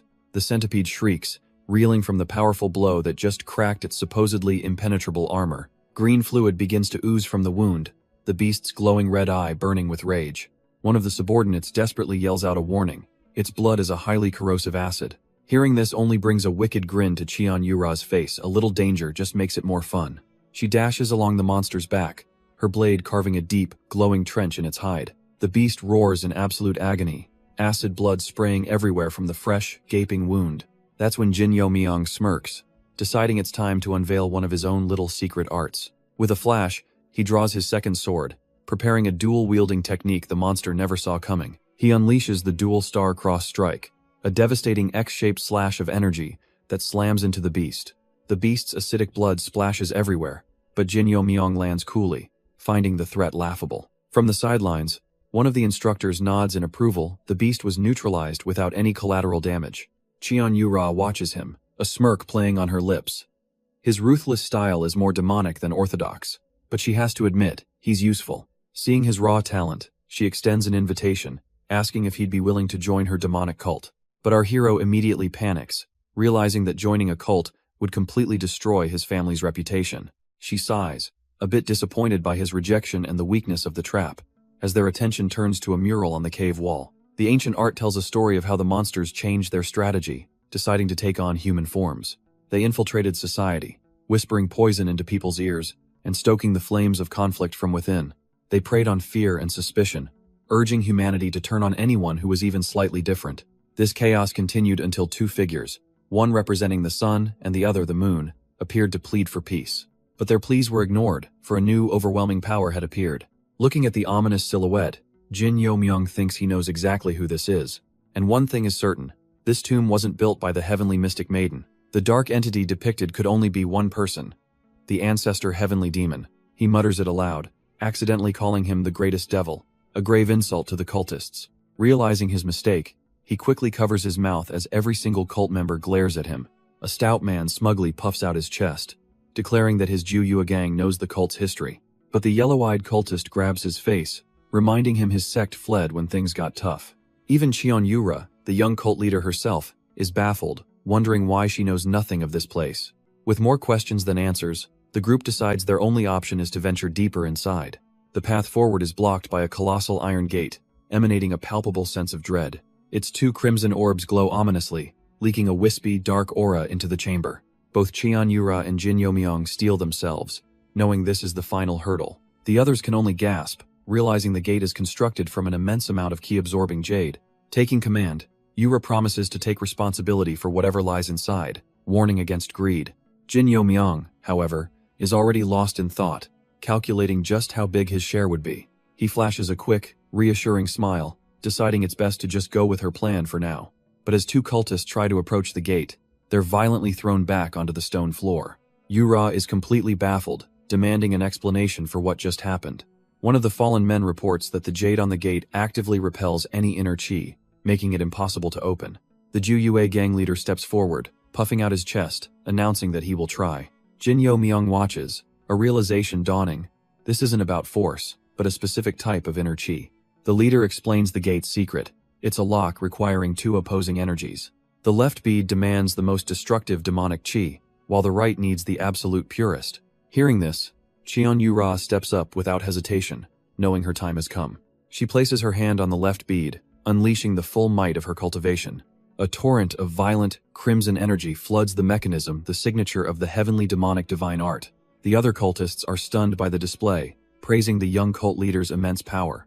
With the first lock glowing ominously, a new, more dangerous question hangs in the air. What technique could possibly generate a purer demonic chi than the art of the heavenly demon himself? And of course, the leader of the Ju-Yua gang steps up, puffing out his chest and claiming his arts are the purest. A female disciple agrees to give it a shot first, ready to channel her energy. But the moment she touches it, a violent backlash sends her flying with a scream. The eye patch instructor tries to add his own power, only to be blasted back by the gate's defense. Then the yellow-eyed cultist makes her attempt, gritting her teeth as a sharp shock repels her hand. Even Cheon Yura herself is rejected, her own refined demonic energy deflected with ease. The group is left in disarray, some of them knocked to the floor. Had they really failed to meet the conditions? The once confident Ju-Yua gang leader is now on his knees, tearfully apologizing for his weakness. Everyone else just stares, dumbfounded and completely out of options. But just as despair settles in, a single, pale hand reaches for the glowing purple orb. It's Jin Yo-myung's turn, and as his fingers make contact, the ancient doors begin to rumble and grind open. He turns back with a smug little smile, revealing that it's not about power, but purity. His heaven-soaring art was the key. Cheon Yura can't believe it. Her own technique is one of the cult's top 10. How could it possibly be insufficient? But he has no time for her shock, grabbing his companions and pulling them forward as the gate activates. The rest of the group is violently yanked through the portal, their faces contorting from the disorienting spatial shift. They find themselves in a cavernous chamber far deeper than before, stunned by the incredible technique that brought them here. To test the strange new area, Jin Yo-myung casually flicks a wave of sword chi up towards the ceiling. But the slash vanishes without a sound, proving this isn't some simple illusion they're trapped in. He explains that this is a higher-level distortion, then points towards a faint light in the cavern's depths. There, gleaming in the darkness, is a massive golden altar, the true objective hidden within this impossible space. The sight of glittering gold immediately awakens their greed, with Cheon Yura eager to secure the treasure. The Ju gang leader agrees, convinced they've finally reached the core of the ancient relic. But as he rushes forward, a strange sense of unease creeps in. The gold isn't getting any closer. One of the other members confirms it, smacking face first into an invisible, shimmering barrier. Suddenly, an ethereal voice echoes from the void, explaining that this entire location is a false trap. Qian Yura and her companions spin around, on guard, as the voice expresses surprise they weren't caught. The mysterious speaker seems intrigued, wondering if they're worthy of meeting the next condition. Her voice then lays down the law. Only those under the age of 30 are permitted to approach the altar. She clarifies that anyone older simply cannot obtain the arrangement hidden within. Jin Yomyong and his 3 young companions step forward, leaving the others behind as the voice wonders how 4 of them passed the initial gate. The woman's ethereal voice then makes a curious observation. The 2 of them must be a couple. Jin Yomyong and Cheon Yura turn to each other, completely taken aback by the assumption. Cheon Yura quickly looks away, a flicker of embarrassment on her face. The guardian seems to sense their confusion, asking if she was perhaps mistaken. She explains that since she and the original Cheon Gege were lovers, she assumed their successors would be too. The sharp-eyed cultist with Jin Yomyong finally puts the pieces together, asking if she's the legendary Jutian Shuanu Rangrang. The woman smiles faintly, chiding them for coming here with so little information but confirming her alias. Her real name, she reveals, is Yu Chao, and she is the last survivor of the Heaven Abiding Yu clan, a name that sends a shockwave through the group. With a soft touch, she descends to the ground, confirming the unbelievable truth. She proudly claims her heritage as the descendant of Yu Zhan, the disciple who supposedly committed treason. She recounts the history of the great clans founded by the ancestors, ending with her own, the Heaven Abiding Yu clan. Qian Yura is visibly repulsed, finding it hard to believe this place was created by a traitor. Yu Chao simply smiles, suggesting the young woman hasn't heard the real story yet, perhaps due to her age. Her gaze then fixes on Jin Yomyong, questioning how he seems to know at least some of the truth. His sharp-eyed companion quickly tries to correct her, insisting he's from the Demon Heaven Jin clan. Amused, Yu Chao notes a peculiar darkness in the cultist's heart, before pointing out the contradiction. The other companions cringe as she observes that Jin's build is far too small for a Jin clan member. Instead, she feels the undeniable presence of the Dark Heaven Divine Art, a technique she herself left behind. With her suspicions mounting, she cuts straight to the point, asking about his relationship with the second heavenly demon. With a sly smile, Yu Chao drops a bombshell. She wasn't just his rival, she was his lover. Cheon Yura can only stare, confirming the rumors of her disappearance but demanding how Jin could possibly know such things. But Yu Chao isn't done, adding that she was also the third heaven lord of the Heaven Defying Association. The name alone sends a jolt of pure terror through Cheon Yura and her companion. She explains the murals depict their origins, an organization with 10 lords, 2 of whom are currently inside these very ruins. This entire complex arrangement, she reveals, is to deal with the great heaven lord and an evil spirit yet to be born, an entity of pure darkness, foretold to be powerful enough to revert the entire world back to a chaotic, ancient era. As torches flare to life, she warns that her time is short, as the other 2 lords are approaching. She gestures to the heart of the chamber. The demonic spirit soul weaving chi, flowing formation. The raw demonic energy is so immense that Jin's companions can barely breathe, a terrifying but unparalleled opportunity. Yu Chao offers them this immense power with a sly, chilling condition. If you can survive it. The pressure is crushing, yet Jin feels his entire body overflowing with raw, untamed strength. His eyes narrow with grim determination. It's a simple choice now, get stronger or die. With a bright, almost cruel smile, she raises her sword and declares that the trial begins now. But panic grips Cheon Yura, who cries out that she isn't a demonic arts user. Outside, a terrifying surge of demonic energy erupts, and the instructor realizes his grave mistake.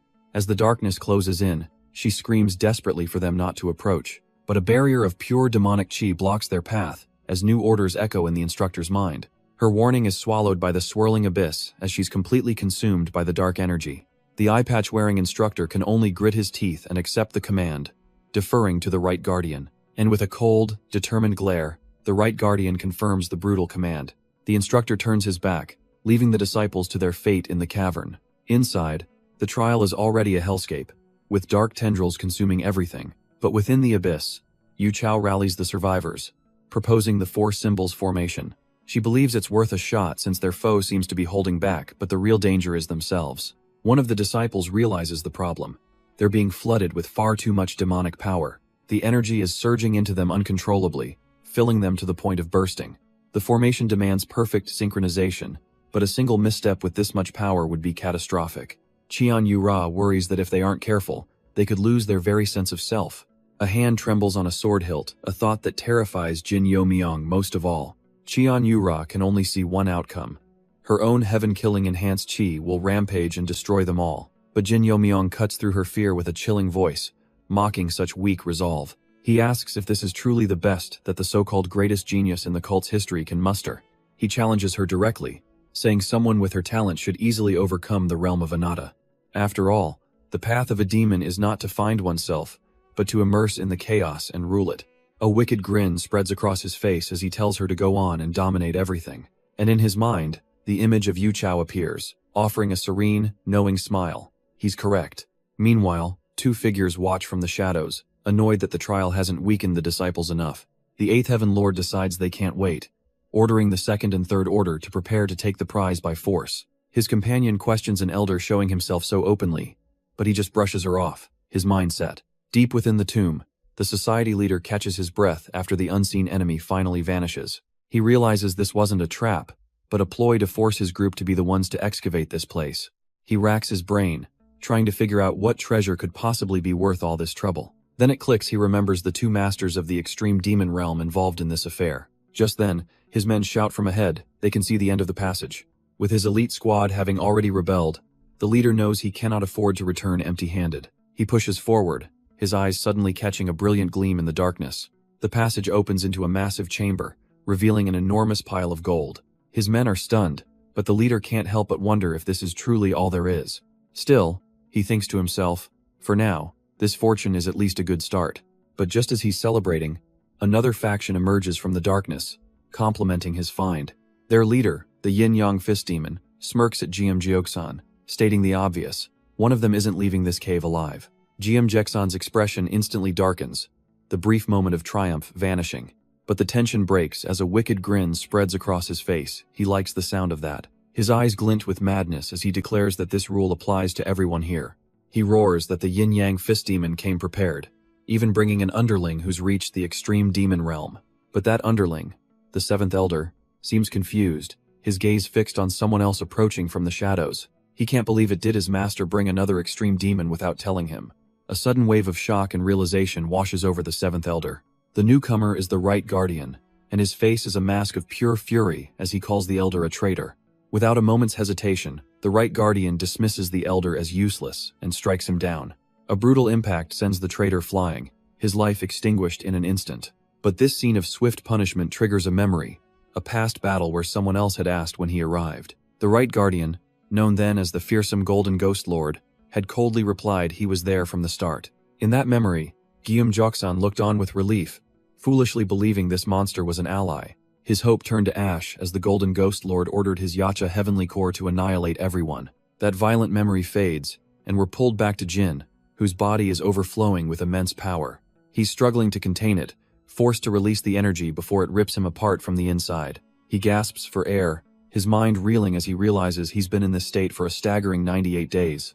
A serene voice cuts through the pain as Yu Chao appears, reassuring him that time flows differently here. Jin can't believe it, an enchantment that bends time itself, but Yu Chao simply reminds him that this is a heavenly encounter. But even with such an opportunity, one of his companions whispers to the other, worried if their friend will be alright.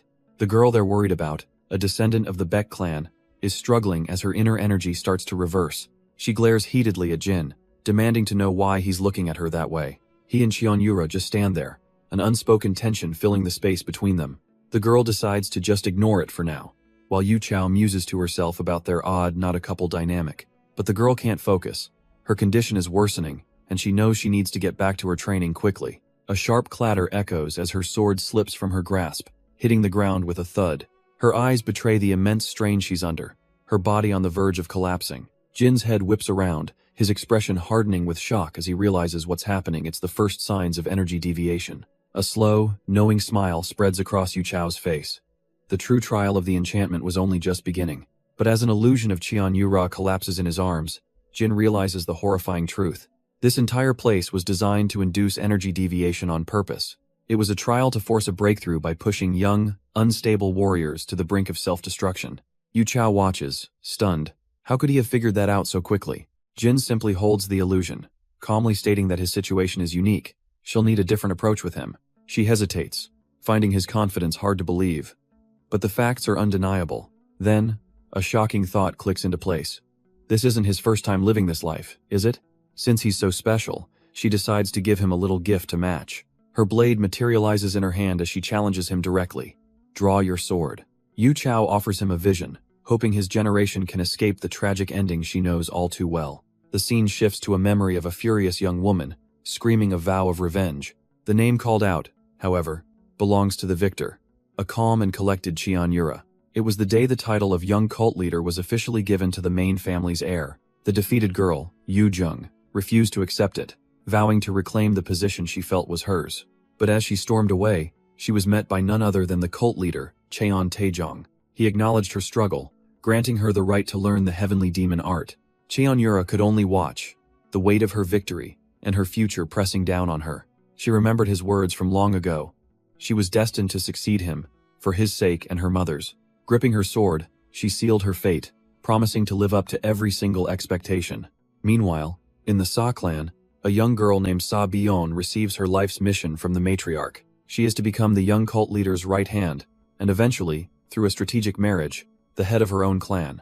Kneeling, she clenches her fists, a dark thought crossing her mind. She knows she's more talented than her brothers, so what if she simply killed them all to secure her place? But she dismisses the bloody thought, for now, and obediently accepts her matriarch's command. Later, she presents herself to Cheon Yura, pledging to become her loyal hands and feet, a stepping stone for her ambition. Cheon Yura notes the Sa clan's reputation for producing powerful female leaders, and asks if she also holds such aspirations. Thinking it's a test of her spirit, Sa Bion looks her straight in the eye and confirms her ambition to become matriarch. Cheon Yura smiles, agreeing that such ambition is absolutely necessary for her maid. The words hang in the air, and for the first time, the ever-composed Sa Bion is utterly stunned. Cheon Yura once promised her a grand future where they would rule together as matriarch and cult leader. To Sa Bion, it felt like sunlight, and she happily pledged to become the shadow to that light. But everything changed when Yura locked herself away, dedicating herself solely to the demonic arts. The warmth was gone, replaced by a cold formality that Sa Bion couldn't help but notice. She even recalls Yura's ideal partner being not a lover, but a warrior strong enough to endure her techniques. And it was around that time that such a man finally appeared in her life. The scene cuts away to a lone survivor, a red-haired woman, collapsing in a desolate landscape. Her bloody hand scrapes the dirt as the devastating news echoes in her mind. The Nether King squad was annihilated. Despair washes over her as she questions if they were ever anything more than disposable pieces. Just as she gives up, a shadow falls over her, a voice questioning her actions. She can barely keep her eyes open, the last dregs of her strength fading away. Looking up, she recognizes an old acquaintance, Senior Biok, but he calmly informs her he now goes by Gu Chill. Even on the brink of death, she can't help but find the name ridiculous, a thought he seems to catch immediately. He cuts straight to the point, confirming he witnessed the entire massacre of her subordinates. Defeated, but not broken, she challenges him to finish the job if that's what he came for. But his intentions are the complete opposite of what she expects. He offers her a path to survival. Surrender and speak to his young master, and her life will be spared. But she rises, hand gripping her blade, declaring that vengeance is the only thing keeping her alive. Gu Chill scoffs at the futility of her struggle, but she counters that the hopeless situation itself is what's strange. He holds up a lit signal, posing a chilling question. If everyone knew this was a suicide mission, why did none of them flee? He can't believe it, mockingly asking if she still thinks she has a chance to win. With a smirk and a flash of orange light, she confirms that she absolutely does. Gu Chill's expression shifts to alarm. Her presence means his master must be here too. She knows exactly what he's thinking, adding that their target must also be nearby as her body begins to crack and twist. Her arm contorts into a monstrous claw, revealing she joined this organization for one reason. It offered the best possible shot at revenge, a sight that brings tears of terror to Gu Chill's eyes. Looming over him as a grotesque shadow, she declares this is the power of a god, a terrifying transformation that her people call an awakening. He stammers, asking if she can even turn back, but she admits she is not a suitable vessel for this power. The transformation is unstable, and she laments that she wanted to save this strength for the bastard she truly despises. But Gu Chill steels himself, deciding that as a former comrade, he'll be the one to personally put her down. Her bloodshot eyes just glare back, completely devoid of her former self. She mockingly asks if he even stands a chance, as her monstrous arm whips through the air. He raises his blade to defend, but the impact is absolutely devastating. The force of the blow sends him reeling, blood spewing from his lips. His body is instantly crushed, shattering under the sheer, unholy power. Looking down at the remains, she muses that if she's this strong, the real masters must be gods. But from the darkness, the true Guchil observes. Identifying the technique his clone just used, the monster turns in pure shock, realizing she just fell for a feint that was only a clone. Furious, she roars that it changes nothing and smashes the second figure into oblivion. But her bloodshot eyes widen in disbelief. It was another clone. From the darkness above, Guchil's voice drifts down, reminding her of his technique. With the lesson over, he makes his move, leaping from the shadows. Her mind finally catches up, registering the true threat descending upon her. He plummets towards her, sword held high for a clean, decisive strike. The blade flashes, carving through her monstrous form with a sickening slice. A piercing shriek echoes through the cavern as her arm is severed from her body. The source of her newfound power flops uselessly to the ground. Guchil grimaces, a fresh wound on his own shoulder, regretting he couldn't grant her a painless death. Even as he falls back, her voice echoes, mockingly praising his flawless sword energy. Guchil's expression hardens. The situation is spiraling out of his control. She cackles from the shadows, reminding him that this is the power of a god he's facing. A furious storm of dark tendrils erupts from her, lashing out to overwhelm him. He desperately blocks the onslaught, realizing he'll be torn to shreds at this rate. The cavern floor cracks and shatters from the sheer force of her demonic power. She demands he hand over his head, but he steels himself, ready to risk his life to survive. Suddenly, a calm, unfamiliar voice calls his name from the darkness. A blur of motion streaks past him, catching him completely off guard. He looks up to see the redhead's shadowy form struck from above, her attack cut short in utter confusion. And as that battle pauses, elsewhere, another young master is called onto a bloody stage.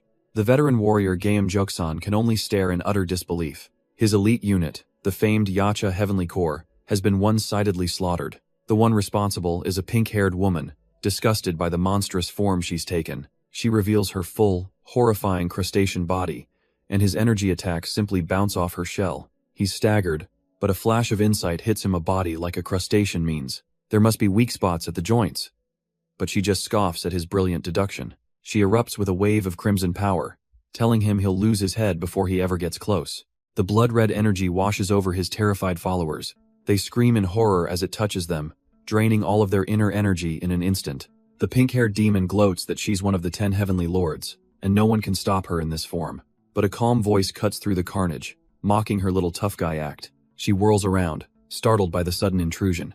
Her eyes widen in complete and utter shock. Walking through the battlefield are 3 elegant women, the famed 3 beauties of the Tang clan. All at once, the monster's murderous intent vanishes, replaced by a sudden, comical infatuation. She flashes a drooling, charming smile, telling the ladies to stay back while she handles things.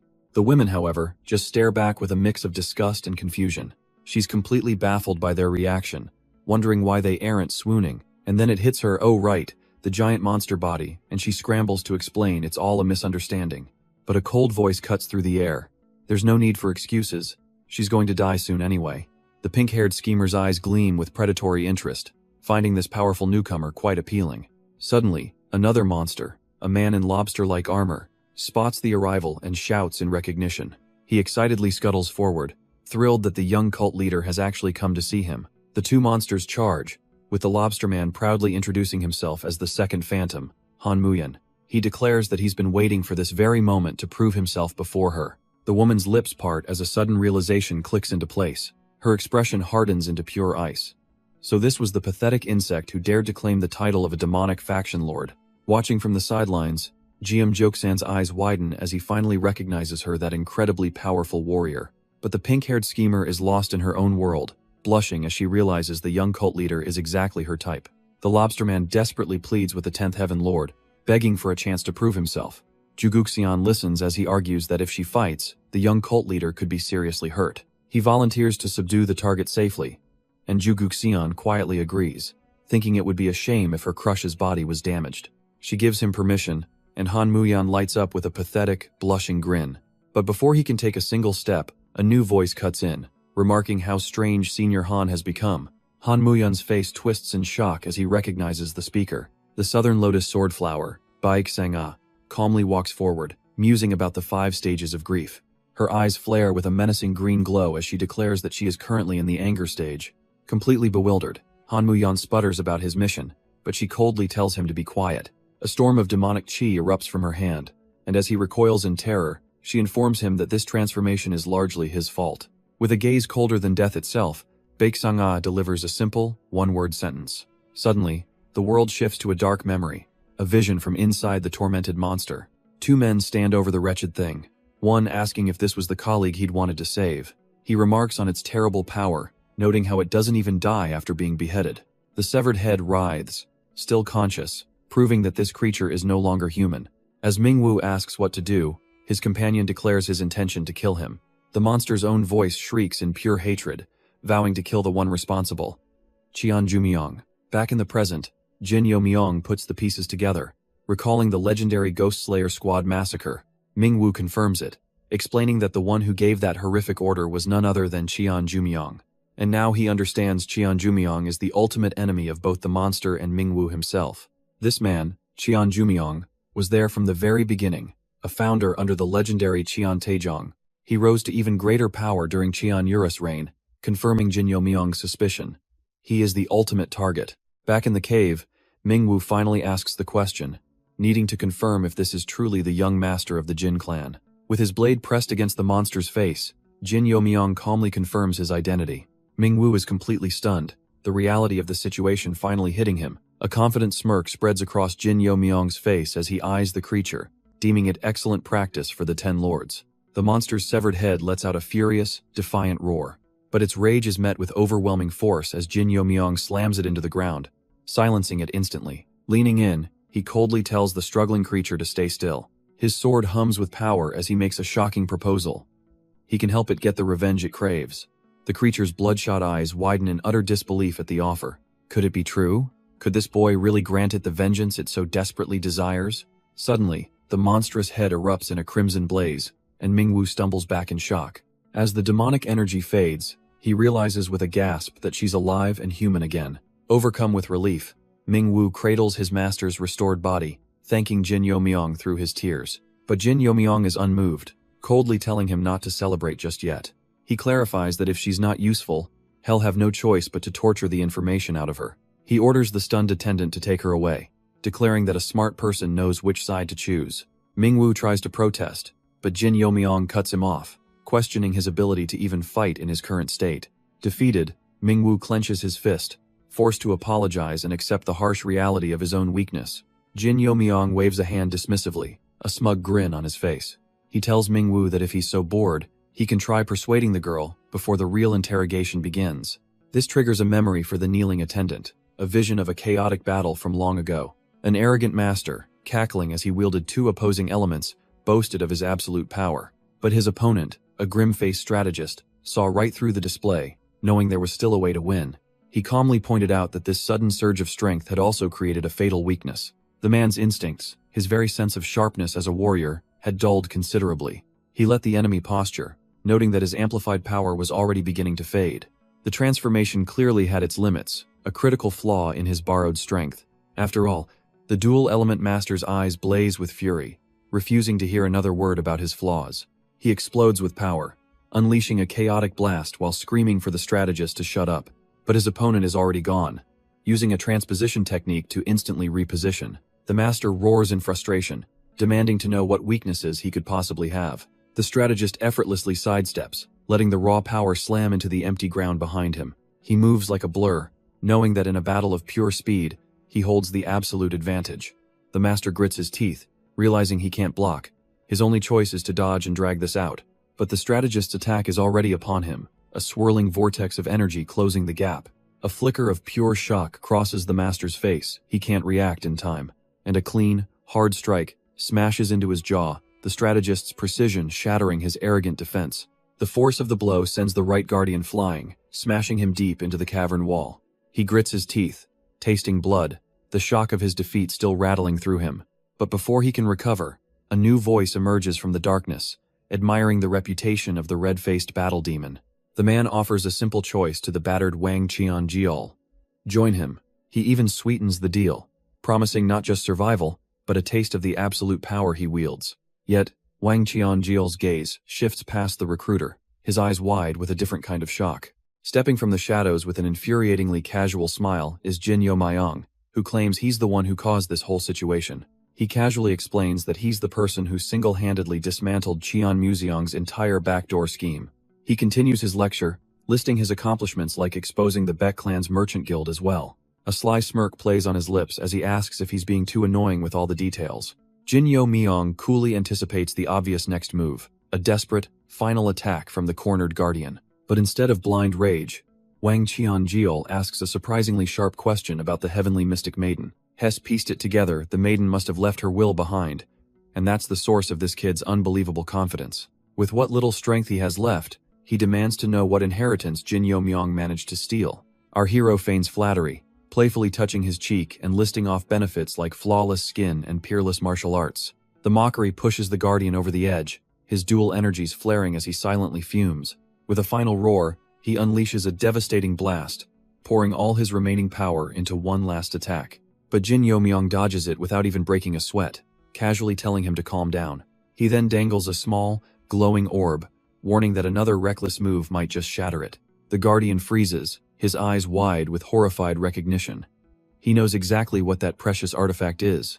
With a flick of his finger, Jinyo Myong effortlessly deflects the man's final, desperate blast. He flashes a smug grin, dangling the small pearl ornament right in front of his face. The guardian can only gasp for air, his mind reeling as he finally recognizes the sacred item. Jinyo Myong reveals its name, the key of the sacred spirit, a treasure the heaven, defying society has been desperately seeking. The guardian's tone shifts from rage to desperation, begging Jinyo Myong to name his price.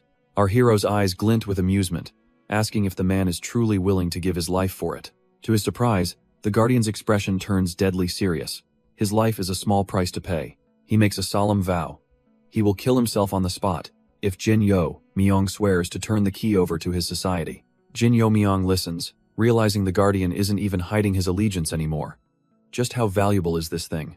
He thinks to himself that without witnesses, he could just lie and walk away. But now he has to play this game for real. The battered strategist glares, his mind made up if he kills the traitor here and now, this will all be over.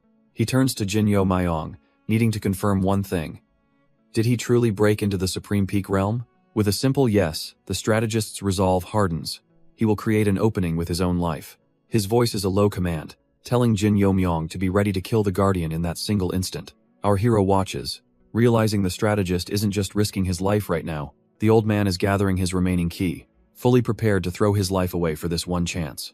But Jinyo Myong steps forward, calmly telling the right guardian there's no need for such a dramatic sacrifice. The strategist is aghast. Does this kid even know who he's up against? But Jinyo Myong just waves him off with a smile. He gives the old man a look of absolute confidence, telling him to just watch and think about retirement. The strategist simply watches, his face a mask of grim determination. The right guardian scoffs, seeing not a threat, but a delivery service for the Jade Celestial Divine Sword. A twisted grin spreads across his face. He can't believe his luck.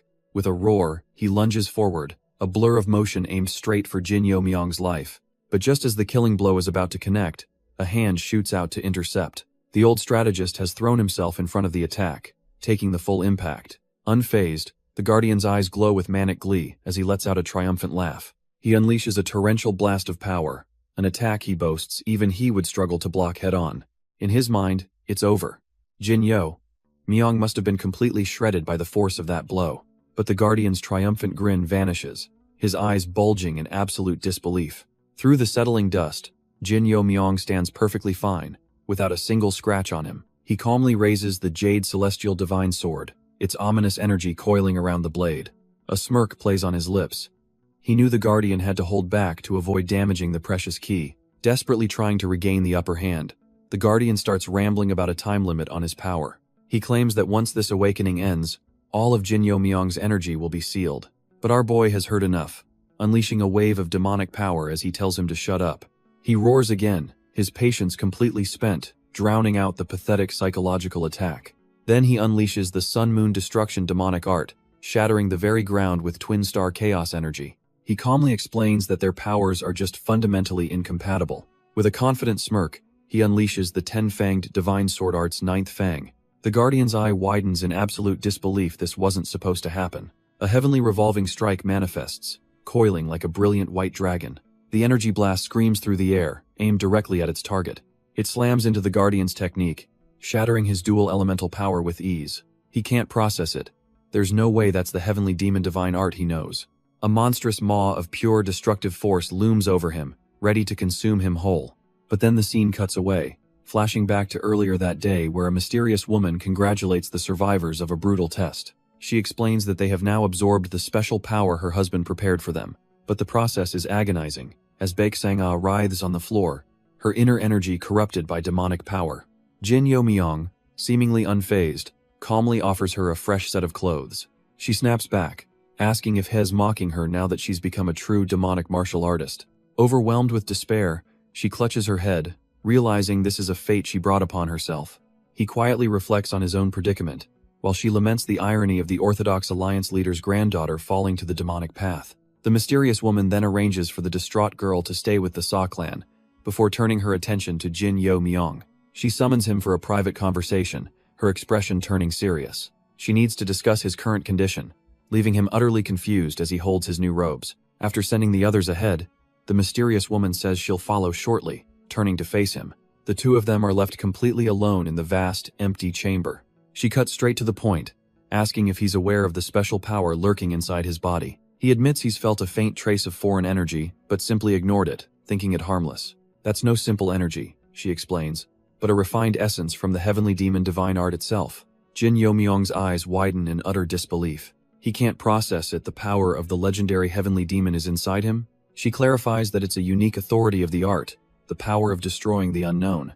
An incredible ability, she continues, capable of destroying any evil, especially powers from the mythic age. With a finger to her lips, she warns him to keep this a secret until he's strong enough, promising the power will grow with him. She offers a tantalizing prophecy. If he reaches the pinnacle, an age of 2 heavenly demons may arrive.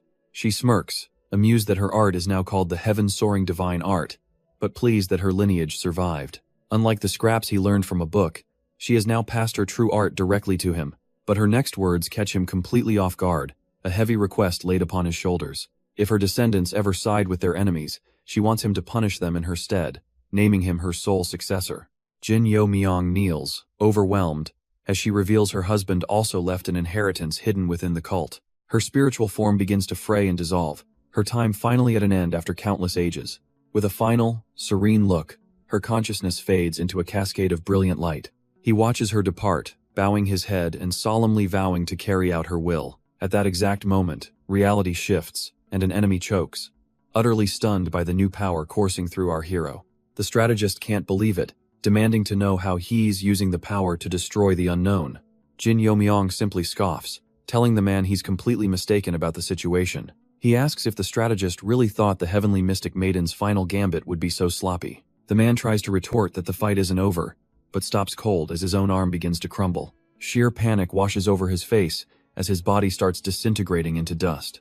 Jin Yo-myung explains the true purpose of the art: to destroy the yin-yang fist demon's energy core. Freed from his binds, Wang Qianjiao vows to repay the favor, but our hero just smirks, promising to collect with interest. The strategist begs for his life as the right guardian closes in, ready to settle the score. With that mess handled, Jin Yo-myung turns his thoughts to the next opponent, the famed lustful lord. He feels a slight tremor of nerves, remembering this man was a legendary figure even in his previous life. The battered strategist offers to die as a meat shield, his last shred of usefulness. But Jin Yo-myung coldly denies him, ordering him to take the right guardian and get out. He explains with a confident smirk that in his current state, Wang Qianjiao would only be a liability. Besides, he's already made arrangements, with his own people waiting to secure their escape. The strategist has a chilling realization. If Jin Yo-myung actually wins this, it could unravel a massive conspiracy. He looks at the young man with newfound respect, admitting he never truly trusted him until now. But after seeing this display, he's convinced Jin Yo-myung is the only one worthy of becoming the faction lord. With a final plea to protect the young cult leader, he hoists the unconscious guardian and departs. Jin Yo-myung is left alone, pondering the man's cryptic warning about overturning the cult leader's will. Meanwhile, the battle against the lustful lord rages on, and Juguxian is sent flying by a vicious strike. Baek Sang-ah unleashes a flurry of vicious strikes, her green eyes glowing with contempt. The lustful lord is ripped apart, defiantly screaming that she won't die to a nobody. Baek Sang-ah effortlessly dodges, mocking the demon for having such big dreams. Her eyes narrow with chilling finality. She's decided it's time for this to end. She unleashes a maelstrom of dark, razor-sharp energy. The lustful lord is caught helpless in the storm, her body being torn to shreds. The attack is relentless, a whirlwind of pure, destructive power. Staring down the blade, the demon can only wonder what kind of monster she's facing. But before Baek Sang-ah can finish the job, a swordsman suddenly appears, blocking her path. He explains coolly that his one and only mission is to protect the young lady behind him. He tightens his grip on his sword, ready to give his life, muttering how much he despises the demonic cult. Baek Sang-ah looks on with tired disdain, remarking how easily people like him talk of death. The scene flashes back to a tense meeting, where a younger Jin Yo-myung has just arrived, noting the complicated air. From the darkness, the monstrous, lustful lord watches them, her eyes locking onto Han Muye. Jin Yo-myung calmly turns his head, his piercing gaze meeting the uninvited guest. The demon explodes with fury, demanding to know what right he has to sit so casually next to the young cult leader. She shrieks that his answer will determine whether he gets a painless death or is torn limb from limb. But Jin Yo-myung is utterly unfazed, simply labeling her a complete lunatic in his mind. A faint, almost mocking smile touches his lips as he offers to enlighten her about their relationship.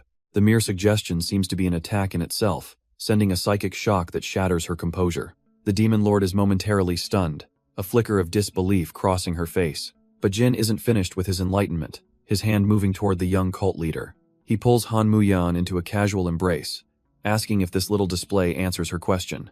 She whispers, asking what he thinks he's doing, and he calmly explains he's just acting rudely to provoke their audience. Her red eyes narrow in thought, weighing his audacious gambit. A silent decision is made. If they're going to start something, they might as well do it properly. With her unspoken consent, Jin pulls her even closer. A silent pact formed between them. She leans into him, fully committing to the provocative act. They present a united, intimate front, a perfect picture of defiance for their unhinged spectator.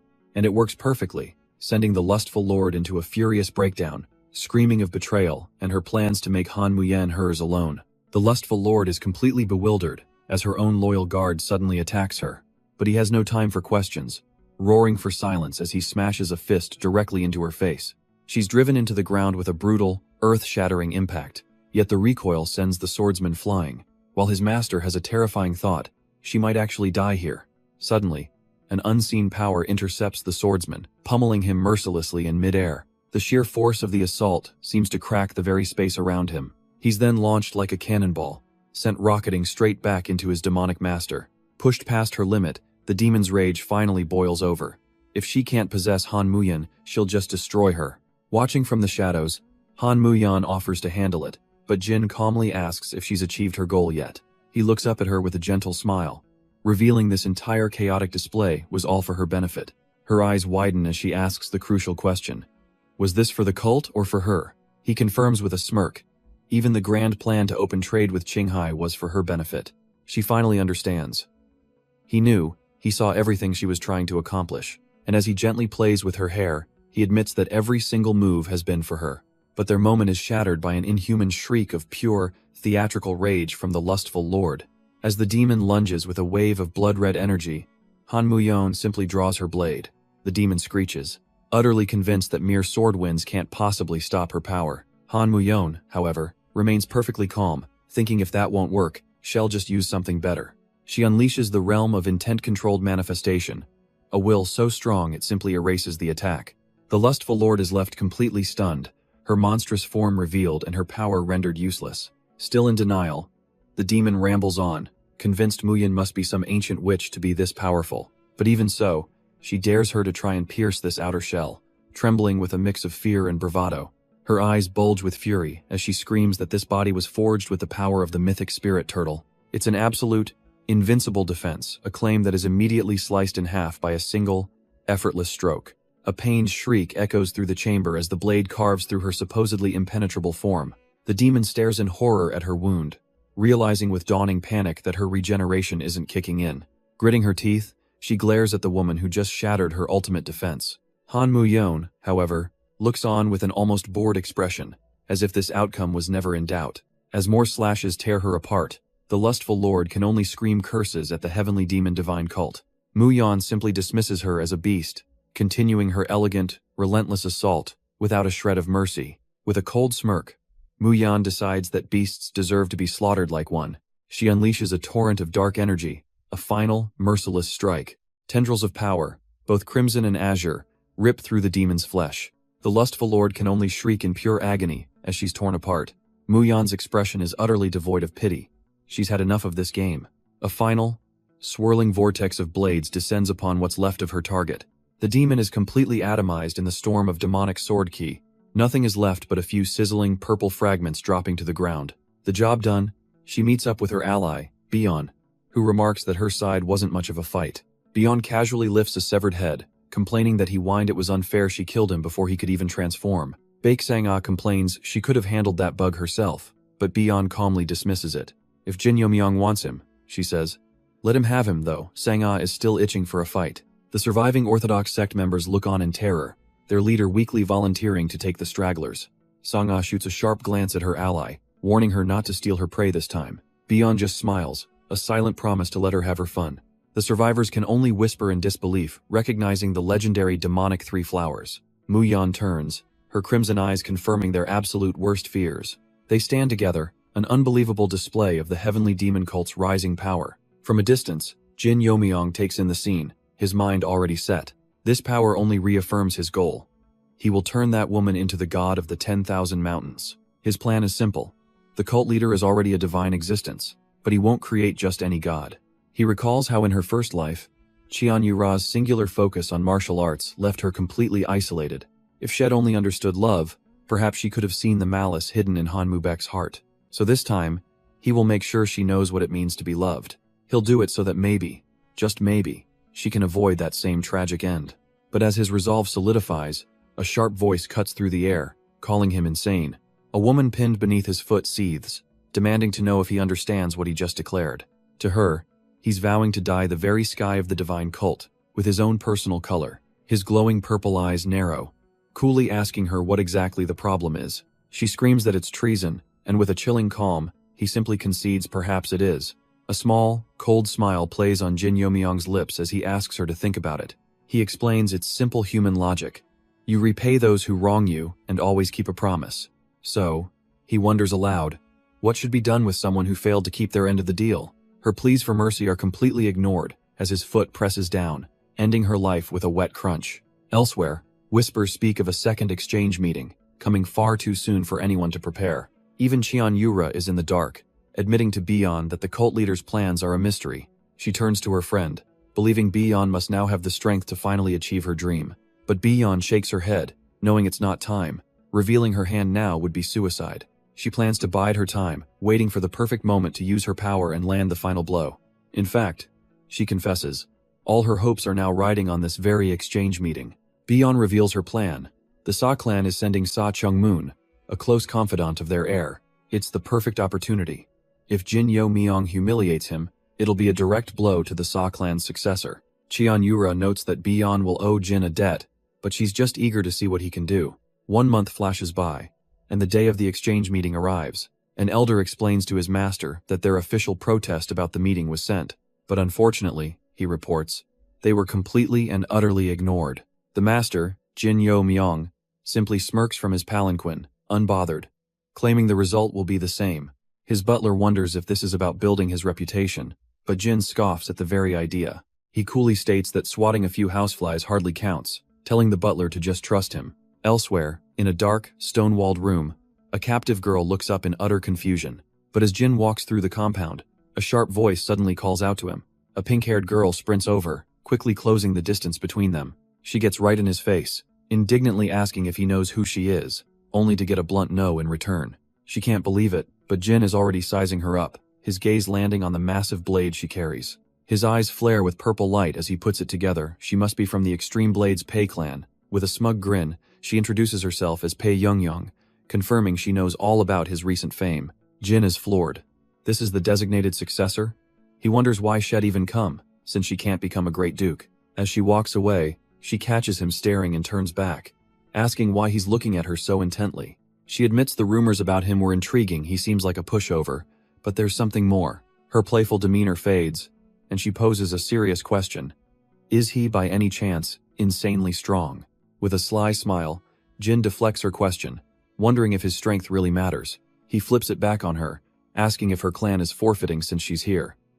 She scoffs, claiming she only came because she's interested in him. Her eyes light up as she admits she's heard the rumors about the young cult leader's power. She then gets to the real point, asking his opinion on the legendary Blade King, one of the 5 kings and 4 supremes. Jin sees right through her. Getting on the Pei clan's good side is surprisingly simple.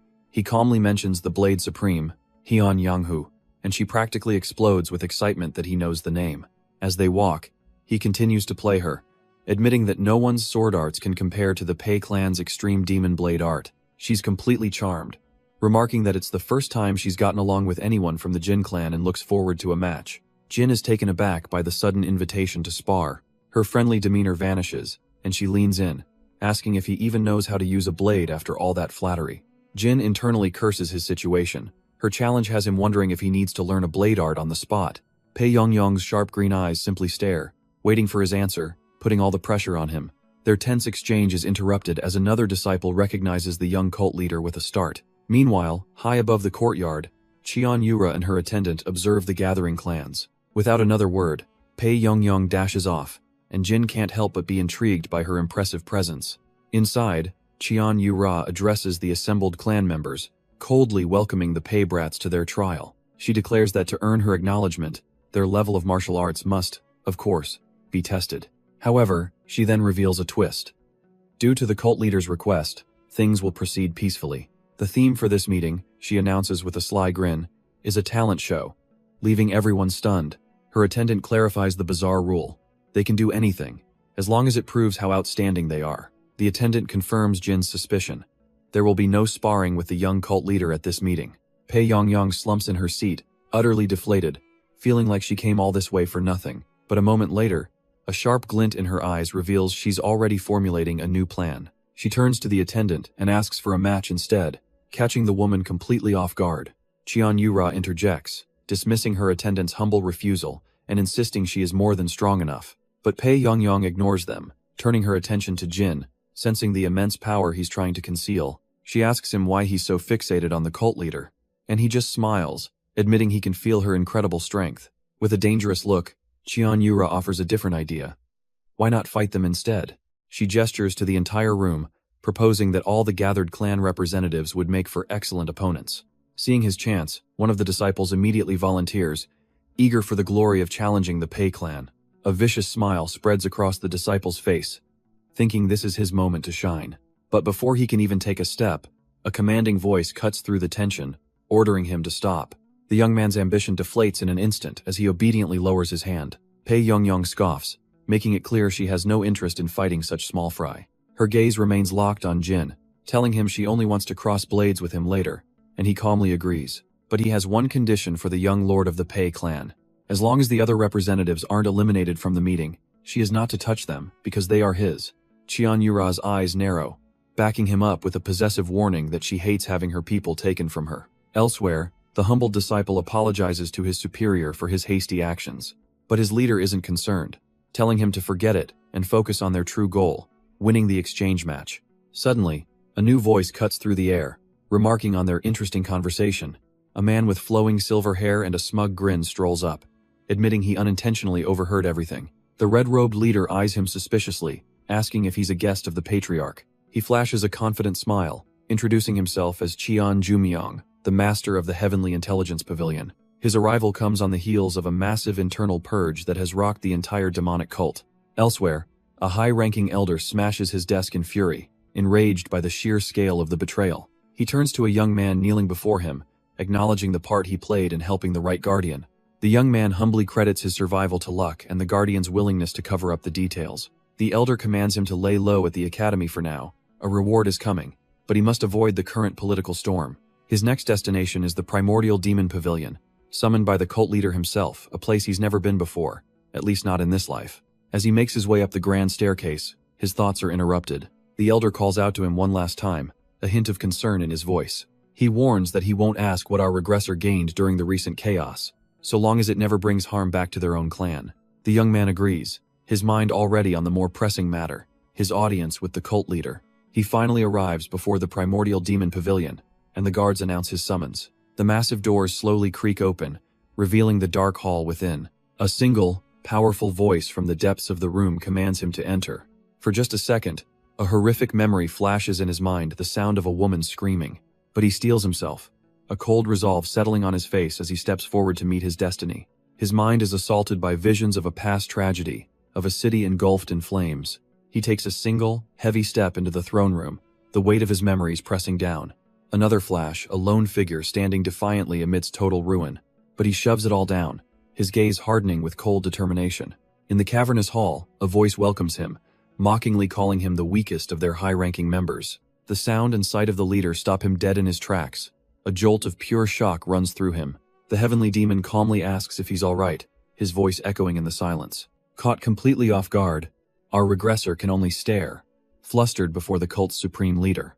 He quickly regains his senses, dropping to a knee to pay his respects to the heavenly demon. But the leader cuts right through the formalities, asking if he is truly the one who defeated the seventh elder. Jin plays it humble, claiming the right guardian did most of the work and he just landed the final blow. But the heavenly demon isn't having it. A soul-crushing pressure slams down, demanding the real story. Forced to the floor, Jin trembles, realizing why the heaven-defying society stays hidden. Their power is monstrous. He can't even think of resisting the overwhelming presence. So this is the true might of the heavenly demon. The leader watches him struggle for a moment, then calmly notes that he has certainly grown stronger. As the pressure finally lifts, Jin gasps for air, and the heavenly demon suggests they resume their talk. After Jin recounts the entire ordeal with the enchantment, the leader turns away, simply stating that he now understands what happened. Jin is baffled. He expected suspicion, not acceptance. The heavenly demon then asks what he knows about the enchantment he received. He reveals its true purpose, a trial that grants the wielder the literal power to subjugate demons. The heavenly demon explains the true gravity of what just happened. Jin realizes he didn't just survive a trial, he experienced half of the Cheon-il Academy's original teachings. With that, the leader tells him to rest, leaving Jin completely baffled by the sudden dismissal. Noticing his hesitation, the heavenly demon turns, asking if there's something else on his mind. Jin finally voices his deepest concern. He was afraid the leader would be furious about him learning a rival clan's arts, but the leader waves it off, claiming he has little interest in the heaven-defying clan's inheritance. He even adds that since Yura benefited from it in the past, there's absolutely no reason for him to be offended. As the conversation seems to conclude, Jin musters the courage to ask one final, critical question. The leader sighs, remarking that he's certainly full of questions tonight. But Jin's eyes are deadly serious, his focus locked entirely on the cult leader before him. He asks a question that cuts to the very core of the heavenly demon's existence. Must an absolute supreme be absolutely alone? The response is not words, but a wave of crushing pressure that slams Jin to the floor, the leader's silhouette radiating pure menace. The heavenly demon remarks that Jin's instincts are sharp, so sharp, in fact, that it's irritating. All of Jin's fears flash through his mind: the desolate pavilion, Yura's tragic smile, and the guardian's final words. Despite the insolence, the leader seems to sense the weight behind the question and decides he will answer. His confirmation is simple and devastating. Yes, that's correct, shattering Jin's world. The weight of that truth leaves him utterly broken, a small figure sprawled in the vast, empty hall. Suddenly, a new voice cuts through the silence, lightly mocking him for not valuing his own life. An elegant figure approaches, asking if he realizes he just stepped over the line between life and death. Jin looks up, acknowledging that he knows he just survived by a hair's breadth. Gathering himself, Jin offers a deep, respectful bow to the woman before him. She is Cheon Yongha, the Grand Elder, and she wants to know what could possibly be worth risking his life for. His answer is simple, delivered with the slightest hint of a smile. It was all because he has someone he likes. Her confusion is immediate, but he clarifies that he is the one who fancies the young cult leader. Jin insists he's being completely serious, much to the elder's bewilderment. He admits Yura isn't most men's type, she's scary and only cares about martial arts. But even so, he asks with a fond smile, "Isn't that what makes her cute?" He continues, describing her emotional depth and clumsy charm, until the flustered elder tells him that's quite enough. But for Jin, this woman is worthy of his respect. She was the only one who stood by Yura to the bitter end. And besides, he muses, where else in the world could he confess his feelings for Cheon Yura so freely? A flashback reveals the core doctrine. The absolute supreme must be utterly solitary. Her father, the cult leader, believed any human emotion was a weakness, an opening to be avoided. Yura's eyes reflect the cold weight of this expectation. For this reason, her father had absolutely no intention of ever pairing her with anyone. The memory slams into Jin, the cruel, isolating reality of the cult's philosophy hitting him all over again. Back in the present, Elder Cheonyunga scoffs at the very idea of love in the heavenly demon divine cult. She notes the terrible timing, someone claiming to care for Yura right when the cult leader's will is firm. Jin lowers his head, explaining that this is exactly why he's come to her, pleading for her help. She questions his motives, asking if becoming the demonic faction lord is his true goal, but he flatly denies it. Jin declares with a smile that his feelings would be the same even if Yura weren't the young cult leader. In fact, he cheekily adds, it might be even better they could meet freely. The elder warns that such words would earn him a death sentence, but Jin knows the cult leader isn't here, casually revealing he's aware of the man's usual whereabouts. This stops Cheonyunga cold. How could he possibly know that? A chilling blue aura erupts from her body. In an instant, spectral snakes of ice coil around Jin, a test from one of the cult's most powerful masters. A bitter frost creeps up his fingers, but he stands firm, enduring an attack that would have frozen a normal martial artist's heart. Impressed, she withdraws her power, stating she can't defy the cult leader, but she can answer a question. She asks him to consider a simple contradiction. Why would a man who refuses to pair Yura ever hold an exchange ceremony? The question hangs in the air, forcing Jin to think. It's a blatant inconsistency he hadn't seen. The elder explains the backdrop. The 6 clan's successors are all vying for power, especially the Ma clan, where 2 brothers are locked in a dirty feud. She continues, explaining that the Sa, Huan, and So clans are also consumed by their own succession battles. With a sharp glint in her eye, she asks him to consider what happens when a new variable is added to this political tinderbox. It all clicks into place for Jin. The chaos, the bloodstorm, it was all part of the cult leader's grand, manipulative design. A scheme to buy Yura time to grow stronger, while letting the other clans weaken themselves. But Jin knows how this story ends, his hand clenching in fury. A catastrophic, garbage plan that was doomed from the start. The elder then drops another bomb. The Heavenly Intelligence Pavilion has made its move, ensuring the chaos won't end soon. That name stops him cold, an unexpected development he hadn't foreseen. Without another word, she tosses him a small wooden object. It's a tag, a token for the Contemplation Heavenly Pavilion, granting him access to one of the 9 demon pavilions. But just as she offers this aid, her eyes narrow, suddenly questioning him about the incident he caused in Qinghai. She calls him out on the rumor that he turned the Orthodox Alliance leader's granddaughter into a demonic practitioner. She notes he can't fully dodge responsibility, but reveals Yura defended him to the cult leader, keeping the story contained for now. But the warning is clear. He needs to find a way to handle this situation, leaving him flustered and at a loss. The scene shifts to a man named Sandojian, who has finally collapsed, weeping over the remains of his fallen kin. He throws himself at Jin's feet, breaking down completely as he begs for a chance at vengeance. His voice cracks with desperation, wanting only to flay the bastards responsible and offer their hides to the dead. Jin listens to this plea, his expression unreadable as he takes in the broken man's request. We get a glimpse into Dojian's life, where even among allies, he's looked down upon by others jockeying for position. One of them smugly claims seniority, declaring their lord chose him first, while Dojian can only sit dejectedly in the background. The bully smirks, asserting his own twisted logic that he is the lord's true left arm and therefore Dojian's senior. One of the other subordinates snaps back, yelling that talk is cheap. The bully just cracks his knuckles, agreeing that in this cult, only the strong survive. With a smug grin, he issues a challenge for all of them to come at him at once. But all this squabbling is just background noise to Jin, who sighs in exhaustion. Just then, Baek Sang-ah quietly sits down beside him, asking what he's doing. A gentle smile spreads across his face.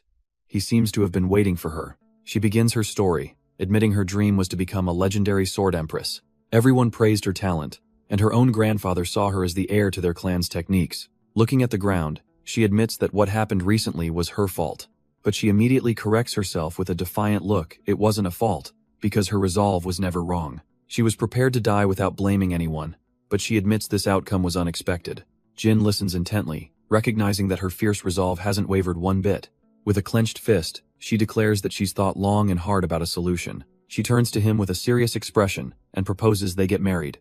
The words send a jolt through Jin, leaving him completely and utterly stunned. Baek Sang-ah begins her explanation. If her demonic energy is framed as a blessing, then as long as her clan doesn't expel her, her dream of becoming the Sword Empress is still alive. She lays out the perfect cover, a political marriage with a demonic practitioner. The logic is sound, but Jin can't help but ask why she chose him for this plan. Her deadpan stare is all the answer he needs, and he immediately wishes he could take the question back. Letting out a sigh, She admits that while she knows he's a top candidate for demonic faction lord, she's desperate and can't afford to be picky, placing a hand on his knee to plead her case. She reminds him that her prestigious Baek clan would be a huge asset, and personally, she wants to help him succeed. But Jin interrupts her with a sly smile, dropping a bombshell. He's truly in love with the young cult leader. The confession leaves Baek Sangha speechless, as he suggests they find a different solution together. Just then, their private conversation is interrupted by one of his subordinates rushing over. Sandojian proudly introduces himself as Jin's left arm and the leader of this group, offering his formal respects. The deadline Jin set has arrived, and his subordinate confirms that 8 people have gathered, ready to follow him. His man quietly wonders if the number is an issue, since it's not a multiple of the traditional 6. When asked if he'll challenge the mainstream immediately, Jin just smirks, telling them to give him some time. Guan Hyunjin notes that news of a second exchange ceremony is already spreading fast. He correctly deduces it's a political move to clear the air after the recent large-scale purge. Still, he worries for Jin, mentioning that the clans he humiliated are sending fresh faces for revenge. But Jin just smiles, completely unbothered, assuring him the outcome won't change one bit. In fact, he declares that anyone from the other 5 clans should give up any hope of returning in one piece. Elsewhere, others are already complaining about the sudden announcement of another ceremony. 2 women walk together, one sighing that she can't understand the cult leader's motives. She tells her companion, Cheon Yura, that she should now have more than enough power to achieve her dream. But Cheon Yura is patient, explaining that if she reveals her true intentions now, her eldest brother's faction will crush her. She plans to wait, biding her time and strength until the perfect moment to drive the final nail in. Her companion is completely baffled by this, unable to see her endgame. Cheon Yura reveals that this time, the Sa clan is sending a new fighter, her eldest brother's most trusted man. She smirks, musing that after Jin deals with him, her companion will owe him a rather significant debt. A month passes, and on the day of the exchange ceremony, the air is thick with tension. The chief butler, Guan Hyunjin, nervously explains that their clan sent an official letter of protest, but their objections were completely ignored, leaving the clan's leadership deeply worried for Jin. Jin, however, simply lounges in his palanquin, utterly unconcerned, saying the result will be the same. He scoffs, telling the butler that what he did before wasn't establishing authority, it was just swatting a few flies. Overwhelmed by his young master's supreme confidence, the butler sends him off with a roaring cheer. But elsewhere, at that very moment, a young woman looks up in absolute shock. As Jin makes his way through the compound, a sharp voice suddenly calls out to him. The woman with pink hair doesn't wait for an answer, immediately rushing right up to him. She gets straight in his face, demanding to know if he recognizes her, but his blank stare says it all. She's utterly flabbergasted. Seriously? With the giant blade on her back, he still doesn't know? The weapon finally jogs his memory that fighting style she must be from the Extreme Blades Pei clan. She smirks, introducing herself as Pei Yongyong, one of the ceremony's participants, and notes that his reputation precedes him. But this only confuses Jin. He knows she's the Pei clan's chosen successor, so why is she here? Noticing his intense stare, she asks him what's got him so lost in thought. She admits the rumors of his sudden change intrigued her, and that he has a strange, almost shabby aura, yet something more. Cutting to the chase, she asks him point blank, is he actually insanely strong? Jin's eyes narrow as he considers her blunt question. He brushes it off with a disarming smile, claiming his own skills don't matter. Instead, he asks why she's here if her clan is forfeiting, but she just grins, admitting she came for him. She's heard tales of the Ma clan's young leader, a prodigy with unrivaled skill, but then she gets to the real point, asking his opinion on the legendary Blade King. A flicker of a smirk crosses Jin's face. He knows this game all too well. He mentions the Blade King by name, and Pei Yongyong's eyes light up, thrilled that he's in the know. He continues, praising her clan's extreme blade art as having more raw power than any other style. Completely charmed, she declares she's looking forward to the day they can finally have a real blade fight. Jin is left speechless, not expecting his smooth talk to lead to a genuine duel. Her smile widens, playfully pressing him. Surely he wasn't all talk about blade techniques, right? Jin's smooth facade crumbles internally. Damn it, does he really have to learn how to use a blade now? Her piercing green eyes bore into him, and for once, our hero is at a complete loss for words.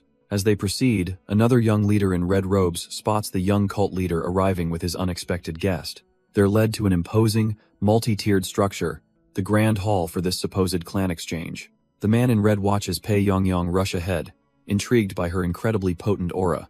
Inside, the heads of the various clans are already assembled as Cheon Yura welcomes the Pei clan. With a stern expression, She announces that their job today is to earn her recognition by proving their strength. However, she clarifies that the cult leader himself requested that things remain peaceful this time.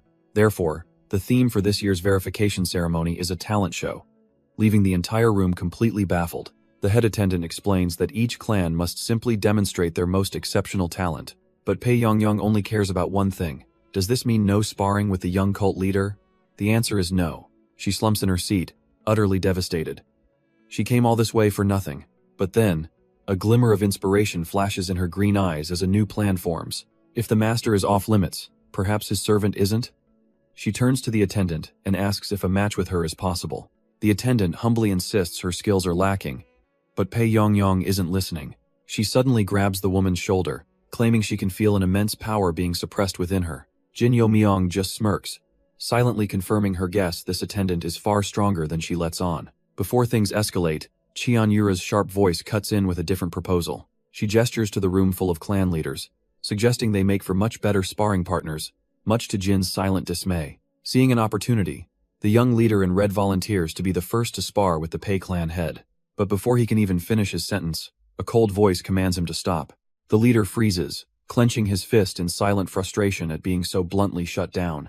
Pei Yongyong couldn't care less, huffing that she has zero interest in anyone else anyway. She turns her gaze solely to Jin Yo-myung, demanding a blade fight later, and he's surprised she still remembers their old promise.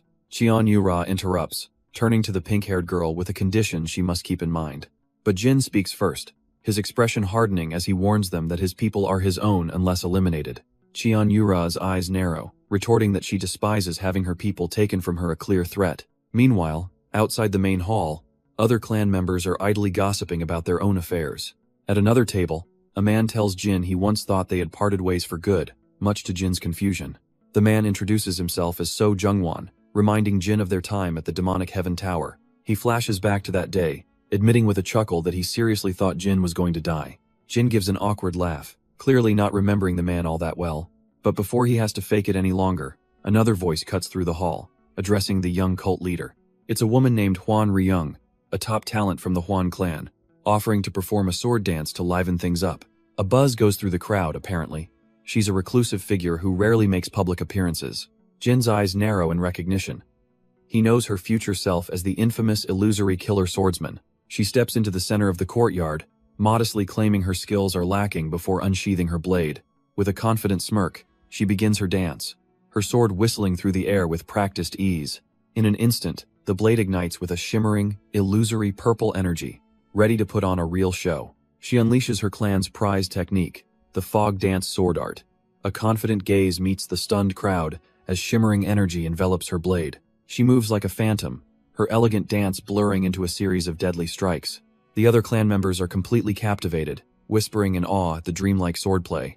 Even So Jungwon, his face beaming, can't help but be impressed by the spectacle. But at the head table, Cheon Yura simply sips her drink, thinking it's nothing special. The performance concludes, and a heavy, expectant silence falls over the main table. Hwan Ryung stands poised, a flicker of annoyance on her face as she waits for the praise she deserves. But then, one of the leaders turns directly to Jin, putting him on the spot. Hwan Ryung whips around. Insulted, is this mere junior really going to evaluate her art? From the main table, Cheon Yura calmly explains why Jin was chosen over everyone else. The reason is simple, and utterly crushing. He's just stronger. With that, Jin rises and walks forward. He introduces himself formally, stating Hela praise her sword art by the young cult leader's command.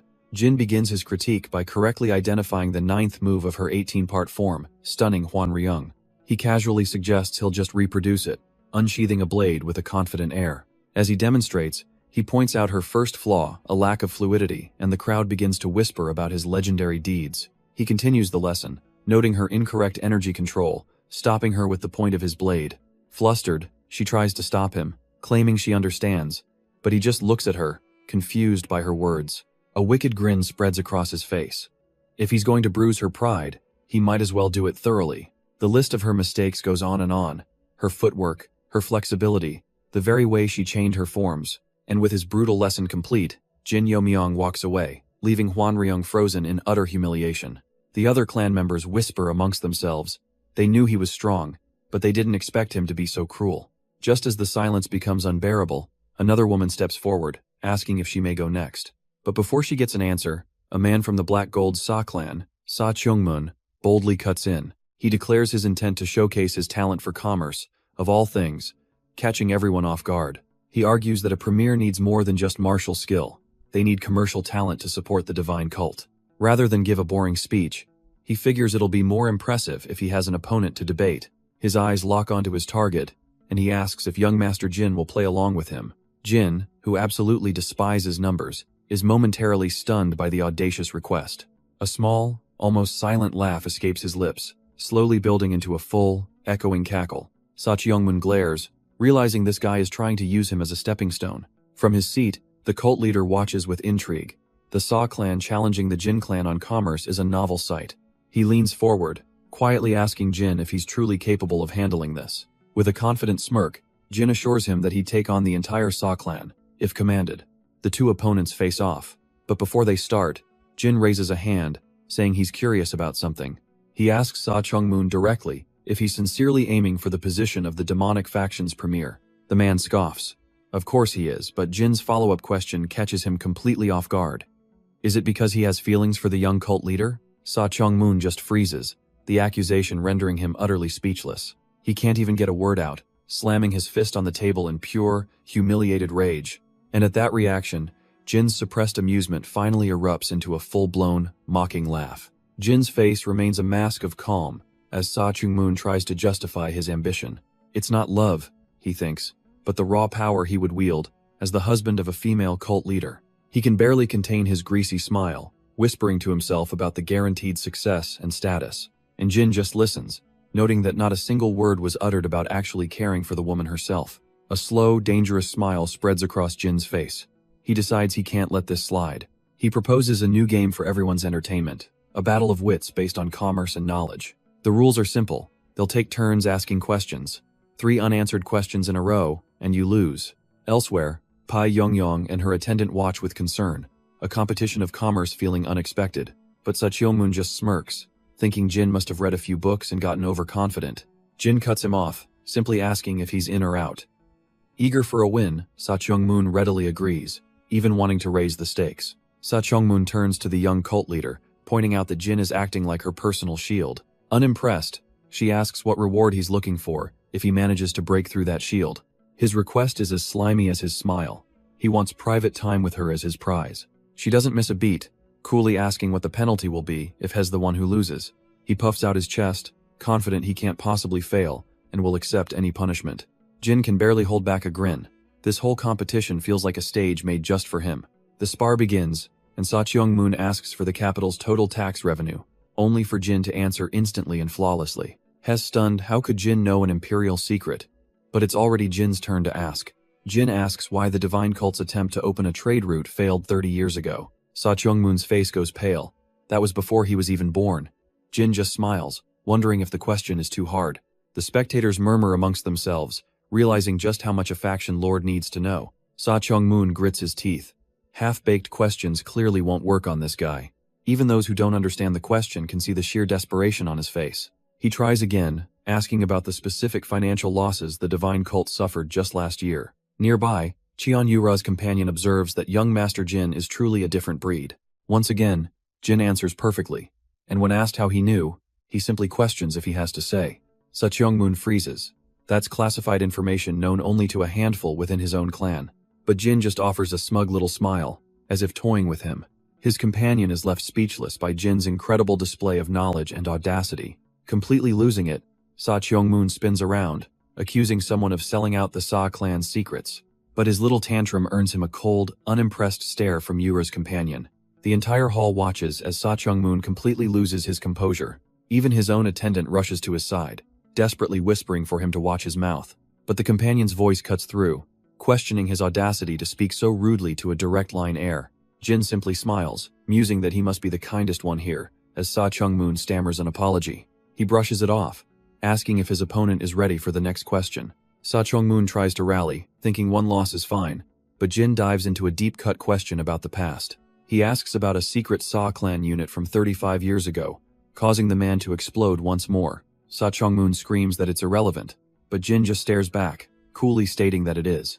And to seal his fate, Cheon Yura's quiet voice agrees, siding completely with Jin. Even the stern companion beside Cheon-yura agrees, confirming the question's absolute relevance. It seems all of Jin's allies are on the same page, leaving his opponent completely isolated. Sa Cheong-moon can only gape in horror, stammering that this whole situation is ridiculous. Backed into a corner, he has no choice but to forfeit yet another question. Hez panicking now.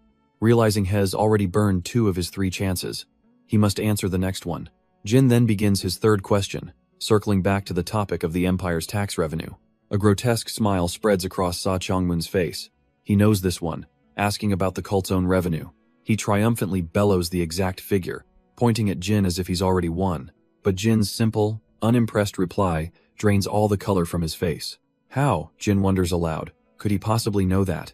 It's a top secret known only to the cult leader himself. Sa Cheong-moon's mind shatters, the weight of the accusation crushing him completely. The implication of treason brings forth a chilling memory of Cheon-yura, ordering the suppression of rebels. His men are instantly surrounded, forced to their knees, screaming their innocence and surrendering unconditionally. And as one scheme collapses, we flash back to the beginning of another, where a young disciple apologizes for his failure. But his master, Cheon-jumeong, simply waves his fan, telling him it's fine given the situation. A sly, unsettling smile spreads across his face as he reminds the boy of the one price for his teachings. He wants him to ensure every other candidate for the young cult leader position fails. Cheon-jumeong gives him a month to perfect his technique, promising him unrivaled power. The disciple's eyes harden with resolve, thinking he could even surpass the famed Jin Yo Myong. He clenches his fist, vowing to train with all his might, a perfect puppet for his manipulative master. Back at the estate, Cheon-yura strolls with Jin, thanking him for his incredible work. She can't help but worry about the immense pressure he'll be under from now on, but he just smiles it off, calmly accepting that this was his fate all along. The word fate seems to strike a chord with her, her red eyes gleaming with thought. She admits she usually dislikes the term, but this time something about it feels different. He clasps his hands, formally addressing her as young cult leader No, as Lady Cheon. He recalls her vow to protect her people, and declares that he is exactly the same.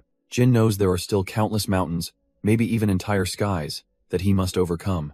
Hearing his resolve, Cheon-yura promises she will never give up either. Then, she turns to him, finally ready to ask a question she's been holding back for a long time. She finally asks him directly, why does he go to such lengths just for her sake? Standing on the bridge, their reflections rippling below, Jin begins to answer, because her breath catches, those crimson eyes wide with shock and anticipation.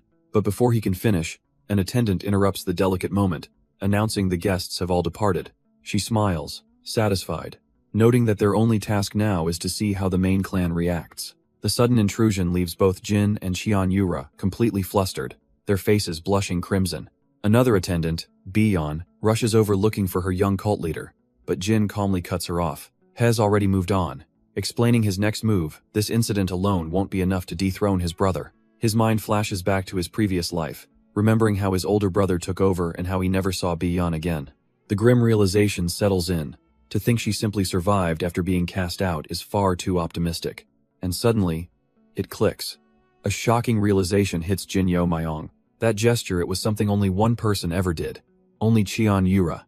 He understands now that Byeon's actions were a quiet way of honoring a childhood friend. Far away, the cult leader is briefed on the day's dramatic events. His intelligence chief, Gwanhyun-jin, reports that the Sa clan is scrambling to disown Sa Cheong-moon's actions. The leader simply strokes his beard, amused, remarking on how useful that young man is. If only he weren't so ambitious, he might have kept him close. Gwanhyun-jin questions this, wondering why they don't just bring such a talent into their fold. But the cult leader gives a stark warning. Never underestimate him. Even the master of intelligence, he says, can be vulnerable to a blade hidden right under the lamp. The cult leader scoffs at his subordinate's unspoken doubt. How could he possibly underestimate that boy? Shifting gears, he asks for an update on their investigation into the Orthodox sects. Gwanhyun-jin reports that the internal purge is flawless, and their enemies are now busy meddling in Anhui province. The leader listens, noting that while chaos on the Orthodox side is useful, he doesn't like that it's on their terms. His intelligence chief asks the critical question, will the divine cult intervene? But the order is to stay the course. Gwanhyun-jin kneels, promising to execute his master's grand design. With a simple command, the spy master is dismissed, bowing deeply as he departs. Alone, the cult leader gazes out at the horizon, lost in his own intricate web of plans. He's confident his scheming will produce the results he wants in the end. but he can't help but wonder if that young man will see through his true intentions this time. The target is the Golden Demonic Emperor, Sa Biwan, the divine cult's former fifth elder. In his past life, he was an arrogant, violent, and thoroughly corrupt man, and a traitor. So when asked for help, Jin Yomyong readily agrees. This scum was on his list anyway. He lays out the plan. Biwan must start moving proactively to get the clan head's attention. Her lack of influence wasn't just due to Sa Biwan, but the clan head's disposition as well. But now, with the clan desperate for help, it's her chance to shine. She must mobilize the black market's network, prove her worth, and monitor Sa Biwan's every move. Biwan promises to be a capable ally, thanking him for taking such a great risk on her behalf. But Jin simply smiles, saying it's only natural to want to help out a friend. The word catches her completely off guard. A friend? To him, that's exactly what they are.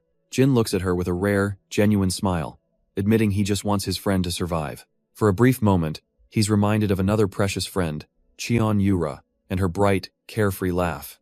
And in that instant, Biwan's eyes widen with understanding, so that's the connection between them. She knows her help alone can't be enough.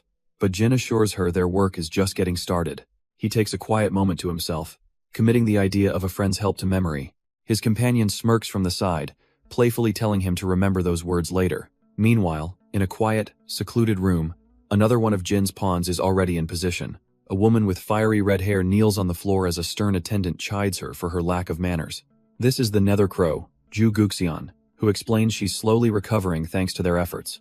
But she's reporting to Jin, who coldly asks if she's ready to lend him the strength to kill 2 specific targets. Jin considers her words, a thoughtful, almost predatory smile on his face. With her head to the floor, Ju Guxian swears that if he grants her revenge, her life is his to command. Her bald attendant, Ming Wu, desperately pleads for the young master to accept the Nether Crow into his service. Jin's smile widens slightly, and he mockingly asks if she truly understands the weight of offering up her life. The room is silent as the two of them remain prostrated before him, awaiting his judgment. Mingwu breaks the silence with a panicked hiss, telling her she's disgracing the Royal Demon Phantom Assassin Corps. But Jin simply tells her she can't throw her life away just yet, not before her revenge is complete. He doesn't expect a new subordinate to die for him, he only demands that she never, ever betray him. She looks up, her eyes burning with conviction, vowing to gladly accept death by his subordinate's hand if she fails. That's the answer he was looking for. A satisfied look crosses his face. For now, her pledge is enough. And with that settled, Jin drops a bombshell on his new subordinate. He's going to rebuild the Nether King squad. He then offers her the position of deputy leader, an honor she can barely comprehend, stammering that it's more than enough. A smirk plays on Jin's lips. This will be his own private force, completely independent of the clan, all thanks to some pocket money he stashed away.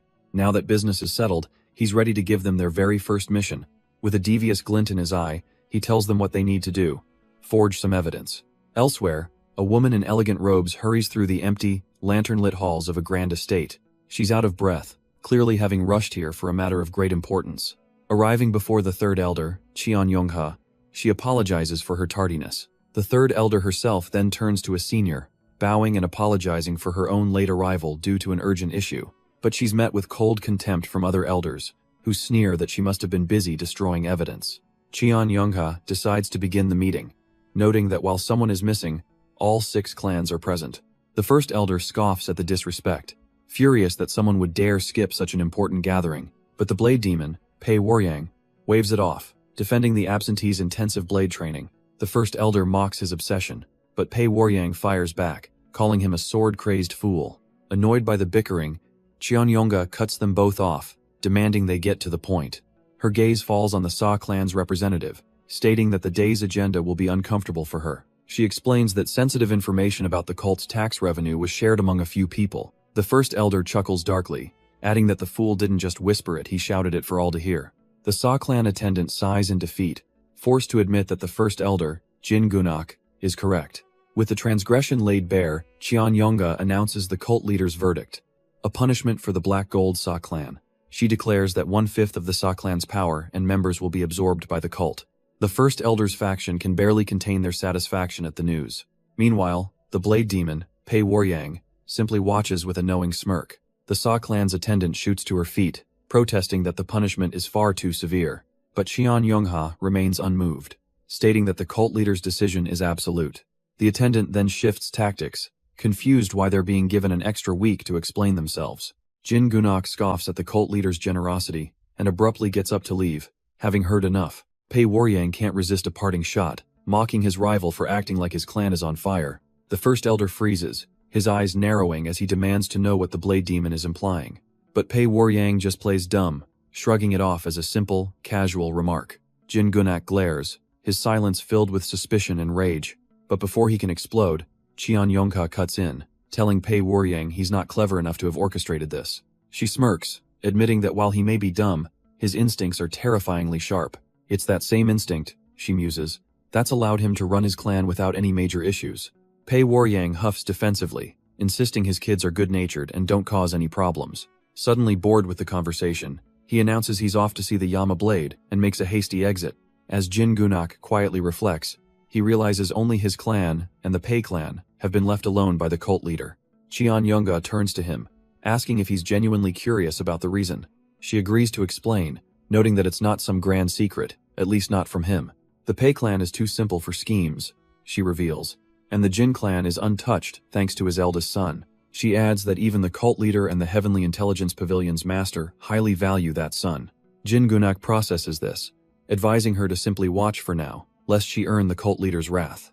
Elsewhere, the Sa clan's attendant is absolutely furious with her own people. She reminds them they have 1 week, and 1 week only, to figure out the cult leader's true intentions. A subordinate timidly suggests that perhaps they're meant to handle the incident in a different way. She scoffs, demanding to know what other way there is, but the man has no real answer. Her yellow eyes narrow with contempt. Her patience has clearly run out. With a crackle of energy, her violent aura absolutely explodes. She roars that it's because of useless trash like them that she's mocked by Jin Gunak. Her subordinates can only tremble in silence, completely paralyzed by her rage. Her rage finally finds a target, and she screams Sabiwan's name. He squirms, trying to deflect blame by pointing out his lackey was the one who acted. The attendant stares in disgust, lamenting that she ever chose such a thing as her heir. Biwan can only grumble to himself, wondering why he's being pressured for an answer. But just as the tension peaks, a single hand rises from the crowd. A young woman steps forward, announcing with quiet confidence that there is a solution. The room turns. Biwan scoffs, wondering what a kid from the Lesser Demon Pavilion could possibly do. With a sharp crackle of lightning, the attendant silences the murmuring hall. Her expression softens slightly, addressing the girl as her daughter and asking to hear this plan. The daughter meets her gaze, stating her one condition: grant her the authority to resolve this herself. The attendant eyes her daughter with suspicion, wondering just how much authority this girl is aiming for. With a symbolic step onto her own shadow, the daughter prepares to make her demand. She wants nothing less than the full authority of the young clan head. The hall erupts, the subordinates screaming that such a request is absurd, but a flash of lightning from the clan head instantly silences their protests.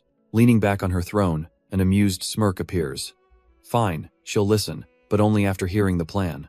The daughter refuses to yield, stating the authority must be granted first. The entire clan is stunned. They can't believe she's openly bargaining with their fearsome leader, but her logic is cold and sharp. A merchant never hands over their wisdom without a price. She then reminds her mother that this was the first lesson she ever taught her, leaving the attendant speechless. She throws her mother's own words back at her, a lesson on being strict with those you love. The clan head is taken aback, a flicker of pride in her eyes. She likes her daughter's guts. Annoyed but impressed, she finally gives in. The authority is hers. Now she demands to hear the plan. The clan head lays out the stakes. The cult leader gave them a week because simply blaming one person won't be enough. Her daughter already understands. They need to cover this massive failure with an even greater achievement. The clan head scoffs at the obviousness of it all. Does her child think she's a fool? With only a week, how could they possibly build enough merit? The daughter then offers an impossible solution. Wipe out the remnants of the heaven. Defying group. The entire clan stirs.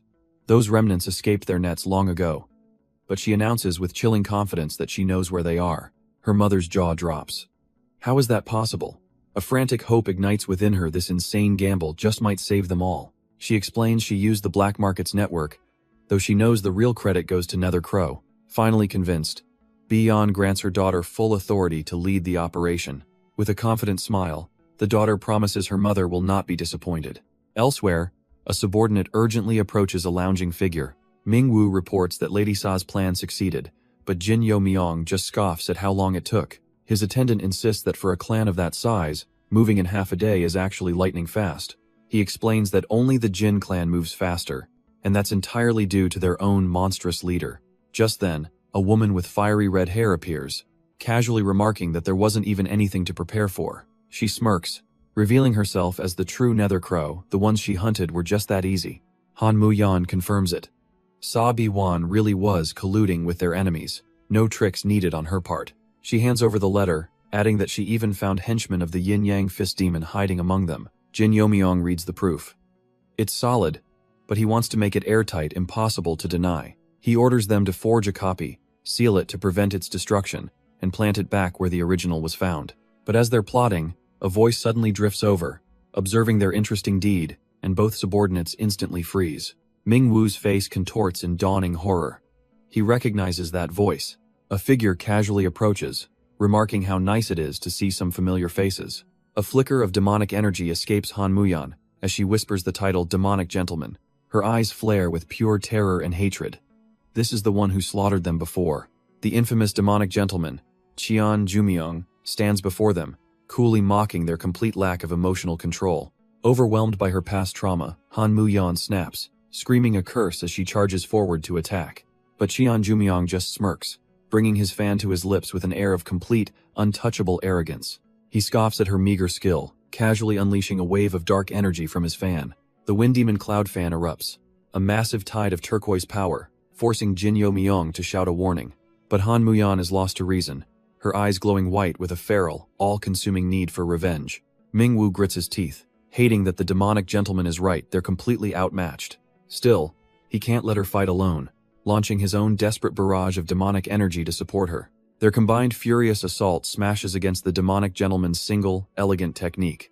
Through it all, Qian Jumyong watches their struggle with an expression of bored amusement. But then, a new power enters the fray. Jin Yomyong steps forward, his purple eyes glowing, stunning Ming Wu into silence. Jin Yomyong greets him with a formal bow, asking the Heavenly Mind Hall leader what brings him here. Qian Jumyong is stunned.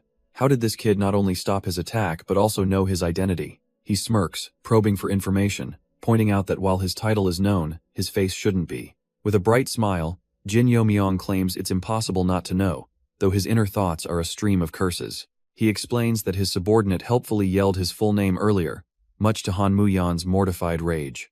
A flicker of understanding crosses Qian Jumyong's face before he pivots, rephrasing his question. Now, he wants to know what Jin Yomyong himself is doing in this place, putting the boy on the spot. The question hangs in the air. Why would someone of his obvious power be meddling in these affairs? Jin Yomyong's answer is calm and confident. He's here for the very same reason as the demonic gentleman. He then bluntly reveals their scheme to replace the Sa clan's successor, leaving his companions absolutely flabbergasted. Qian Jumyong mutters to himself, impressed that Jin Yomyong managed to find the Yin-Yang Fist Demon's home, a place his own lord had taken an interest in. His eyes light up with a sudden, brilliant idea. He asks if Jin Yomyong would consider joining the Heavenly Mind Hall. He even offers to pardon the so-called traitors, Han Muyan and Ming Wu, who can only glare in fury. The deal gets even sweeter. He'll make Jin Myong his direct subordinate. Jin considers it a perfect chance to infiltrate, but then, to Qian Jumyong's disbelief, he flatly refuses. He explains that if he were to enter the hall, he would never be able to achieve his true goal. Qian Jumyong's smile vanishes, replaced by a cold glare, questioning if he's really going to defy his lordship's will. But before he can press further, an unseen figure calls out, impatient with the delay. Jin Yomyong's head snaps around, his senses screaming a true master has just arrived on the scene. The newcomer notes that an interesting variable has appeared, while Qian Jumyong reminds him of their lord's orders. With a flick of his finger, the man makes his presence known. He introduces himself, Qian Jumun, the Ghost Slayer squad leader, remarking that he knew the traitors were still alive. Han Muyan and Ming Wu tremble in terror, convinced he's here to execute them. But Qian Jumun simply sighs, telling them the castle kill order is finished. They are to return. Ming Wu can't believe his ears, but the squad leader adds that they'll still be useful. A flash of memory reveals his true nature. A man who would stand atop the bodies of his own comrades. Back in the present, he coldly orders any survivors to go back, leaving Ming Wu to curse him as a madman. Qian Jumyong smirks, deciding to meddle after all, commenting that his remark was a bit out of line. The two Qians lock eyes, an unspoken challenge hanging in the air. Qian Jumyong tries to casually palm off his task onto Jin Yomyong, who can only fume at this shameless move. But the imposing Qian Jumun steps in, immediately stating that his colleague's actions are not right. He argues that to pass on a direct order from their lord is nothing less than a betrayal of his trust. Jumyong just flashes a slimy smile, twisting the situation to say they should at least lend a hand to preserve their honor. Just then, their destination comes into view, a remote hideout already crawling with the Sa clan's elite. Jin Yomyong internally panics, realizing he hasn't even planted the letter yet, as Jumyong mockingly calls him lucky. With the upper hand, Jumyong now offers to plant the item himself, demanding Jin hand it over. Knowing he can't refuse, Jin relinquishes the letter, and Jumyong prods him, asking if he isn't the least bit suspicious. Jin gives the perfect political answer, claiming his trust is in the hall leader's position and the clan's dignity. This safe response, however, seems to disappoint Jumyong, who smirks behind his fan, expecting more of a fight. Jumyong taunts that since his offer was refused, they'll have to settle the matter of those two their own way. With a final, smug grin, he tells his subordinate Jumun to prepare as they make their grand exit. Jin's own man quickly ushers him away, warning they need to leave before the Sa clan arrives. As the two walk off, Jumyong quietly confirms if their little side deal was satisfactory for his enforcer. But Jin is burning with a cold fury, vowing that a grudge like this transcends lifetimes, and he will have his revenge. The scene shifts, as a report confirms the plan worked. They found not just the letter, but evidence implicating the entire upper echelon. A subordinate, now disguised, reports that even the clan head himself was in a fantastic mood after the discovery. He's speaking to an unexpected ally, a young woman from the Sa clan, who identifies herself as number 7 in the line of succession. The subordinate warns her that the internal Sa clan power struggle is about to explode, as his own lord will be occupied. He's here to deliver a request directly from that lord, setting the stage for their next move together. His lord's subordinate proposes a new task for the Sa clan's daughter while his master is away. He wants her to befriend a certain young cult leader, explaining that she's isolated and without friends her own age. The daughter considers others in the collateral Cheon line, but the subordinate scoffs they're nothing but jealous rivals. She hesitates, citing her duties at the Cheonil Academy as a major time constraint. Seeing her reluctance, the subordinate practically begs, admitting he worked up all his courage just to ask this of her. He even brings up a past failure, recalling a time he accidentally got in her way and wants to make amends. Flustered, she clarifies she isn't refusing, but can only manage a visit once or twice a month, which is more than enough for him. With their deal struck, the scene shifts to the heart of the cult, where the Sa clan's lenient punishment is old news. A new, far more urgent matter is brought forth by the elder Cheon Yunga. The Soul Exchange demonic sword art was stolen. The entire assembly is thrown into chaos, demanding to know how a divine artifact could possibly be taken and who the culprit is. Cheon Yongha doesn't hesitate, naming the culprit, Huan Ryung, the illusory flying swordswoman of the Huan clan. All eyes turn to the clan's leader, Huan Pyong, who's told to get his house in order. Over in the corner, Sa Chungmoon can't help but laugh, clearly enjoying the heat being off his own clan for once. Huan Pyong reports that Ryung has already evaded their elites and is fleeing north, a feat that shouldn't even be possible for her. The implication hangs heavy in the air she couldn't have done this alone. The clan head can only agree. The possibility that she had help is extremely high. Stepping in, Yongha declares this needs to be resolved now, and she'll be assigning an elder to the pursuit team. She asks for a volunteer, and is met with a room full of people suddenly finding the ceiling fascinating, one even snoozing. But then, from the back, a hand raises. A man volunteers, adding that he's got a little side work to handle as well. The spectators begin to buzz with excitement, seeing this as a play for power, but Elder Jang just tells them to shut it. Elder Jang, now identified as the 100 Faces demonic practitioner, clarifies if he's expected to go alone. Oh, but of course not. Yongha smirks, informing him the Cheon clan's true blood squad will be his backup. The other elders seem positively delighted by this development, but Jang is having none of it. He flatly refuses to babysit a bunch of over-eager brats. The others quickly swarm him, insisting it's for their combat experience and that they probably won't hold him back. Suddenly, First Elder Jin Gunak, the Asura King, announces he's leaving and storms out of the hall. The remaining elders are baffled. He's the one who always sticks around to stir up trouble. But then, the pieces click into place. The moment he heard Huan Ryung fled north to the mountains, that's the same direction as the Cheonil Academy.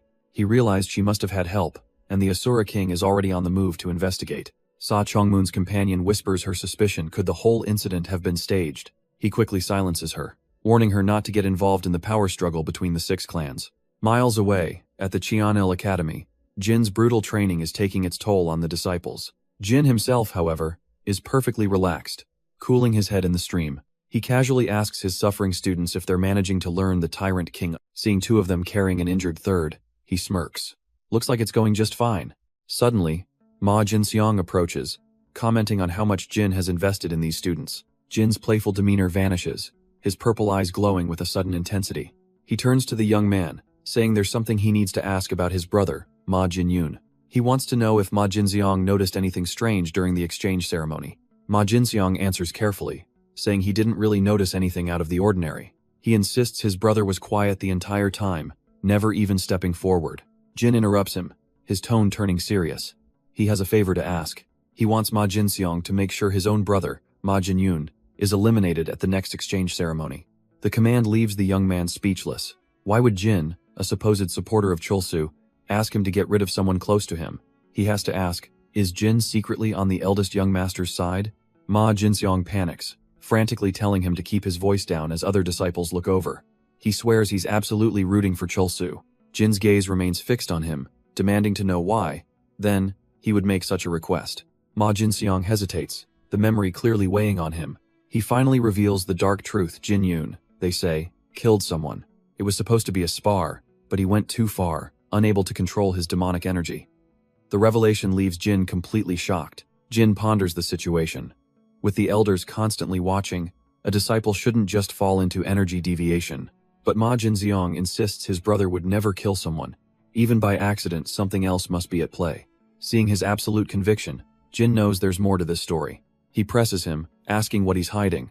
With a trembling fist, Ma Jinseong finally reveals what Chulsu told him. It seems someone from the main Cheon clan was secretly teaching his brother their martial arts. After that, Jinyun's entire personality changed, locking himself away in darkness. A horrifying thought begins to dawn on Jin as he connects the dots. Could the secret teacher have been Cheon Jumyong? If that's true, then this is all part of the cult leader's plan. A plan to sow chaos among the 6 clans, all to buy time for Cheon Yura to grow stronger. And so, the cult's plan moves forward, with a subordinate confirming their true target. Ma Jinyun. An urgent letter was all it took to set the stage for chaos. Miles away, Jin sits in quiet meditation. But an uneasy feeling tells him that things are beginning to twist in a very dangerous direction. Elsewhere, we meet Zhang Gil-san, one of the 10 elders, a man full of ambition who's trying to get on the good side of the younger generation. But the elite True Blood squad he's supposed to be leading looks at him with nothing but contempt, barely acknowledging his authority. They casually dismiss him, wondering where their real squad leader has wandered off to this time. Zhang Gil-san's face twitches with rage as they openly mock him for being an outsider, completely ignoring his orders. He seethes, resisting the urge to just unleash 100 Faces' demonic palm on these arrogant little punks. But back at the Cheonial Academy, a pained gasp cuts through the air. The demonic art inside Ma Jinyun has gone wild, and he collapses in agony, his brother's name escaping his lips. And as Ma Jinyun writhes, a single name burns in his mind, the source of all his pain, Jin Yo, Mayong. Jin is utterly baffled by the accusation, wondering what in the world he could have possibly done. But there's no reasoning with him. As Jinyun lets out a furious roar, his sanity completely snapping. Jin calmly assesses the situation, realizing a strange scent is controlling Jinyun, even forcing him to detonate his own energy. Lost to the madness, Jinyun unleashes his technique, the fog dance sword art, lunging forward in a blind rage. A smirk plays on Jin's lips. This level of power is something he can easily handle without breaking a sweat. But just as he prepares to act, a sudden, chilling sensation runs down his spine. Something else is here. He instinctively dodges, a dark, whip-like attack striking where he just stood. Landing gracefully, Jin's eyes narrow as he feels a dark, oppressive presence he's never encountered before. A mysterious figure in black stands over Jinyun's fallen body, acknowledging how calm Jin is in the face of this ambush. The mysterious woman retrieves a blade from the fallen Jinyun. She identifies it as the Soul Exchange demonic sword. Jin watches her, admitting to himself that it's a fine weapon, before addressing the unknown lady. She turns, her red eyes filled with scorn, disgusted at being mistaken for someone so weak. She declares her true name is Cheon Yujung, a name that sends a shock through Jin. His mind blanks. He has almost no information on her from his past life. He offers her the sword and the boy, just to get her to leave. But she has another reason for being here. Jin suddenly remembers. She was Cheon Yura's greatest rival. She begins to walk towards him, explaining how she's investigated him. The more she learned, the more she believed his talents were being utterly wasted on someone like Cheon Yura. Closing the distance between them, She looks him dead in the eye and makes her proposal. Join me. She ups the ante, promising to make him the unquestioned second-in-command of the divine cult. Jin coolly retorts that he's already on the path to becoming the demonic faction lord. Brushing aside his ambition, she reaches out to touch his face condescendingly. She's not offering him some hollow title, she insists, but a chance at real, tangible power. But her hand is swatted away before it can even make contact. Jin's eyes flash purple, informing her that only 3 people in this world are allowed to touch his face. Her gaze hardens, the jealousy undeniable as she asks if Cheon Yura is one of them. He simply turns his back, refusing to dignify such an obvious question with a response. A tense silence hangs in the air, but Cheon Yujung doesn't seem deterred. She smiles, conceding that the road with her will be a thorny one, but the prize at the end will be infinitely sweeter. She can't believe it, asking why head refuse when she thought he enjoyed taking risks. But Jin just smiles, his answer cutting her deep. He only takes those risks for one person. Cheon Yujung turns away, admitting she didn't expect to win him over at once, but being rejected over that stings. He warns her that the young cult leader's position is rock solid. She won't be able to shake it. She accepts her status as the loser, knowing it's never easy to overturn the established order. But then she reveals that thanks to him, she's found an opening, and his eyes narrow, demanding to know what she means. He begins to break it down, recalling how the exchange ceremony had completely shut out the possibilities for 2 of the clans. Of those, the Black Gold Sa clan concluded their business without any major incidents, but then there was Huan Ryung from the Huan clan, who slipped through the academy's defenses far too easily. A chilling realization dawns on her. Could the young cult leader be secretly working with the Huan clan? If Cheon Yujung truly has the Huan clan's backing, he grips his sword, realizing he might have to kill her right now. But just as he resolves to act, he sees the situation is already over. Wait, what happened? The 10th elder, Zhang Gilsan, has arrived, praising Cheon Yujung's handling of the matter but warning her not to act alone. She bows respectfully, explaining that she found traces of Huan Ryung and acted out of pure urgency. Then she presents her prize, the Soul Exchange demonic sword, a powerful political tool. Zhang Gilsan is stunned she'd hand over the credit, but she smoothly reminds him the True Blood Squad is under his command. Watching this play out, Jin Yomyong feels an odd sense of unease. She puts on a happy face, but seeing that innocent act on someone who looks so much like Cheon Yura feels deeply strange. Her sharp, calculating eyes betray the facade, a stark reminder of who he's really dealing with. He uses a whispering technique, his offer still on the table, but warns her that the longer she waits, the less she'll be worth. He leaves her with that chilling thought, but as he walks away, his mind is already on someone else. He's worried about Cheon Yura. It's not her martial prowess that concerns him, but her political savvy. Can she truly outmaneuver a schemer like Cheon Yujung? The weight of it all settles on him. For the first time, he wonders if he needs to ask for help. Back at the academy, he's immediately greeted by the stern academy head, who looks none too pleased about his little field trip. But Jin moves past him, entering a private chamber where a powerful figure was already waiting for his return. It's Cheon Youngha, and with one look, she confirms she knows exactly who he just met. She sips her tea, a smug look on her face. She tells him that's precisely why he came rushing to see her. With no other choice, Jin bows his head and makes his plea. He needs all the information she has on Cheon Yujung. The tension in the room thickens, his inner turmoil causing the teacup in his hand to crack. Cheon Youngha's eyes narrow, questioning his nerve. Is he really asking her to hand over the Cheon clan's secrets, right here and now? She tells him plainly that if he'd made this request to any other elder, he would already be a dead man. Jin bows his head, his resolve unwavering. He needs this information to help Cheon Yura. He begins to explain their dynamic, comparing Yura and Cheon Yujung to 2 legendary rivals destined for conflict. It's a classic tale of 2 geniuses born in the same era, fated to clash until one falls. He explains that if Yura hadn't existed, Yujung would have been the 3rd divine leader, her ambitious nature far more suited for the role. But Jin looks up, his eyes glowing with power.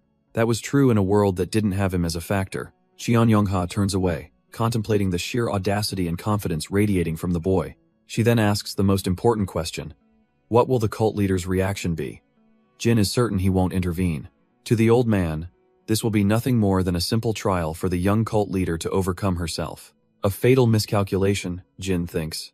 As Cheon Youngha complains about the leader's stubbornness, completely unaware of the future Jin knows is coming, Cheon Youngha lets out a weary sigh, agreeing that less chaos would be for the best. She offers to help him just this once, perhaps with a list of his rival's supporters, but Jin cuts her off. There's something far more urgent. He isn't here for the countless forbidden arts she guards. He asks her to teach him just a single blade art. The old woman is left utterly speechless by the bizarre request. With a grave expression, Jin explains that his very life depends on learning it. Half a month passes, and we see Jin walking alone, the weight of his ambition on his shoulders. He looks toward his destination, a heavy sigh escaping his lips. Back in her thoughts, Cheon Youngha considers his plan to ally with the Extreme Blades Pei clan. A good choice, she concedes. But Jin knows the bitter truth of his situation, a fact that makes him sigh once more. Cheon Youngha reminds him with a wry smile that gathering allies is pointless if he can't seize control of the Cheon clan itself. Jin approaches Cheon Yura, who acknowledges his arrival with a cool gaze. Internally, she laments how today's exchange ceremony will just be a dull meal. He steels himself, needing to discuss something urgent, yet dreading how to tell her. He knows with certainty that the news he bears is going to wound her deeply. But before he can even begin, a new, unwelcome figure steps between them. It's Ma Jinyun, a smug smirk on his face as he asks what they're talking about so intimately. He strolls past, mentioning how the ceremony is private this year, with no talent show. That explains the eerie, quiet Jin can only wonder if his own disposition has changed. Ma Jinyun feigns disappointment, saying it's a shame his own preparations were wasted. But for Jin, this sudden change is a catastrophe. He realizes his plans are utterly ruined. With his plans in shambles, Jin decides to take a drastic step, announcing he has something to say to everyone. He turns his back to the table, declaring that he, Jin Yo Myung, due to personal reasons, will be withdrawing from the exchange ceremony. A statement punctuated by the sound of a cup shattering on the floor. The announcement sends a ripple of shock through the room, hitting Cheon Yura especially hard. Jin stands silently, his mind flashing back to a critical conversation he had not long ago. The elder Cheon Youngha had told him there was only one way to approach the Cheon clan for Yura's sake. He had to enter the Heavenly Intelligence Pavilion. Its entire purpose was to support the next cult leader, making it a nest of Yura's most powerful allies. But back in the present, Jin's eyes narrow with grim understanding. He knows that path is a gilded cage. If he enters that pavilion, his true goals will be forever out of reach. Jin's eyes narrow, his decision already made and unshakable. Cheon Yura grinds the shattered porcelain under her heel, declaring the ceremony over for everyone.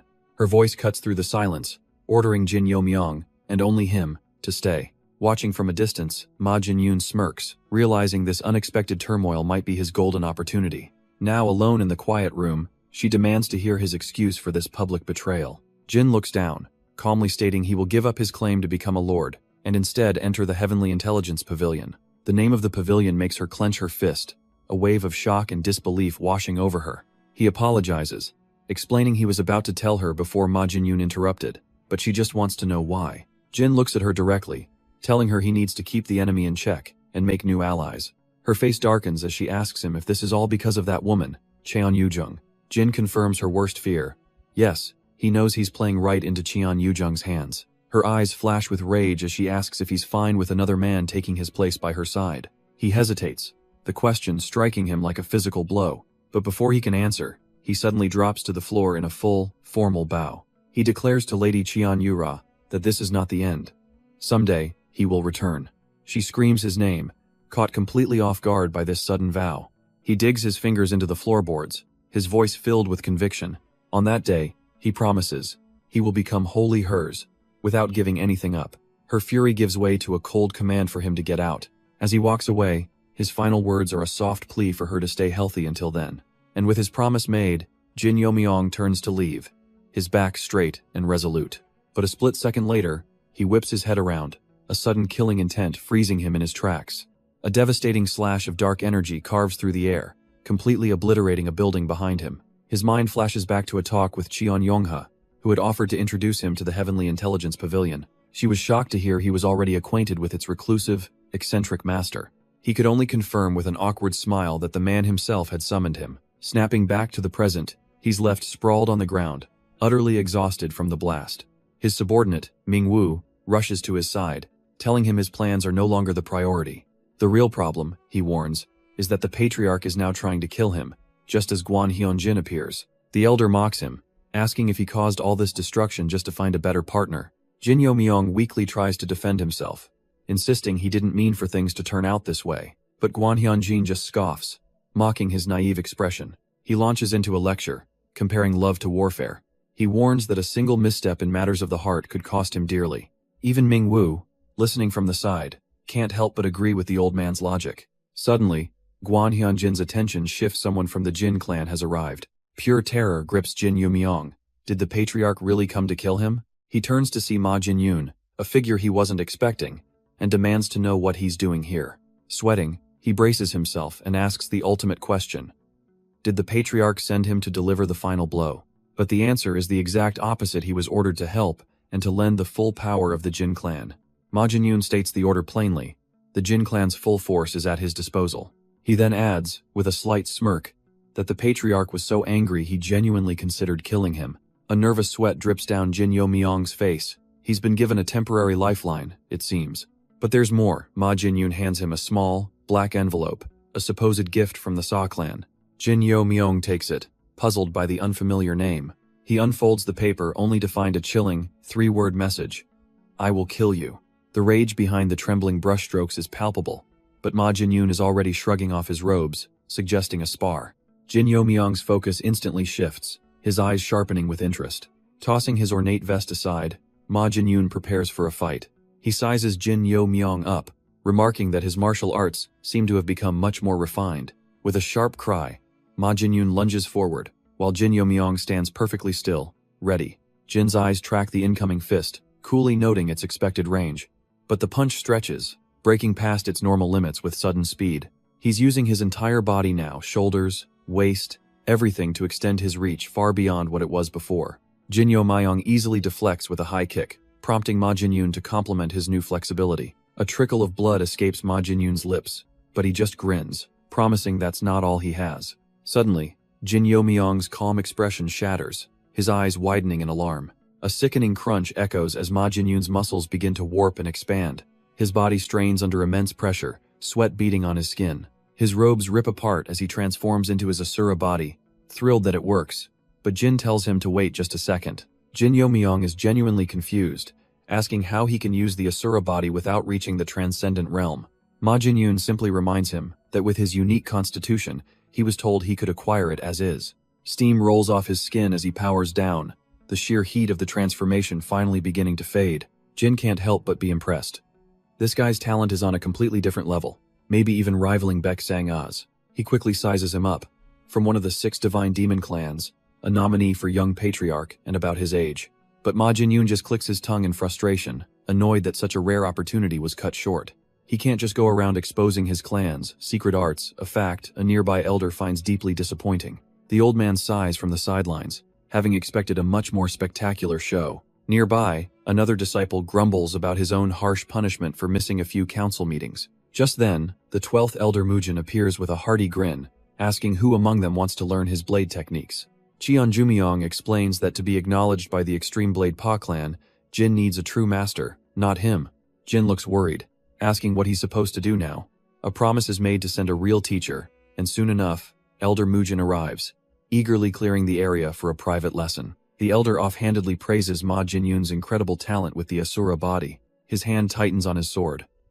All this talk of the younger brother's skill has made him curious. Jin's eyes widen in alarm as he feels the sudden shift in the air. The test is coming right now. With a blinding flash, the 12th elder lunges, demanding to see what the older brother is made of.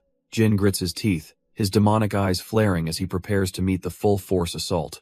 Their blades clash with an earth-shattering impact that cracks the very ground beneath them. A massive explosion of dust and stone erupts from the point of collision, a testament to the power of their exchange. Jin grunts, digging his heels in as his forced back, the ground tearing apart from the sheer force of the elder's swing. His hands tremble on the hilt of his sword. The power behind that one casual attack was absolutely monstrous.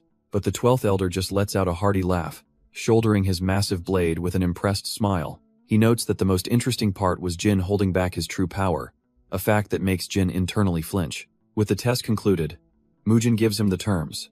1 week to learn the essence of the blade directly from him. Jin's eyes flare with resolve, vowing to absorb every last drop of the elder's knowledge. Their first lesson begins not with a swing, but a question. What is a blade?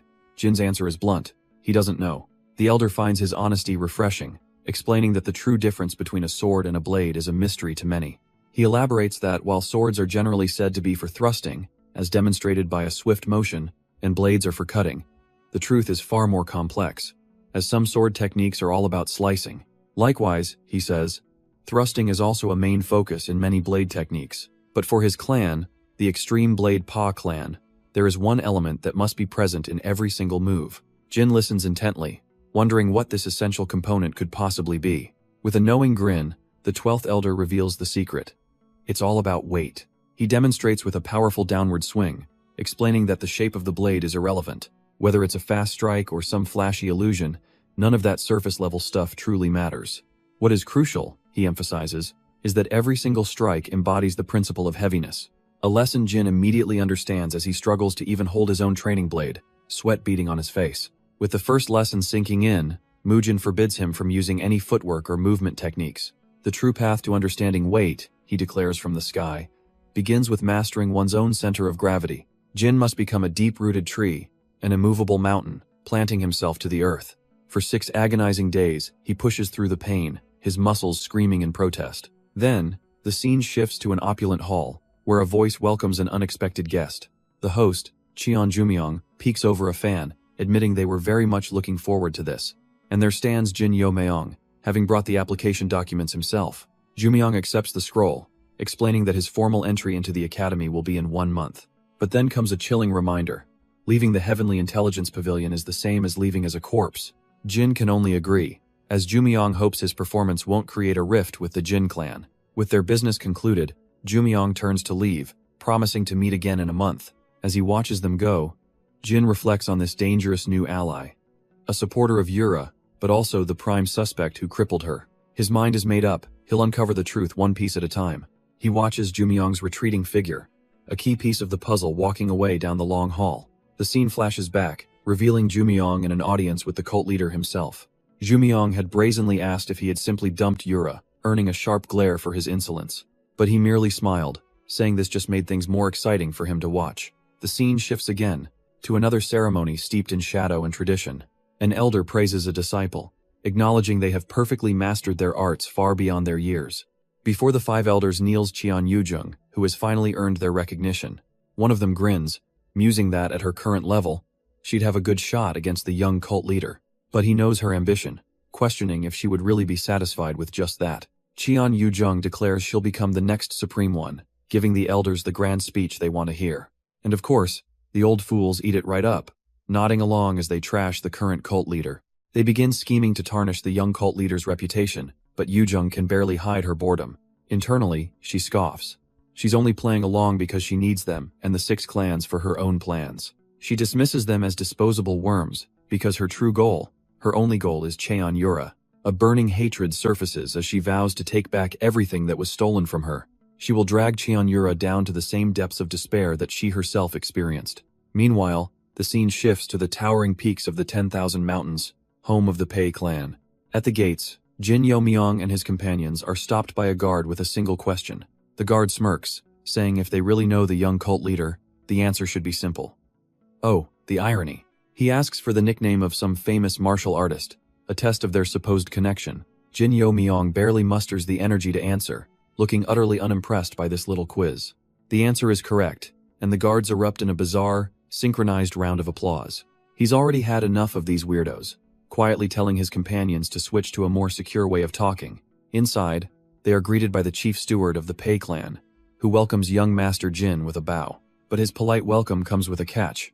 The young cult leader is busy, and they'll need to wait 4 hours. Ming-Wu nearly explodes at the disrespect, but Jin quickly puts a hand on his shoulder, silencing him. Jin calmly accepts, admitting it was their fault for arriving unannounced.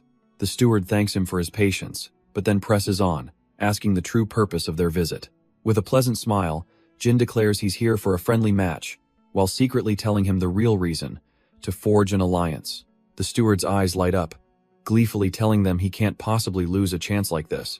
He then warns them that things have gotten complicated, so their meeting might be delayed even further. Once inside, Ming-Wu questions why they arrived unannounced, and Jin explains the need for speed and secrecy. He knows his enemies are watching, trying to decipher his every move after he forfeited the exchange ceremony. Just as he speaks of moving covertly, a door slides open, revealing an unexpected guest. Jin looks up as a woman enters, stating she heard he was here for a duel, and he instantly knows she isn't who he came to see. She smirks, praising his good eye before introducing herself.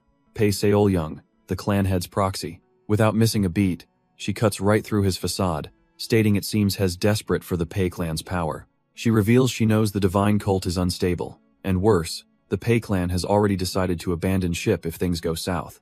A cold sweat runs down Jin's cheek. He's in trouble, realizing with a grim smile that he's arrived far too late. Pei Seol-young continues her little speech, mentioning the impudent reputation her clan has for charging in without thinking. Jin just smiles, thinking that assessment sounds about right, and admits a few of her clan members fit that description perfectly. She then reveals that the decision to abandon his cult was made by those very people, who don't even care about the bigger picture. A flicker of understanding crosses Jin's eyes, so there's a chance to meet the real power players here. Seol-young lays down her challenge. To stand before her older sister, he'll have to prove his blade soul. She heard he was a swordsman, and Jin rises from his seat, acknowledging where this is going. He confirms her assumption is correct, a confident smirk playing on his lips. But who, he asks, would be foolish enough to bring a weapon into the heart of the extreme blade Pei clan? She clenches her fist in irritation, realizing he's unarmed. Is he really going to face her sister with his bare hands? The air grows thick with tension as Jin confirms it, and Seol-young can only stare, stunned by his sheer audacity. Suddenly, Jin isn't looking quite so confident anymore. He's completely baffled by the sheer killing intent radiating from Pei Seol-young. In her mind, the idea of a demonic cultivator proving his blade soul is a complete joke. She explodes, accusing him of insulting her sister's sacred devotion with his arrogance. He has no idea, she snarls, how many fakes have tried this exact same approach. His companions can only sweat as she asks what he thinks happened to those pieces of trash. With a chilling calm, she reveals she personally killed every single one of them. With that threat hanging in the air, she tells them to wait 6 hours while she prepares the stage. The door slams shut, leaving a stunned silence and Jin wondering what stage she means. It turns out to be a massive public arena, with a crowd already roaring with excitement. The crowd is already baying for blood, waving banners for an absolute master, and demanding Jin get trampled. Jin looks utterly unimpressed by the jeers, as the head of the Pei clan finally makes his appearance. The clan head admits his expectations for the duel are extremely high, but only because the Yama blade praised Jin. This news sends a jolt through Pei Seol-young. The Yama blade actually wanted to take him as a disciple? A knowing smirk plays on Jin's lips. So they think he's just some sheltered pretty boy? He cuts to the chase, asking what they want. The deal is simple. First, he must prove he is a blade guest, who meets their clan's incredibly high standards. But if he fails, a manic grin spreads across the old man's face. Hell, be leaving his head behind. His companions can only shudder, recalling how the last challenger was sent back with his limbs severed. What a savage clan. But his opponent, Pei Yongyong, seems more interested in gossip, casually asking if he really dumped the young cult leader. He questions her timing, but she just grins, saying the news was too juicy to ignore as they finally face off. Pei Yongyong is practically buzzing, thrilled that their promised duel is happening much sooner than she thought. Jin, however, is all business, calmly stating that he has a difficult request to make. A request?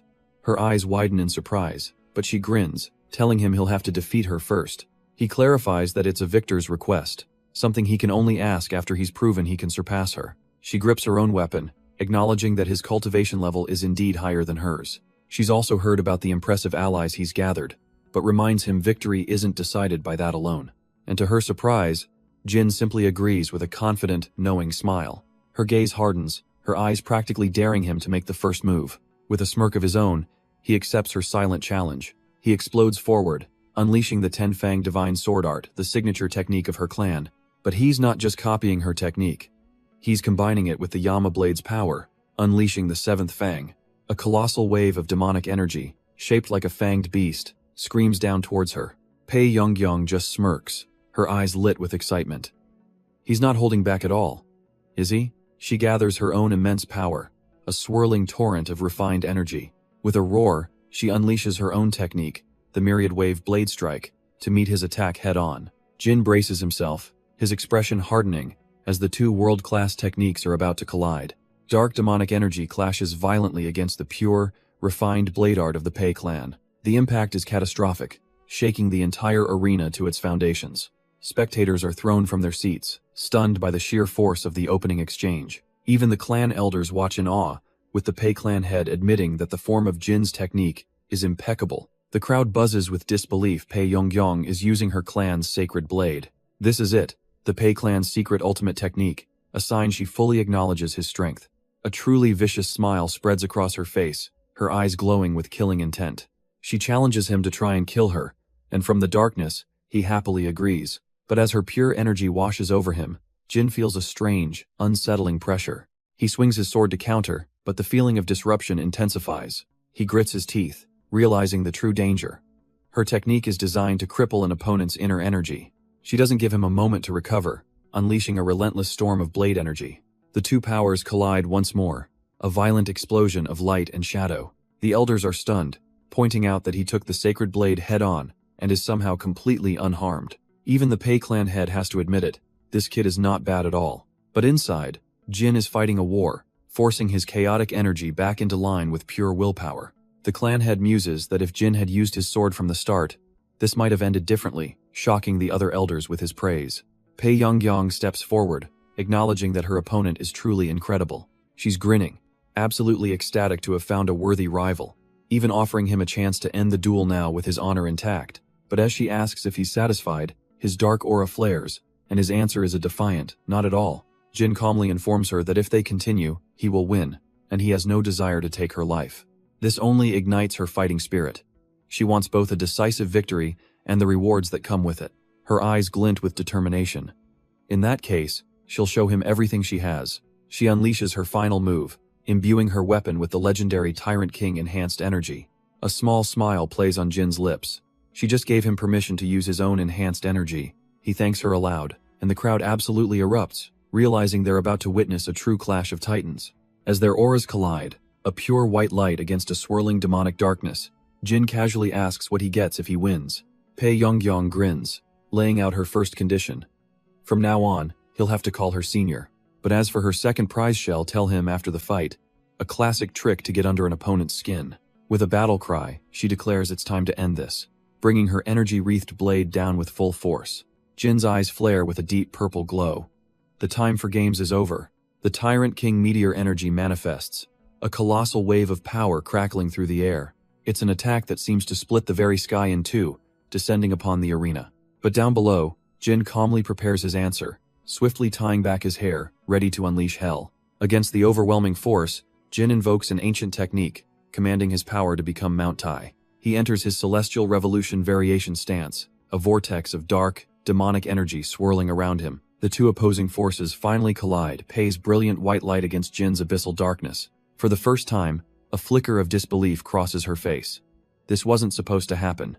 But Jin remains utterly calm, his purple eyes glowing with absolute certainty. His technique doesn't just block her attack, it begins to twist and devour it. The elders leap to their feet, absolutely stunned. How is the legendary Tyrant King energy being countered? Even the Pei clan head can only stare, his expression grim as he witnesses the impossible. With a deafening roar, the two energies annihilate each other in a colossal explosion. And then, silence. A hand rests on a blanket as a soft voice asks if they're finally awake. Jin's eyes flutter open, the purple glow fading as consciousness returns. A voice reassures him that it's just a minor internal injury and that he simply needs to rest. Waking properly, he finds the Pei clan head sitting right by his bed and weakly asks why he's here. The old man wastes no time, getting straight to the point. What is his relationship with the cult leader? He'd seen the signs, the sheer destructive power, the aura. It was just like the heavenly demon divine art. The clan head even admits he suspected Jin was just a puppet being controlled by that monster. But Jin's first thought isn't for himself. He sits up and asks if Lady Pei is alright. Hes told that she's alive, though it will take her a full year to recover, and Jin can't help but apologize. The clan head simply waves it off, insisting it was a fair duel with a fair result. Jin, however, is breaking out in a cold sweat, realizing he's now tangled up with yet another monstrously powerful woman. Jin then asks a question of his own, wondering why the Cheon clan elders oppose the young cult leader so fiercely. After all, with his overwhelming talent and direct bloodline, his succession should be completely legitimate. The clan head's answer is chillingly simple. That's the very reason they oppose him. Jin is completely baffled by this bizarre logic, unable to make sense of the statement. The old man immediately seems to regret speaking, realizing he said too much. He tells Jin to forget it, but his eyes suddenly glint with a completely different, much more opportunistic idea. Out of nowhere, he proposes that Jin marry into the Pei clan and become his son-in-law. But as Jin reels from the shock, the scene shifts to a distant fortress where a scream cuts through the air. Someone has been mercilessly struck down, and a cold voice orders the body to be taken away. As two guards drag the defeated man off, a subordinate turns to address the unseen victor, the young cult leader. A subordinate approaches, hesitantly reporting that a letter has come from the medical hall leader. The message is a plea for the young cult leader to stop crippling the energy cores of her challengers. Unbothered, she asks how many are left. Just one, the subordinate stammers. She's told to send them in, keen to finish this quickly, but a taunting voice cuts through the air, announcing she's already here. Cheon Yoojung turns, her eyes narrowing as she takes in the sight of her final opponent, realizing the rumors of her audacity were true. The challenger, Han Muyan, smirks, asking if Yoojung came all this way just to die. In response, Yoojung scoffs, sword already in hand. All right then, Han Muyan replies with a chillingly calm smile. She throws her arms wide, practically inviting the blade, and dares Yoojung to strike her down. But then comes the venomous twist. Kill her, and she will lose her man forever. The words strike a nerve, as Han Muyan explains that he's out there fighting for her sake, and this would be the perfect way to ruin it all. Yoojung's hand trembles on her sword as Muyan explains that her ignorance is no excuse. She openly mocks her rival's hesitation, calling her out for floundering, completely lost. Leaning in with a cruel smirk, she offers to diagnose the root of Yoojung's pathetic reaction. The verbal blade twists deep. She claims Yoojung has never been loved, and so, she can't love in return. But besides that one little thing, Han Muyan sneers.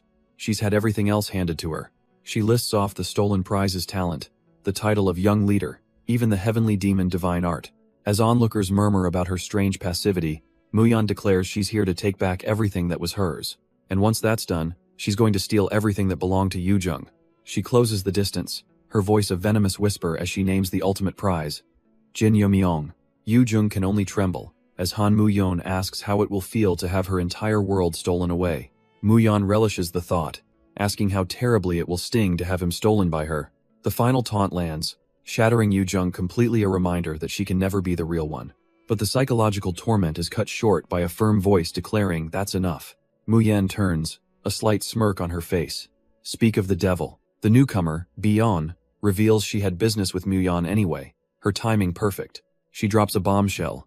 Yoojung's eldest brother is desperate to have her killed.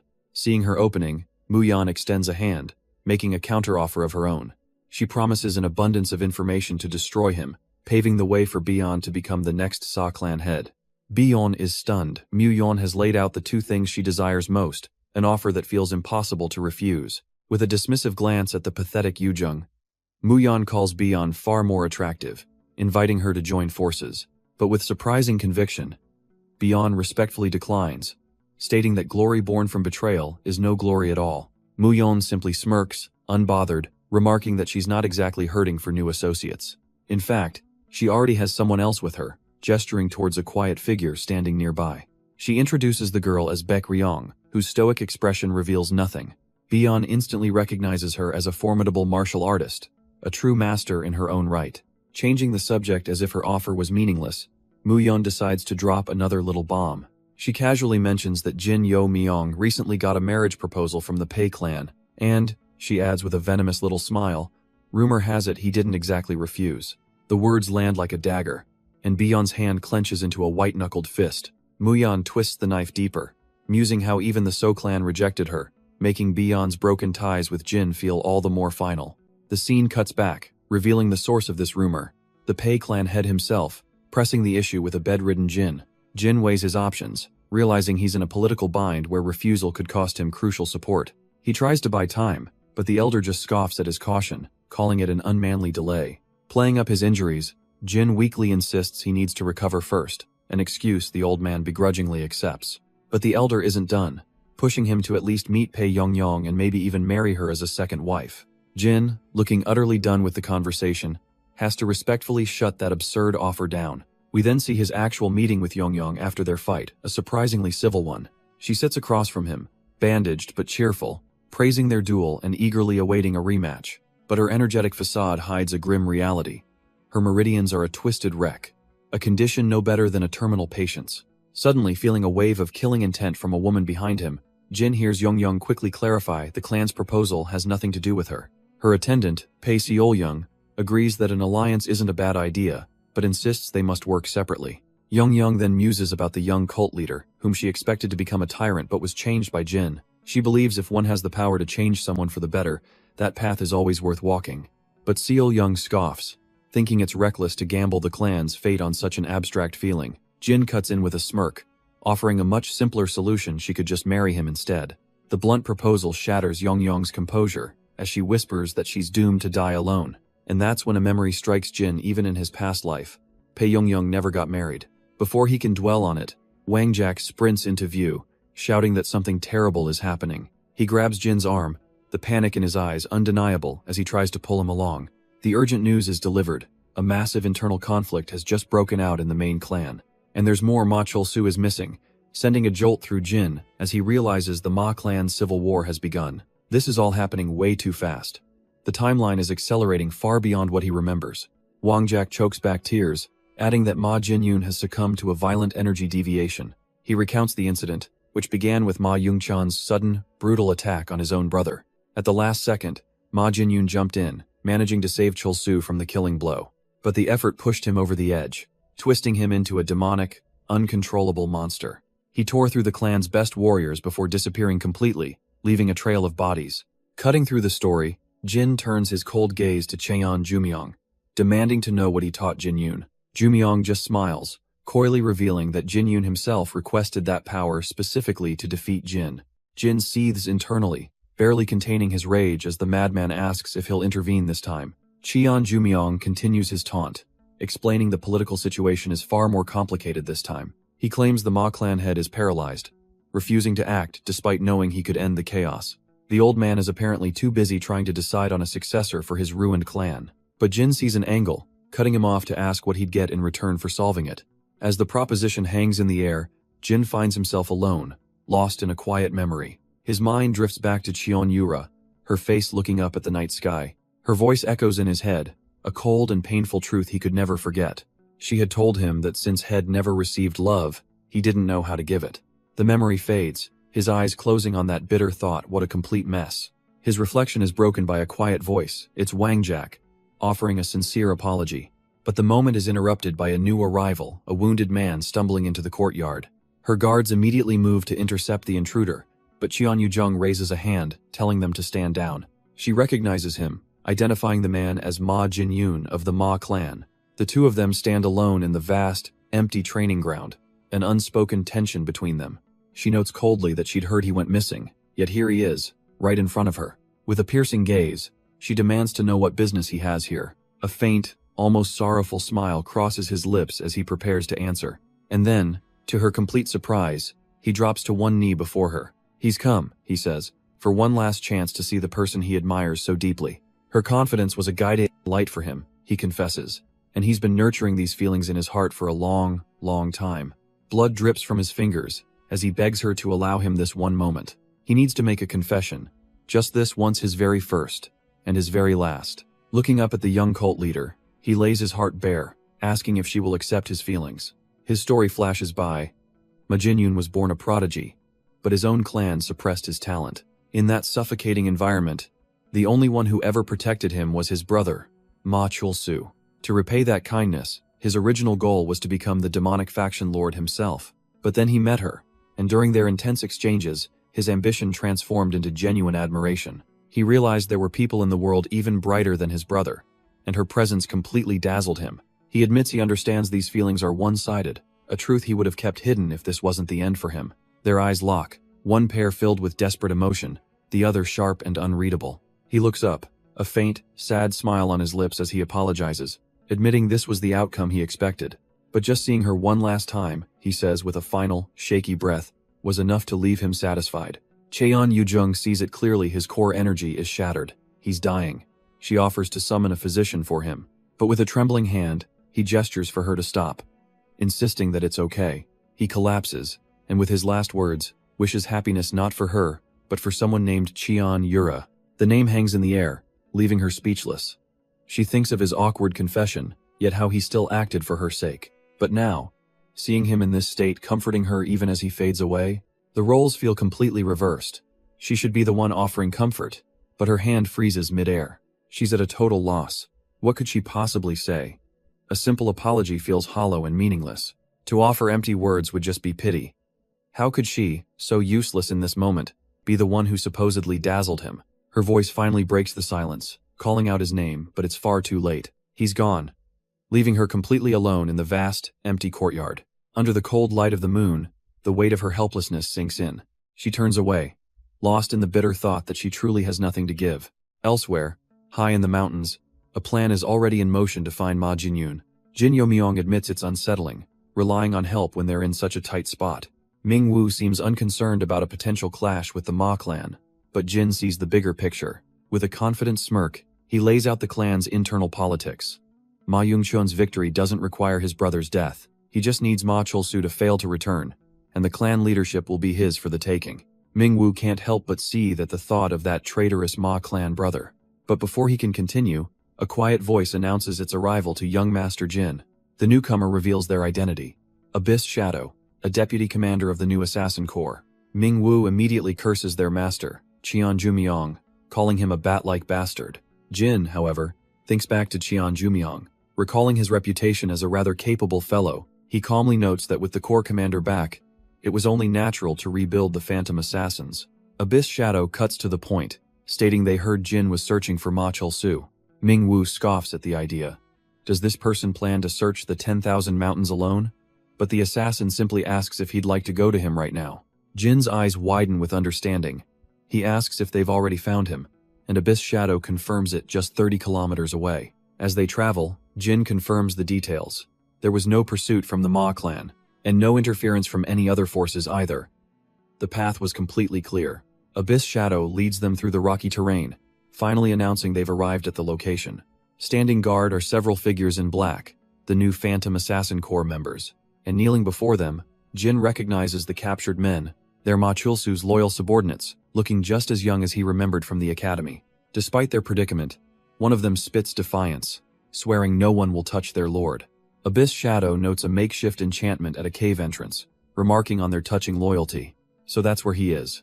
Ma Cholsu is hiding right behind that glowing barrier. Jin announces with a cold smile that it's time for their long-awaited reunion, much to the horror of the captured men.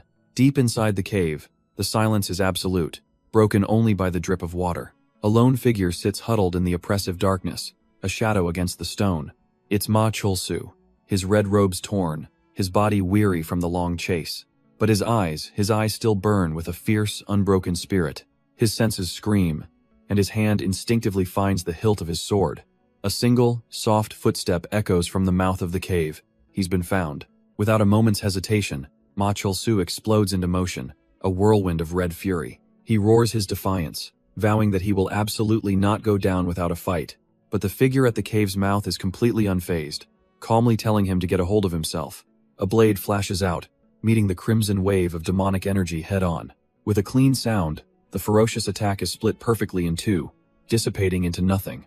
Jin Yomyong stands firm, casually asking where he left Younghee while hiding out in a place like this. The wrong name snaps Ma Cholsu out of his rage, and he spits back that his sister's name isn't Younghee. But then, as the face registers, his fury dissolves into stunned disbelief. Jin Yomyong. He can't believe it's really him, and Jin coolly asks if he's finally come to his senses now. Ma Cholsu is still reeling, his voice a whisper as he asks how on earth he was found. Jin gives him a pitying look, remarking that he's in just as pathetic shape as his subordinates were. As Jin casually washes up by a stream, he offers the cornered Ma Cholsu some food.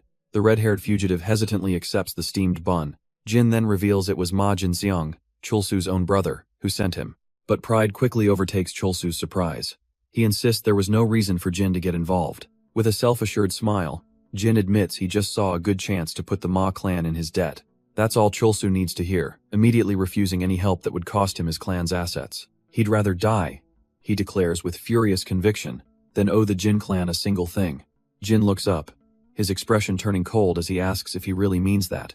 Then he stands, his voice like ice, and simply tells him to die. He came to help someone in dire straits, Jin scoffs, but found only a fool clinging to his pride. Jin turns to leave, and suddenly, all that talk about dying for his pride evaporates. A panicked Ma Cholsu scrambles to stop him, admitting he was rash and pleading to talk. Swallowing his pride, Cholsu confesses he has absolutely nothing to offer in return. Even if he makes it back, his situation is hopeless, but Jin just says he knows. He turns back with a confident smirk, explaining that he isn't after material wealth. What he wants is simple. When Cholsu becomes the young clan head, he must support him. Cholsu freezes, his mind catching on one specific part of that sentence. Jin confirms it's no mistake, he's not just saving him, he's going to make him the clan head. An offer like that? Chulsu's face lights up. There's absolutely no reason to refuse. And just like that, a new alliance is sealed with a firm handshake. Chulsu can only shake his head, remarking that Jin must be truly crazy to go this far. But Jin isn't done yet. He pulls out a contract, saying mere words aren't enough for something this important. He presses his thumb to the paper, preparing to make their alliance official with a blood seal. As they sit, Jin casually asks if the Cheon clan was involved, leaving Chulsu utterly stunned.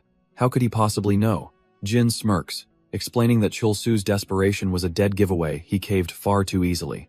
The memories flood back. Chulsu recalls being cornered by masked assassins, their power overwhelming.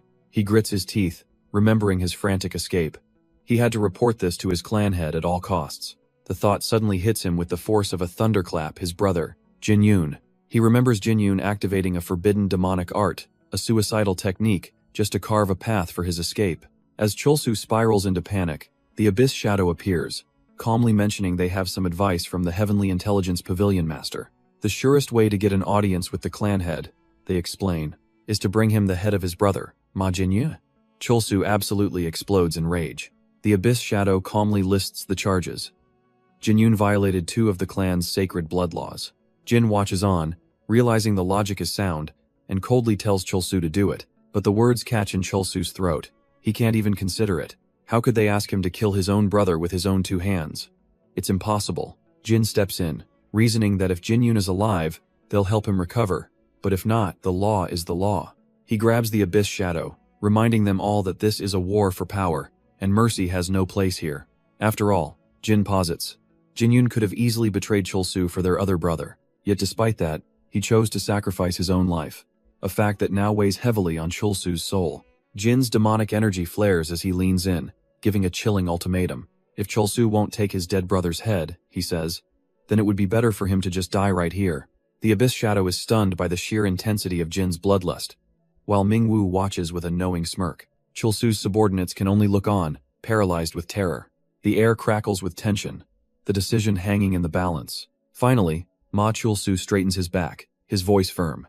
He is prepared. With the matter settled, the Abyss Shadow and his assassins bow and prepare to depart. One of Jin's new companions, Gu Chil, admits he can probably handle Ma Zhongshan, but only in a one-on-one fight. The reality of their situation sinks in. With no help from the major clans, they are severely outnumbered. But Jin simply gestures, explaining that's precisely why he's brought some very precious reinforcements. Ma Chulsu turns around, his expression shifting to one of complete surprise. The so-called reinforcements arrive, remarking that they rushed over after his urgent call. A confident young woman at the head of the group sizes up the situation, asking what's going on. Jin explains with a smirk that they'll be joining Ma Chulsu's forces after graduating from Cheonil Academy. While some of Chulsu's men stoically accept this sudden turn of events, others begin to panic, thinking they're about to be replaced and abandoned by their lord.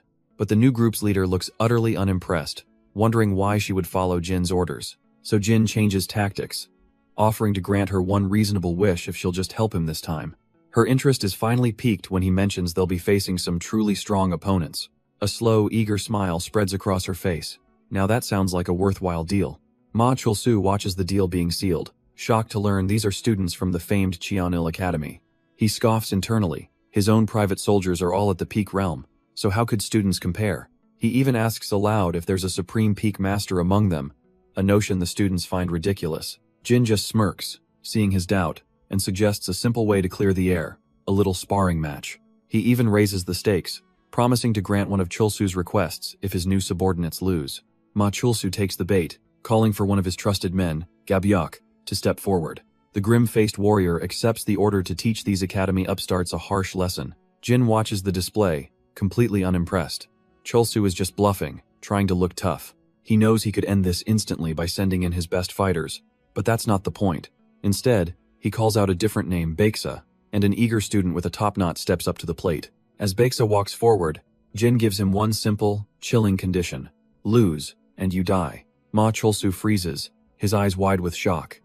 This isn't a simple test of skill anymore. Jin casually declares Baeksa will win in under 10 moves, as Gabyok begs for the chance to fight instead. He then turns to Chulsu, asking if he finally understands the caliber of his new allies. Chulsu, still shaken, worries about their chances of actually reaching the clan head's hall. But Jin just smirks, revealing that their goal was never to break in.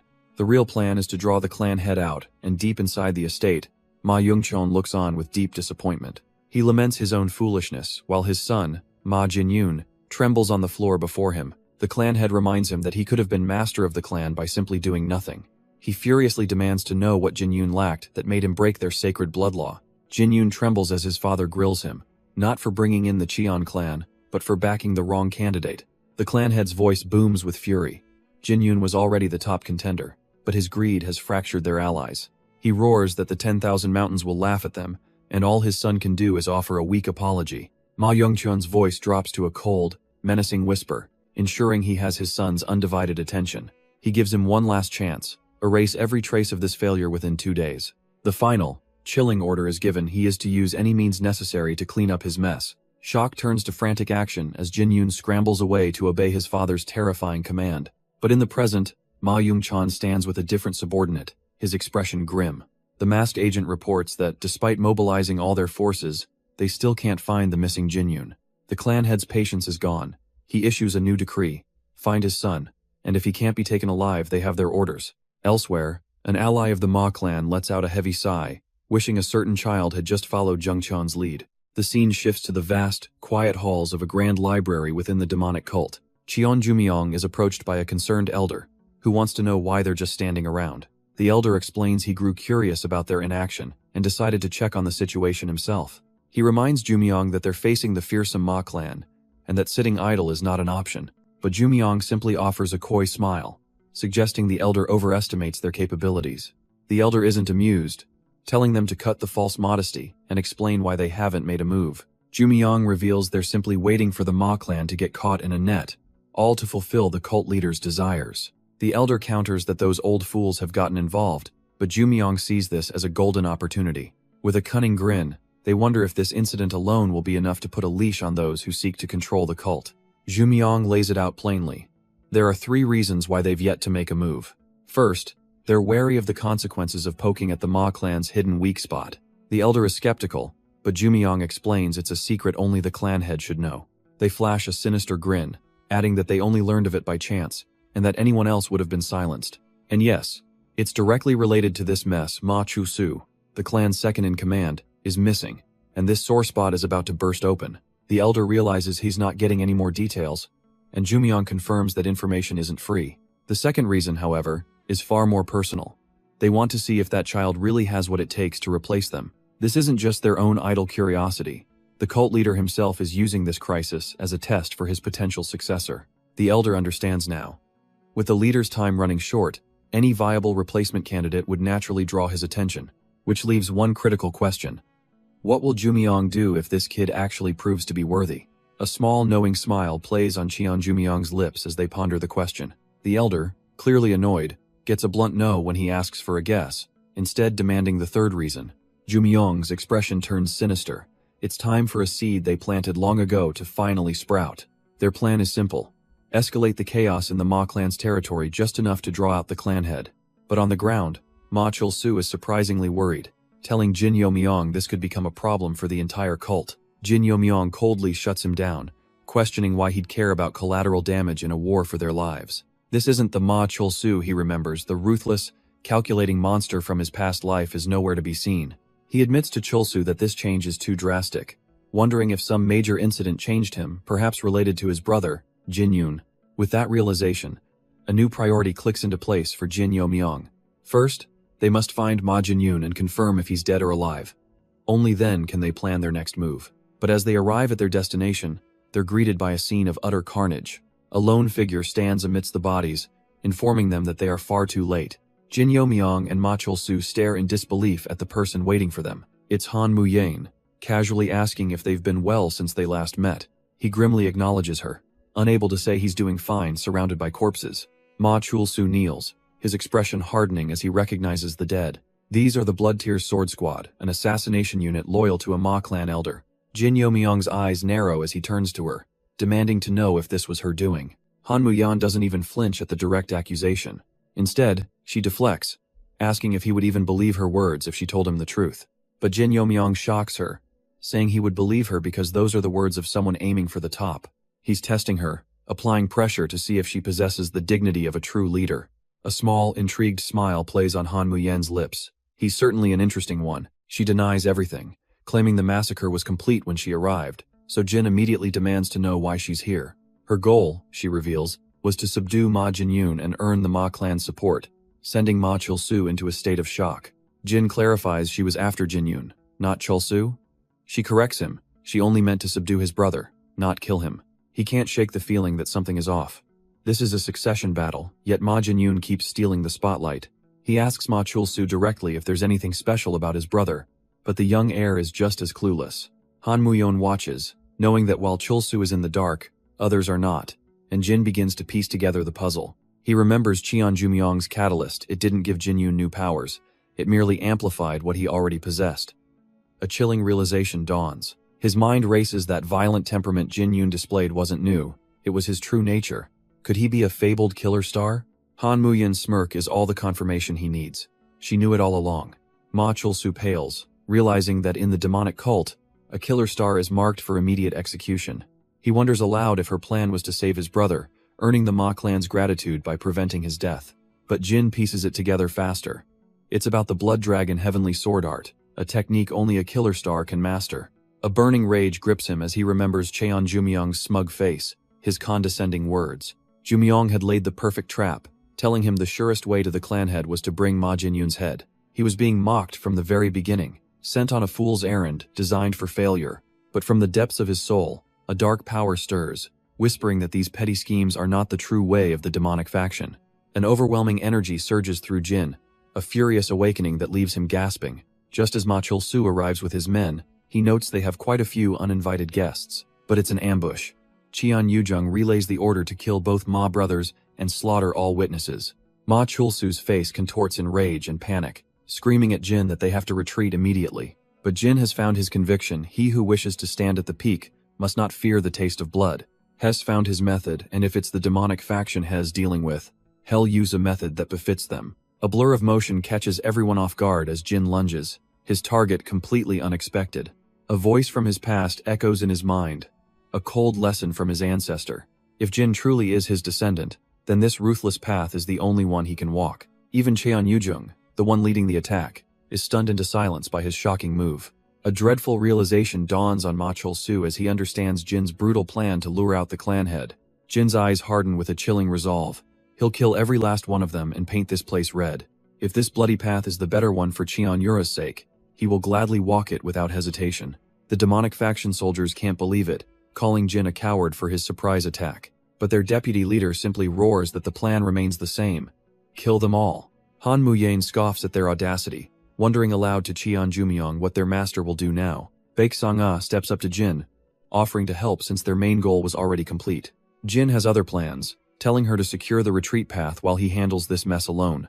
A wicked smile plays on his lips as demonic energy swirls around him. He feels like he could take them all on by himself. Back at the Ma clan headquarters, a fist slams down as a messenger reports the entire Blood Tears sword squad has been wiped out. Ma Yungchon is furious, refusing to believe it was done by a single person, especially since Ma Chulsu isn't even a supreme demon. Still hiding, Ma Chulsu wonders if one of the clan elders sent backup without his knowledge. His hands tremble against the wall. He knows he has to act boldly, but the pressure is immense. Shaking off his fear, he makes a desperate call. Deploy the White Horse Sword Squad as well. But back on the battlefield, it's already far too late for reinforcements.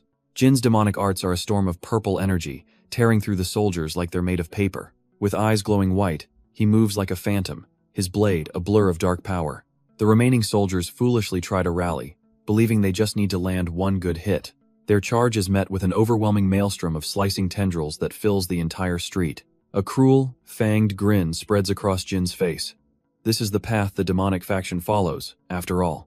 And his point is made as another soldier is instantly skewered, his body shredded by the dark arts. Jin Yo Myung stands alone amidst the bodies, his grim work finally done. Watching from a distance is Ma Chulsu, utterly speechless at the display of power. He can't believe it. Is that monster really the same age as him? The gap in their skill is so vast it seems impossible to bridge. Finally confronting Jin, he has to ask how he became so terrifyingly strong. He presses further, saying it wasn't long ago that Jin was different, but now he fights with a chilling conviction. He demands to know the secret, the driving force that changed him so completely. Jin gives a slight, knowing smile, debating whether Ma Chul-soo is even ready for the truth. He decides to offer a small hint, mentioning a heaven-sent opportunity he once received. Placing a hand on his shoulder, Jin tells him not to be so impatient. Jin explains that with talent and effort, Ma Chul-soo might just catch up one day. Stuttering, Ma Chul-soo asks what drives him, what is the source of his conviction. Jin's smile is sharp and knowing. The answer, he says, is obvious. It's the one thing he requested in their contract, leaving Ma Chul-soo to realize it's all for the young cult leader. Pointing a finger, Jin calls him a madman, explaining this is the fundamental difference between them. He asks Ma Chul-soo a chilling question. Would he kill his own brother to become the clan head? As Jin turns to leave the field of bodies, he answers for both of them, because he absolutely would. Meanwhile, the news reaches the Ma clan head, Ma Youngchun, who seethes with rage. A subordinate asks if they should eliminate the eldest son of the Jin clan for helping his brother. But Ma Jungchun refuses, stating their priority is finding his missing son, Ma Jinyun. The messenger reports that Ma Jinyun is not just running, but seems to be leaving a trail on purpose. It's as if he's summoning his brother, Ma Chul-soo, to the infamous demonic jail cave. Ma Youngchun's eyes widen in disbelief and fury. The demonic jail cave? He grits his teeth, realizing the gravity of the situation, and declares he must go there himself. Elsewhere, Jin Yomyang ponders the same mystery, wondering what Ma Jinyun is truly planning. Meanwhile, Ma Chul-soo and his men follow the clues, confused why his brother is avoiding him. Jin realizes the truth. Jinyun has lured them to a place forbidden even to the 6 clans. He was trying to send a message, but before Jin can finish the thought, a calm voice interrupts him. A mysterious old man appears from thin air, his presence alone enough to stun everyone into silence. Jin demands to know who he is, and the elder introduces himself simply as Cheon Jinmun. Jin's eyes narrow. He knows this man's energy, he's definitely from the Council of 7 Elders. The old man, Cheon Jinmun, seems amused, noting that the boy recognizes his title, the One-Eyed Demonic Lord. Of course Jin knows. The council is the shadowy group pulling the Cheon clan's strings, the very architects of the civil war he aims to prevent. So he bows respectfully, playing the part of an obedient junior, which only seems to intrigue the elder more. Cheon Jinmun praises his recent impressive actions, but then casually tells him to stop right here and turn back. He warns that while the elders might be greedy, they are the foundation of the clan, and challenging them with borrowed power is a fatal mistake. But he offers a sliver of mercy. Turn back now, and he'll let Jin and the second son of the Ma clan live. Jin processes the veiled threat. So he'll pull some strings for Ma Chul-soo? He has to ask what happens if they keep going. The elder gives a theatrical shrug, a sly grin spreading across his face, as he suggests they might get attacked by someone scary. He then drops the bombshell, spelling out his threat. What if a martial master from the Orthodox faction just happened to escape the demonic jail cave? Jin's lips curl into a knowing smirk. So, the caretaker of the demonic jail cave himself has graced them with his presence. The pieces finally click into place. His gut instinct about this man was spot on. He calmly challenges the elder. If they stop here, what happens to the killer star? The old man's expression sours, immediately suspecting that brat Cheon Jumyoung must have spilled the secret. Jin simply denies it, noting to himself that Jumyoung seems to have a terrible reputation. The elder dismisses the topic, declaring that child is a lost cause who must be disposed of before things worsen. Hearing the word disposed, Ma Chul-soo explodes with rage, but Jin holds him back, now resolved that he cannot turn back. Looking up at the imposing figure, Jin announces he has one last question that needs a serious answer. Ma Chul-soo can only watch in horror, calling out to his young master as the tension thickens. Cheon Jinmun unleashes a crushing aura, asking if Jin can remain undeterred by an unbearable truth.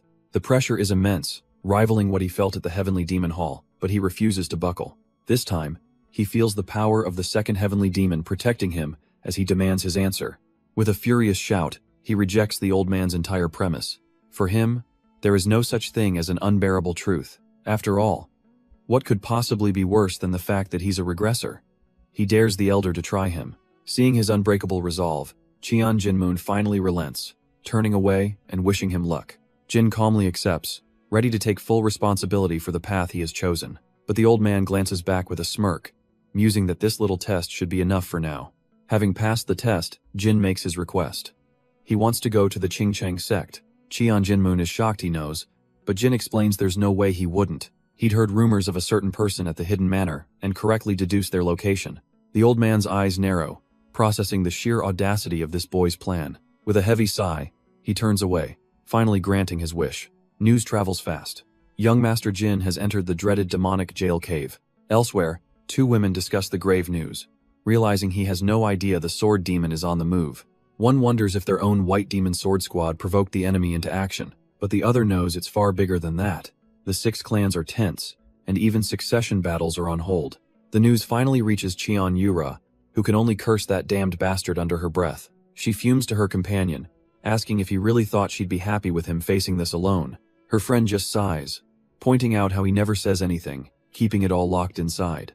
But as Yura considers the demonic jail cave, her anger turns into cold calculation.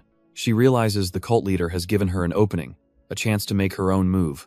Before it's too late, she vows to protect what's hers, and her companion fully agrees. With newfound purpose, she announces their destination, the Heavenly Intelligence Pavilion.